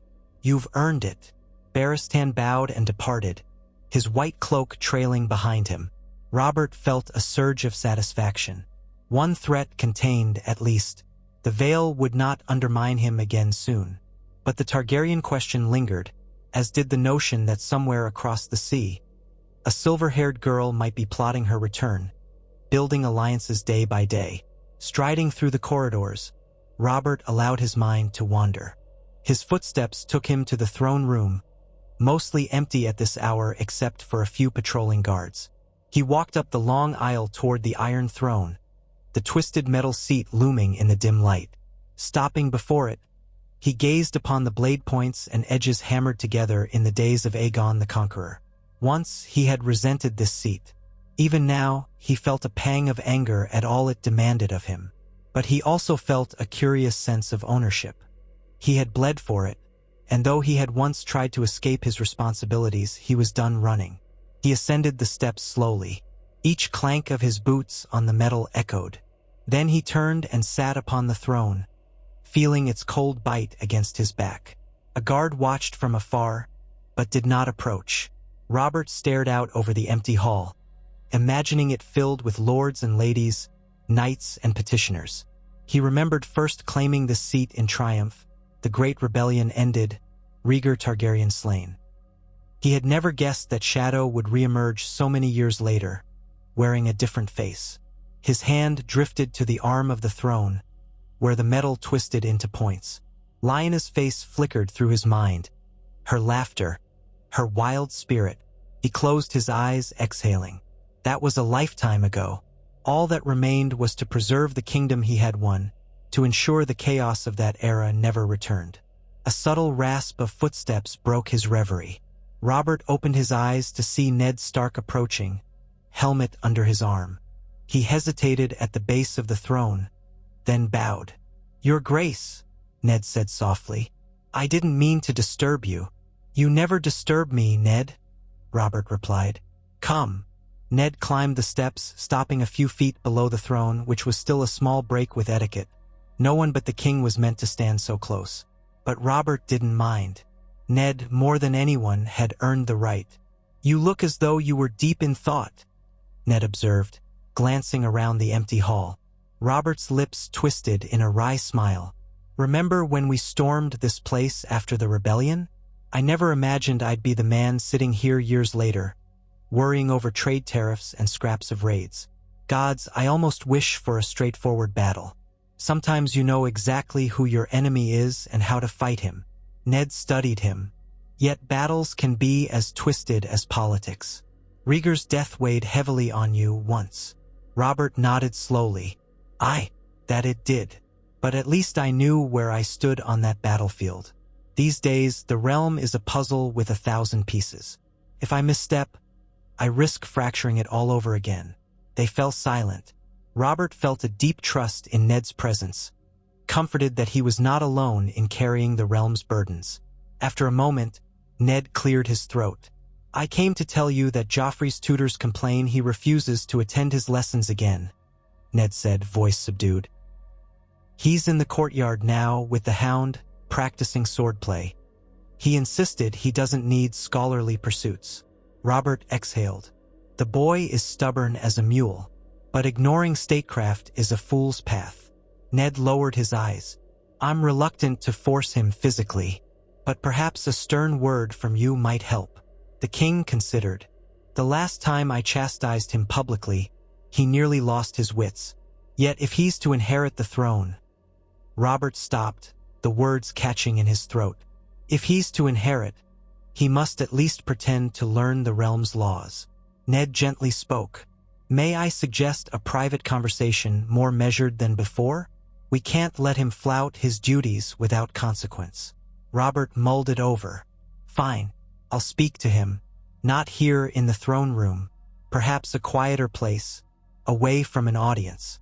Maybe he'll listen if he doesn't feel challenged in front of everyone." Ned seemed relieved. "I'll arrange for the tutors to be available tomorrow morning. If you can speak with him beforehand, let him know the importance." "I will," Robert said. "We'll see if reason can penetrate that thick head." Ned bowed again, then descended the steps. Robert lingered for a beat on the Iron Throne before following, stepping down to the floor with a faint clang of armor. The two old friends left the throne room side by side, exchanging a few words about the next day's schedule. For all the frustration, Robert was determined not to give up on Joffrey just yet. The realm might hinge on that boy's future or, gods forbid, on a succession crisis if Robert formally disowned him. In the courtyard, Robert found Ser Sandor Clegane, better known as the Hound, observing Joffrey's attempts at sword practice. 3 young squires took turns facing the prince, each quickly outmatched by Joffrey's surprisingly quick strikes. Joffrey had some skill, though he lacked discipline and too often took cheap shots. Still, the boy seemed in earnest about swordsmanship at least. Robert crossed his arms, watching from a distance as Joffrey disarmed one squire with a jarring blow. The lad yelped, dropping his wooden sword. Joffrey laughed cruelly, stepping forward to strike the boy's chest with the flat of the blade, sending him sprawling. The other squires exchanged uneasy glances. The Hound stood impassively, arms folded, giving no sign of approval or disapproval. "That's enough," the Hound said in his rough voice. "He's beaten." "I decide when it's enough," Joffrey snapped, but he lowered his weapon, glancing around as though to see if anyone dared contradict him. His gaze landed on Robert and Ned, standing under the shadow of an archway. The boy's face hardened, but he bowed stiffly, an attempt at respect. "Father, Lord Stark." Robert nodded. "Your form is improving." Joffrey brightened a fraction, as though starving for praise. "I'm told I have a natural gift. I'll surpass all knights soon enough." The arrogance grated on Robert, but he kept his tone measured. "Skill with a blade is worthwhile, especially for a prince. But you'll find that ruling takes more than swordplay." Joffrey's expression shuddered. He lowered the wooden blade. "I'm not interested in the mulings of tutors or scribes. My time is better spent perfecting the sword." "And how will you manage a kingdom with no knowledge of its laws, no understanding of its history or economy?" Robert pressed. "If you take that attitude, you'll find men refusing to follow your orders." Joffrey rolled his eyes, though he tried to be subtle about it. "That's what the Hand is for, counselors, advisors. A king shouldn't need to do the scribe's work. He has better uses of his time." Robert's temper flared, but he recalled Ned's advice and forced himself to remain calm. "If you rely on others for everything, you'll be their puppet. True leadership requires understanding, Joffrey. Even I, who won the throne by war, realized that." Joffrey scowled, but the words seemed to give him pause. He cast a glance at the Hound, who remained silent. Sandor Clegane never sugarcoated reality, so perhaps Joffrey sought validation of some kind, but none was forthcoming. Finally, the prince grumbled, "Fine, I'll attend a lesson or two, but I won't be bored to death." Robert eased a breath, nodding. "It's a start. Show some respect to your tutors, or you'll answer to me."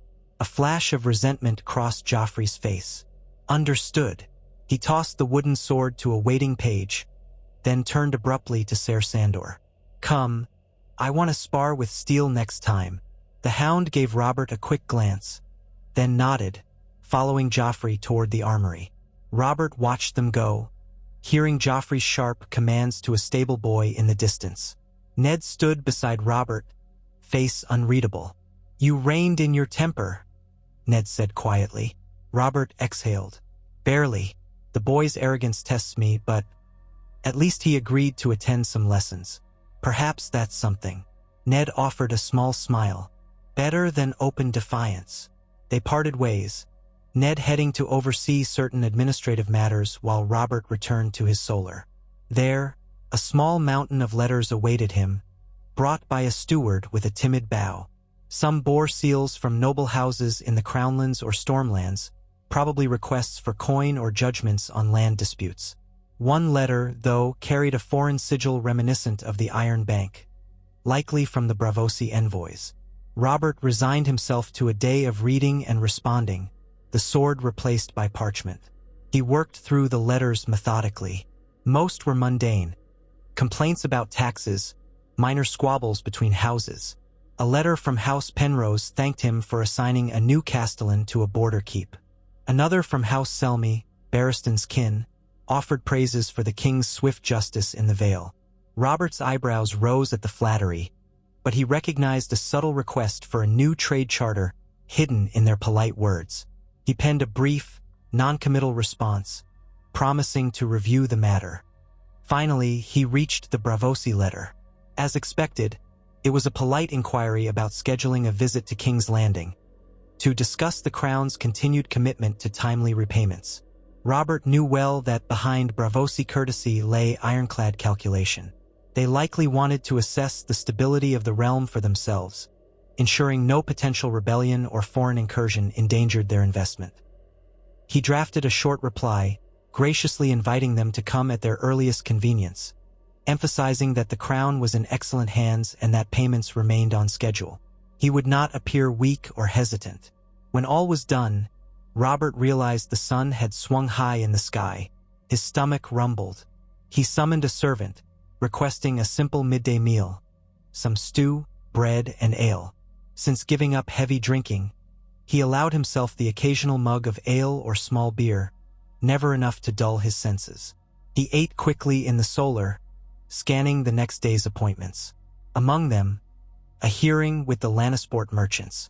The mere thought of dealing with Lannister-affiliated traders who complained about stricter trade laws grated at him, but if listening to them cooled tensions, so be it. Before returning to the monotony of letters, Robert felt a sudden restlessness.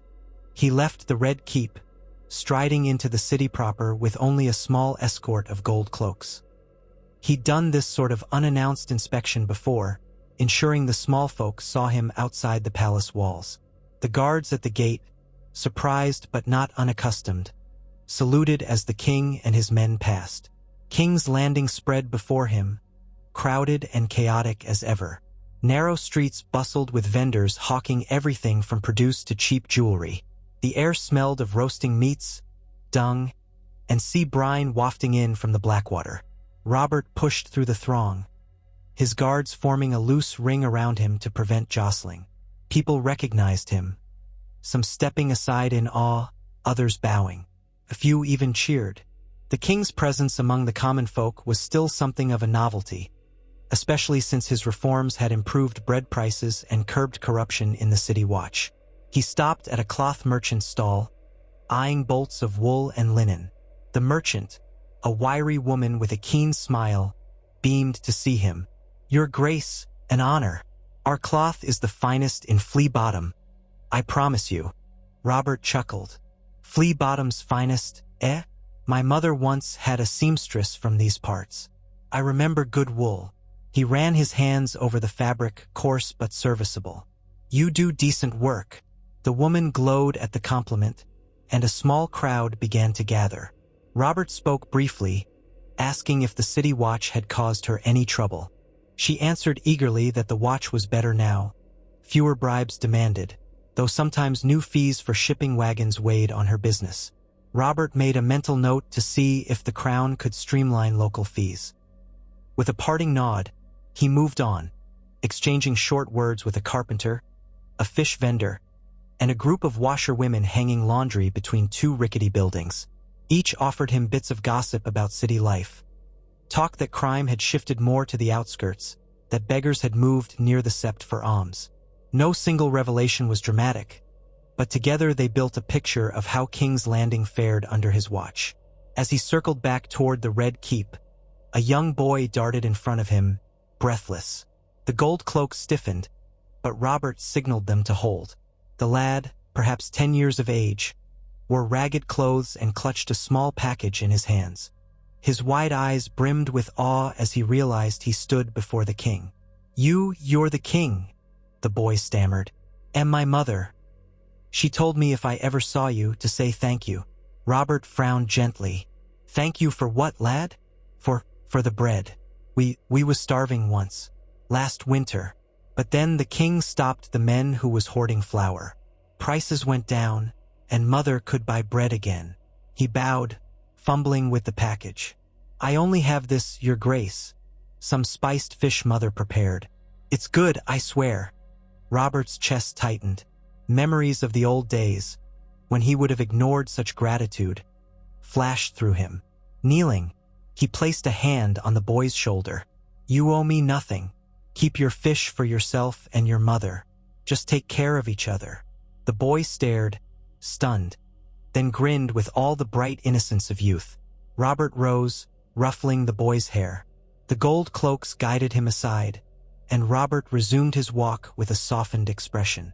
For all the heaviness and danger in the realm, such moments reminded him why he bothered to govern.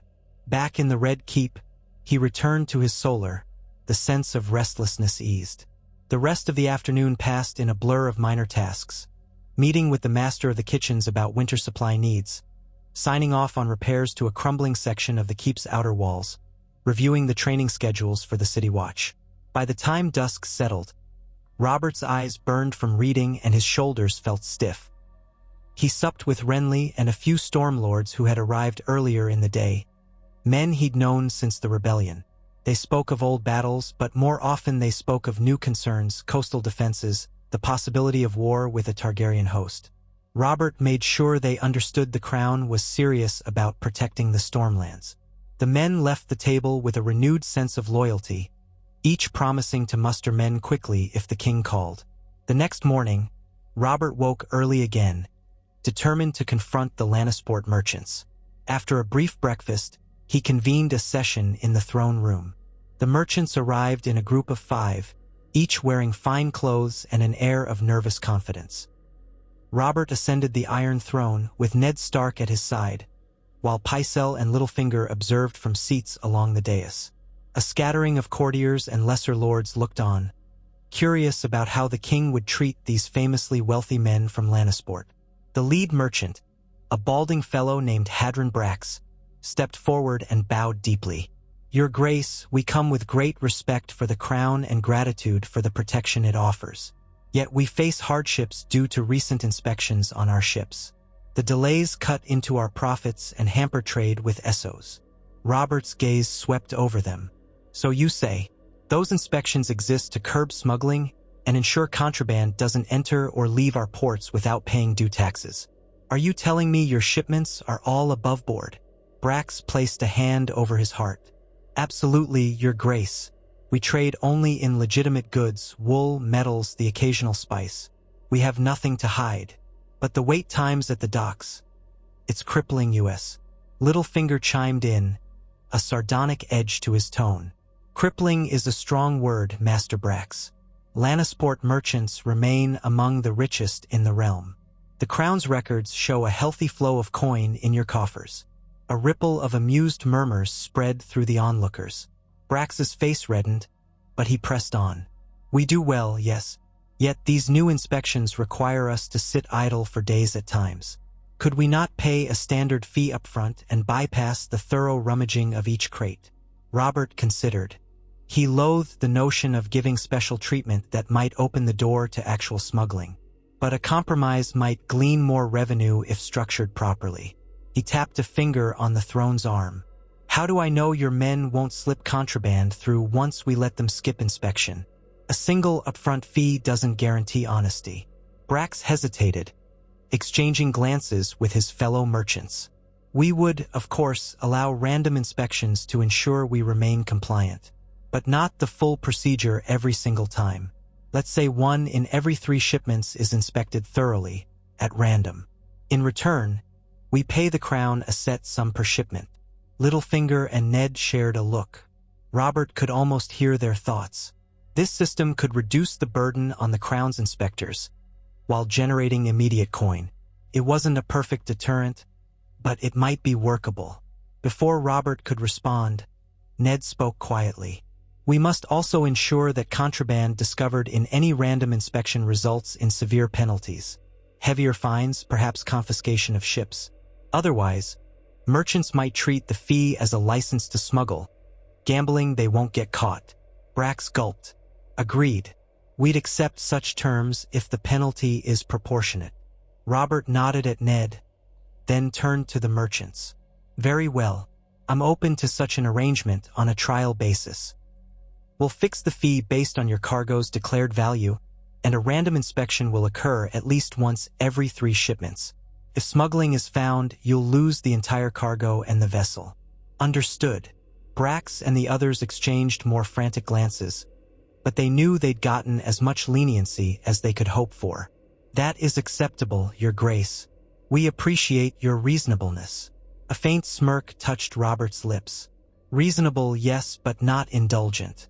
Cross me, and you'll see how quickly that changes. They bowed, murmuring grateful responses. Robert signaled for them to withdraw.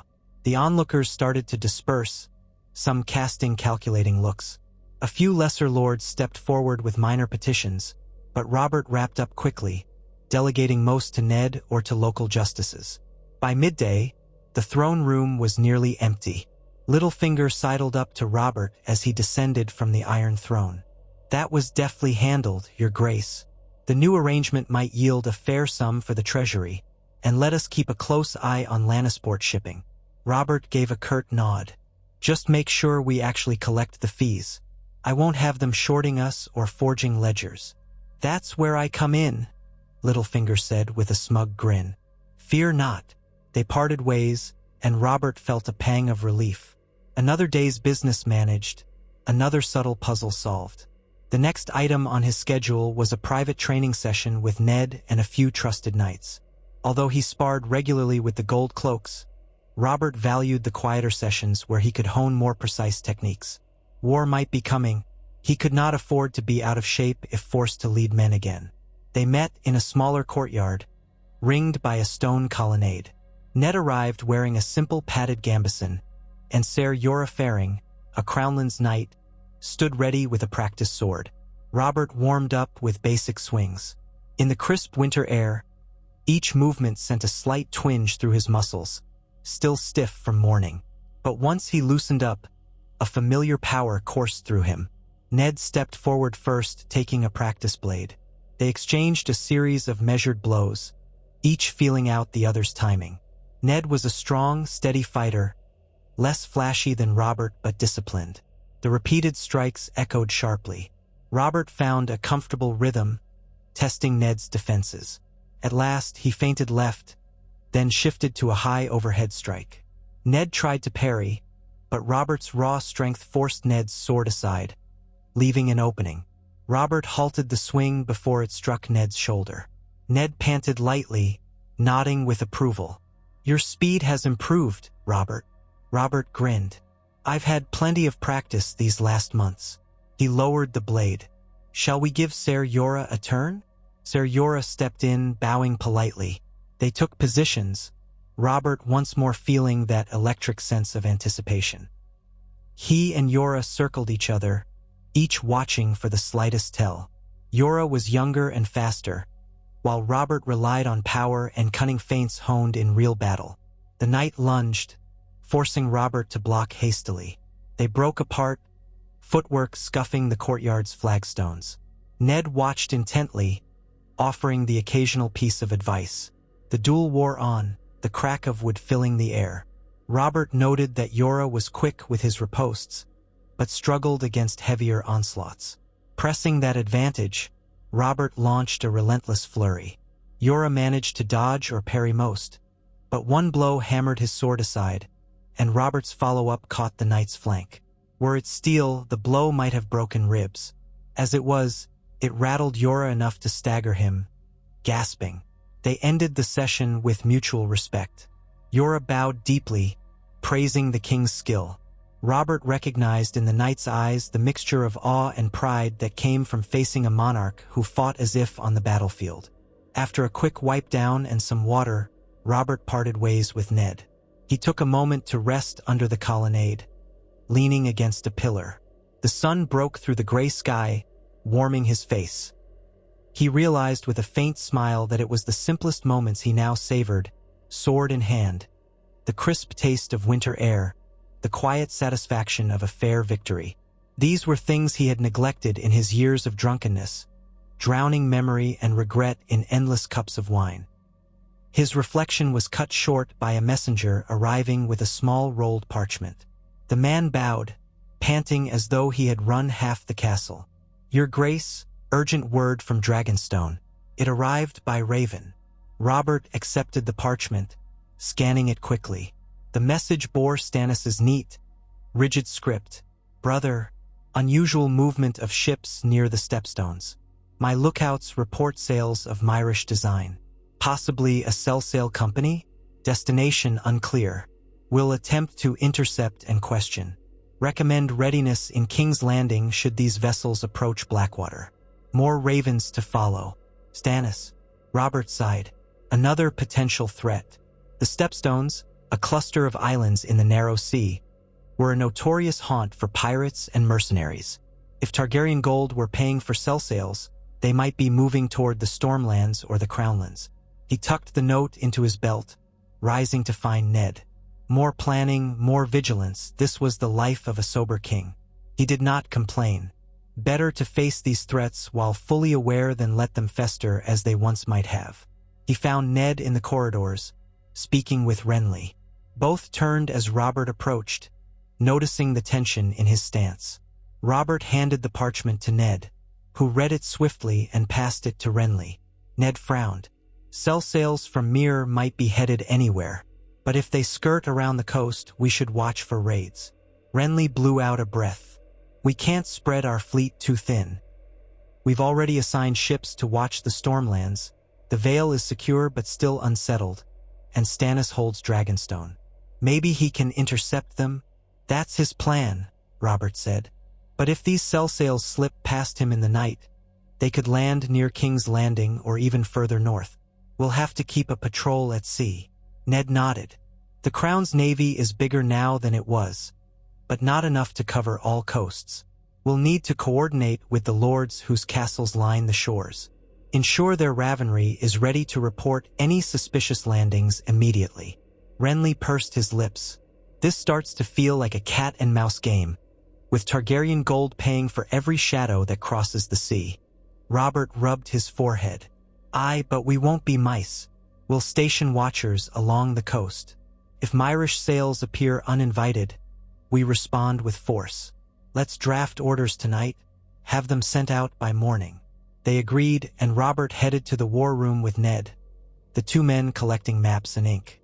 The rest of the evening was spent marking potential landing sites, identifying which local lords would serve as first responders. They wrote letters to be dispatched by Raven. Robert, though weary, felt a grim satisfaction in the thoroughness of their approach. The realm would not be caught napping again. As night fell, he dined sparingly, alone in his solar. Candlelight flickered on the walls, and outside the windows, the city's lanterns dotted the darkness. He couldn't help thinking of the Targaryen girl, Daenerys, somewhere across the sea. Perhaps watching these sell-sail movements with calculated interest. Or perhaps she was even more cunning, orchestrating them. He wondered if she had inherited the madness that plagued some of her ancestors, or if she was a more measured force. Either way, she was an enemy to his crown if she aimed to land on Westerosi shores.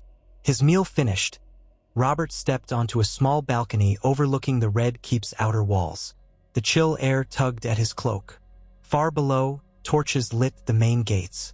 He could see the city streets winding away, pinpricks of light indicating taverns, inns, and homes of all shapes and sizes. Somewhere out there, small folk lived their lives in cramped quarters, many grateful for whatever stability they had. Robert considered that if he failed to hold this realm together, war would devastate these streets. The memory of the sack of King's Landing during the rebellion still weighed on him, the cruelty unleashed when discipline faltered. He refused to let that happen again. If Daenerys Targaryen came with an army, he would meet her steel with steel. If conspiracies arose at home, he would crush them as he'd done in the Vale. And if Tywin Lannister or anyone else tried to undermine him, he would not shrink from confrontation. But he had to balance aggression with prudence. The realm was not infinite in resources, and a single misstep could reignite old grudges. At times, the weight felt unbearable. But then he remembered the small boy offering him fish, the courtyard training that reminded him of his warrior's heart, the sense of purpose that came from truly ruling. That was worth the weight of the crown. Days bled into weeks. Raven-said watchers along the coast reported scattered sightings of suspicious ships, but none made significant landfall. Stannis wrote again to say the Myrish vessels had drifted south toward Dorne. Whether they aimed to contact the Martells or simply skirted the coast remained unknown. Robert sent a polite but firm letter to Prince Doran Martell, reminding him of their peace and urging him to stay alert for pirates or cell sails seeking a foothold in Dorne. No direct threat, but a clear stance that the crown expected cooperation. Meanwhile, Joffrey kept to a minimal attendance of his lessons. The boy's attitude remained sour, but at least he didn't openly rebel. Cersei, for her part, withdrew into an icy distance, hosting private gatherings with her Lannister kin whenever they passed through the capital. Robert let her be. He had neither the time nor patience for her constant barbs. They lived under the same roof yet occupied separate worlds. In the midst of this uneasy calm, word arrived that the Braavosi envoys had landed in Crackclaw Point and were traveling south to King's Landing. Robert prepared to receive them, determined to show that the crown was stable and responsible about its debts. He arranged a modest reception, no lavish feasts that would appear wasteful, but enough to display courtesy and confidence. The Braavosi entourage arrived on a cool, drizzly afternoon, escorted by a handful of City Watch riders. Their leader, one Magister Ravos, was a tall, thin man with an aquiline nose and a neatly trimmed beard. He wore dark robes embroidered with silver thread in swirling patterns. His attendants were similarly dressed, all with poised manners. They bowed deeply before Robert in the throne room, the droplets of rain sliding off their cloaks. "Your Grace, we bring warm greetings from the Iron Bank," Ravos said in accented Westerosi. "We appreciate yo." Robert inclined his head from the throne. "You're welcome here, Magister Ravos. We stand by our agreements with the Iron Bank. I trust your journey was uneventful." Ravos gave a polite smile. "Quite, Your Grace. Your roads are well policed, which speaks well of your governance." A subtle flattery. Robert nodded. "You'll find we take security seriously." He invited them to a smaller audience chamber for detailed discussions. There, Ned, Littlefinger, and Grand Maester Pycelle joined them around a polished table. Servants poured wine. Robert declined it, taking only watered ale. The Braavosi eyed him curiously, perhaps recalling rumors of the king's once legendary indulgences. Robert offered no explanation, letting them speculate. Talk soon turned to finances. The Iron Bank was pleased with the crown's partial repayments but wanted a clearer timetable for the remaining balances. Littlefinger produced ledgers, referencing new revenue streams, licensing fees from Lannisport merchants, improved tax collection, tightened spending at court. Ravos listened intently, occasionally asking incisive questions about the stability of these measures. Robert answered plainly when needed, letting Littlefinger handle the finer details. "So you see," Littlefinger concluded, tapping the ledger pages with a flourish, "we can maintain our current rate of repayment and potentially increase it slightly after next harvest, barring unforeseen events." Ravos and his companions exchanged glances. The Braavosi Magister spoke slowly. "We are encouraged by your progress, indeed, but unforeseen events can be many, particularly in times of rumored unrest or potential external threats. The Iron Bank invests in stability, Your Grace. May I ask how your kingdom fares with regard to the Targaryen question?" Silence fell over the table. Robert studied the Braavosi carefully, noticing the mild curiosity in Ravos's eyes. The man wasn't prying out of mere gossip, he was evaluating risk. If a Targaryen invasion destabilized the Seven Kingdoms, the crown might default on its debts. "The Targaryen girl remains across the sea," Robert said evenly, "and we see no sign of an imminent invasion. My lords are loyal. We have already dealt with minor conspiracies. Our coasts are watched. Should any threat arise, we'll respond decisively." Ravos nodded, face impassive. "That is reassuring, Your Grace.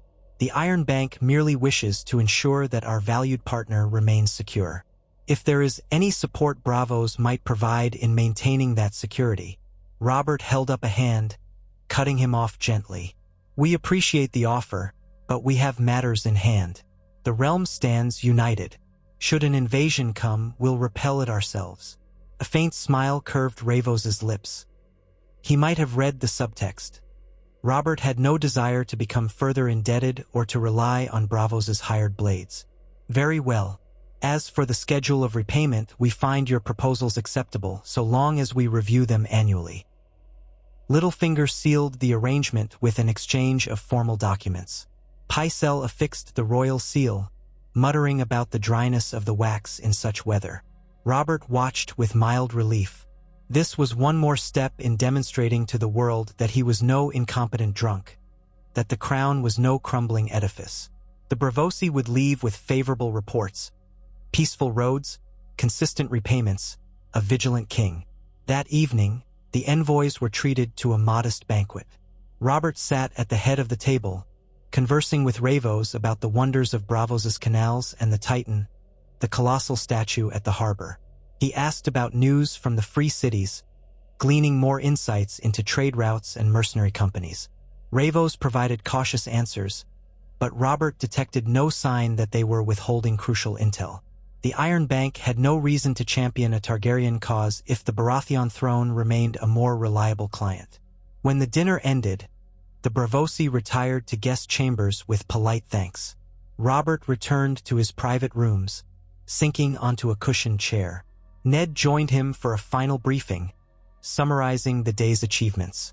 Robert could sense his friend's quiet satisfaction at how smoothly the negotiations had gone. "You've come far, Robert," Ned said as they concluded. "There was a time you couldn't even be roused to attend a meeting with foreign bankers." Robert let out a humorless chuckle. "It's true. I hated all this talk of coin and debts. Still do in some ways. But ignoring it nearly ruined us." Ned clapped him on the shoulder. "We're in better shape now. Let's keep it that way." They parted, and Robert prepared for bed, though sleep eluded him longer than he liked. As he lay in the dark, thoughts circled.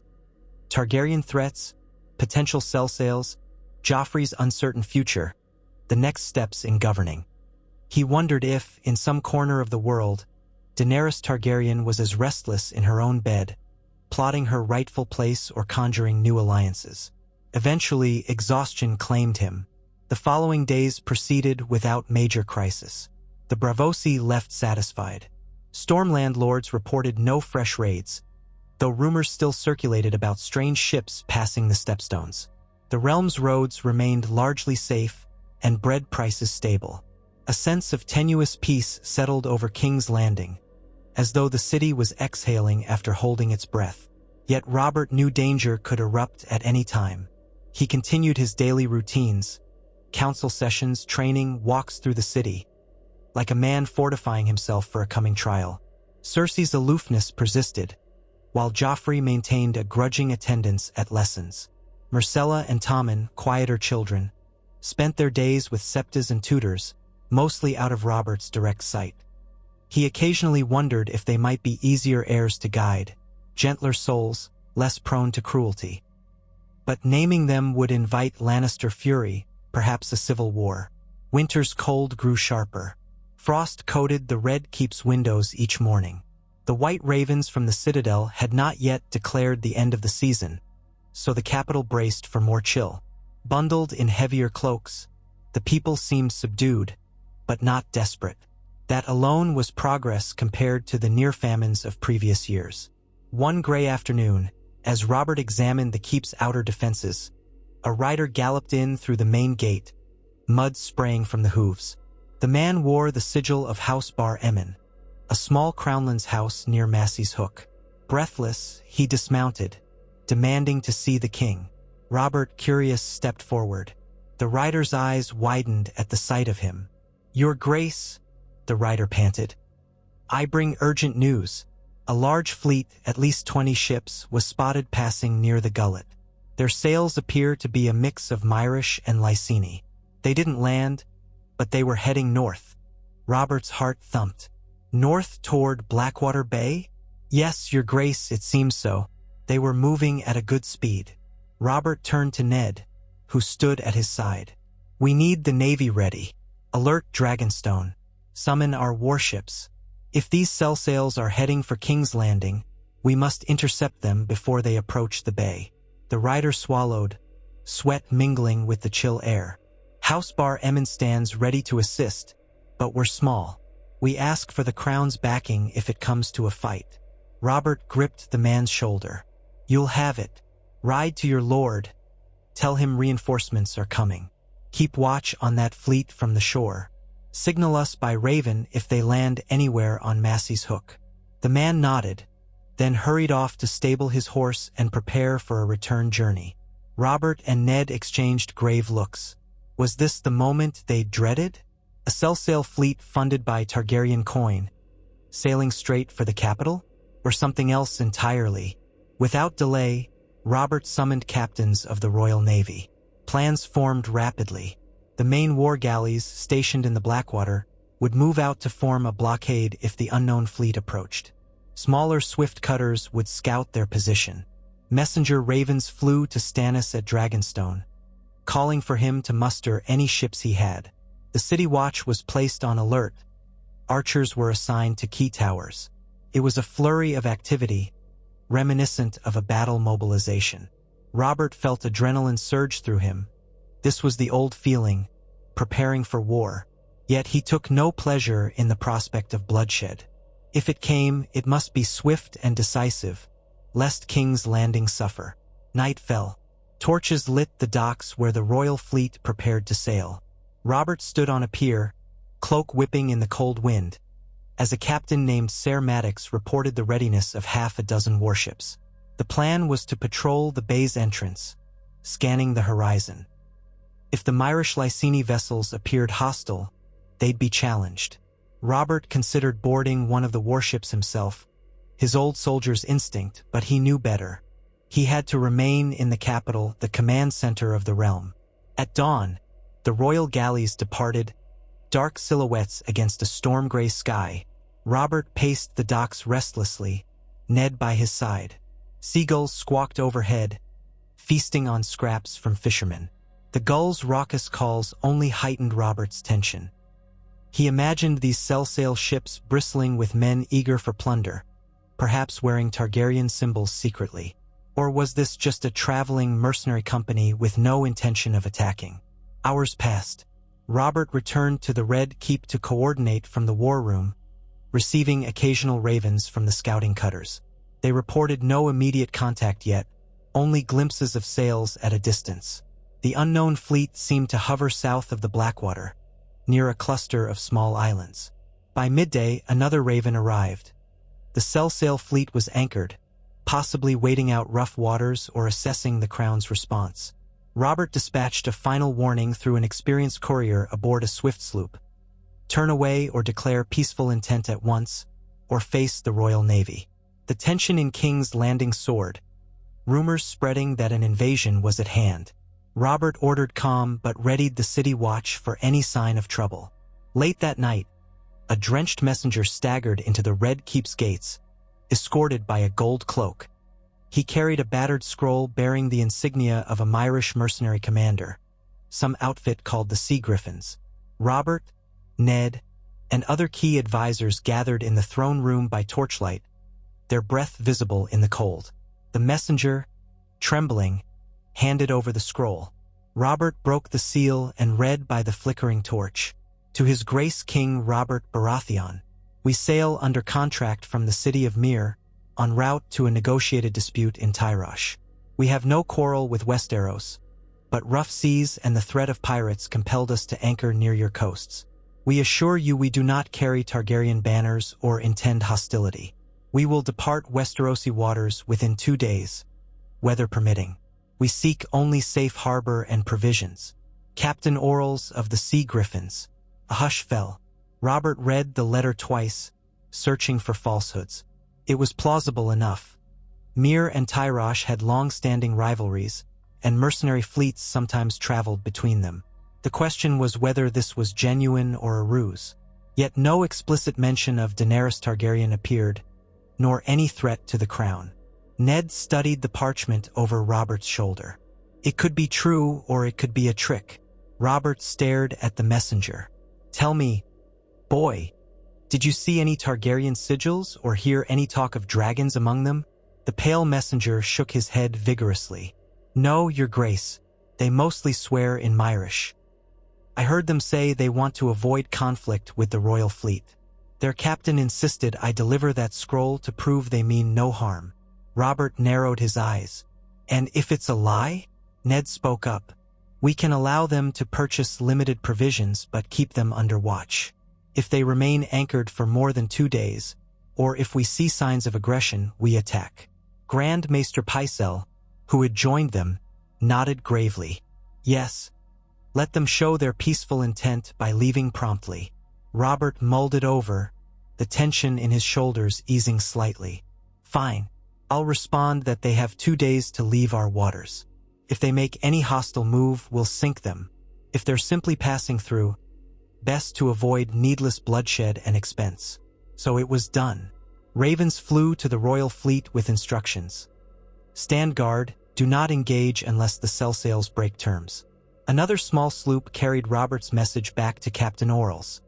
2 days of safe anchorage, nothing more. In the end, the cell sails complied. They took on fresh water, bought some salted fish from local merchants at inflated prices, and set sail again. Scouts followed at a distance, confirming they continued eastward, away from King's Landing. The tension in the city gradually subsided. No invasion, no bloody skirmish. When the last scout's raven arrived saying the sea griffins were gone, Robert allowed himself a long, weary sigh of relief. The city's watchers had performed admirably.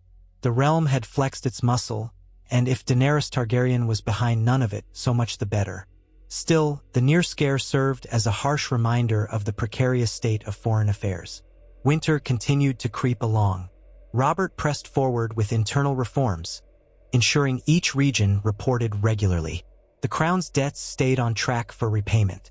Merchants from Lannisport, the Reach, and even the North found the new system of inspections and fees workable, if not ideal. The small folk, from what Robert could glean, were no longer on the brink of starving or succumbing to unchecked banditry. Laws were enforced with growing consistency. Yet, in the silent corners of the Red Keep, Robert remained vigilant. He knew a single stroke of misfortune, a cunning conspiracy at home, a surprise landing from a foreign power, could unravel everything. He strove to remain strong, physically and mentally. Each morning brought him to the training yard or to the council chamber, each night a new swirl of tasks. Though he often yearned for simpler times, he found meaning in this daily test of will. Occasionally, he allowed himself to remember his younger self, the brash warrior full of laughter and thirst for life. That man had faltered under the weight of kingship, drowning in self-pity and regret. But this older Robert pressed on, forging a new legacy. If Daenerys Targaryen did arrive on these shores, she would not find the realm easy prey. If the Lannisters or any other great house tried to subvert the throne, they would face a king who did not cede his power to drink or despair. One late evening, near the close of winter's darkest month, Robert stood once more on his balcony, the hush of the city below him. A light snow fell, dusting the ramparts and rooftops. He breathed the cold air, letting it fill his lungs until they ached. He recalled the day he had slammed his hammer into Rhaegar Targaryen's breastplate, the roar of the crowd along the banks of the Trident. Then he remembered the day he first woke without wine, determined to rise from his moral slumber. Both moments shaped him. He had won a throne by war. He preserved it now by vigilance.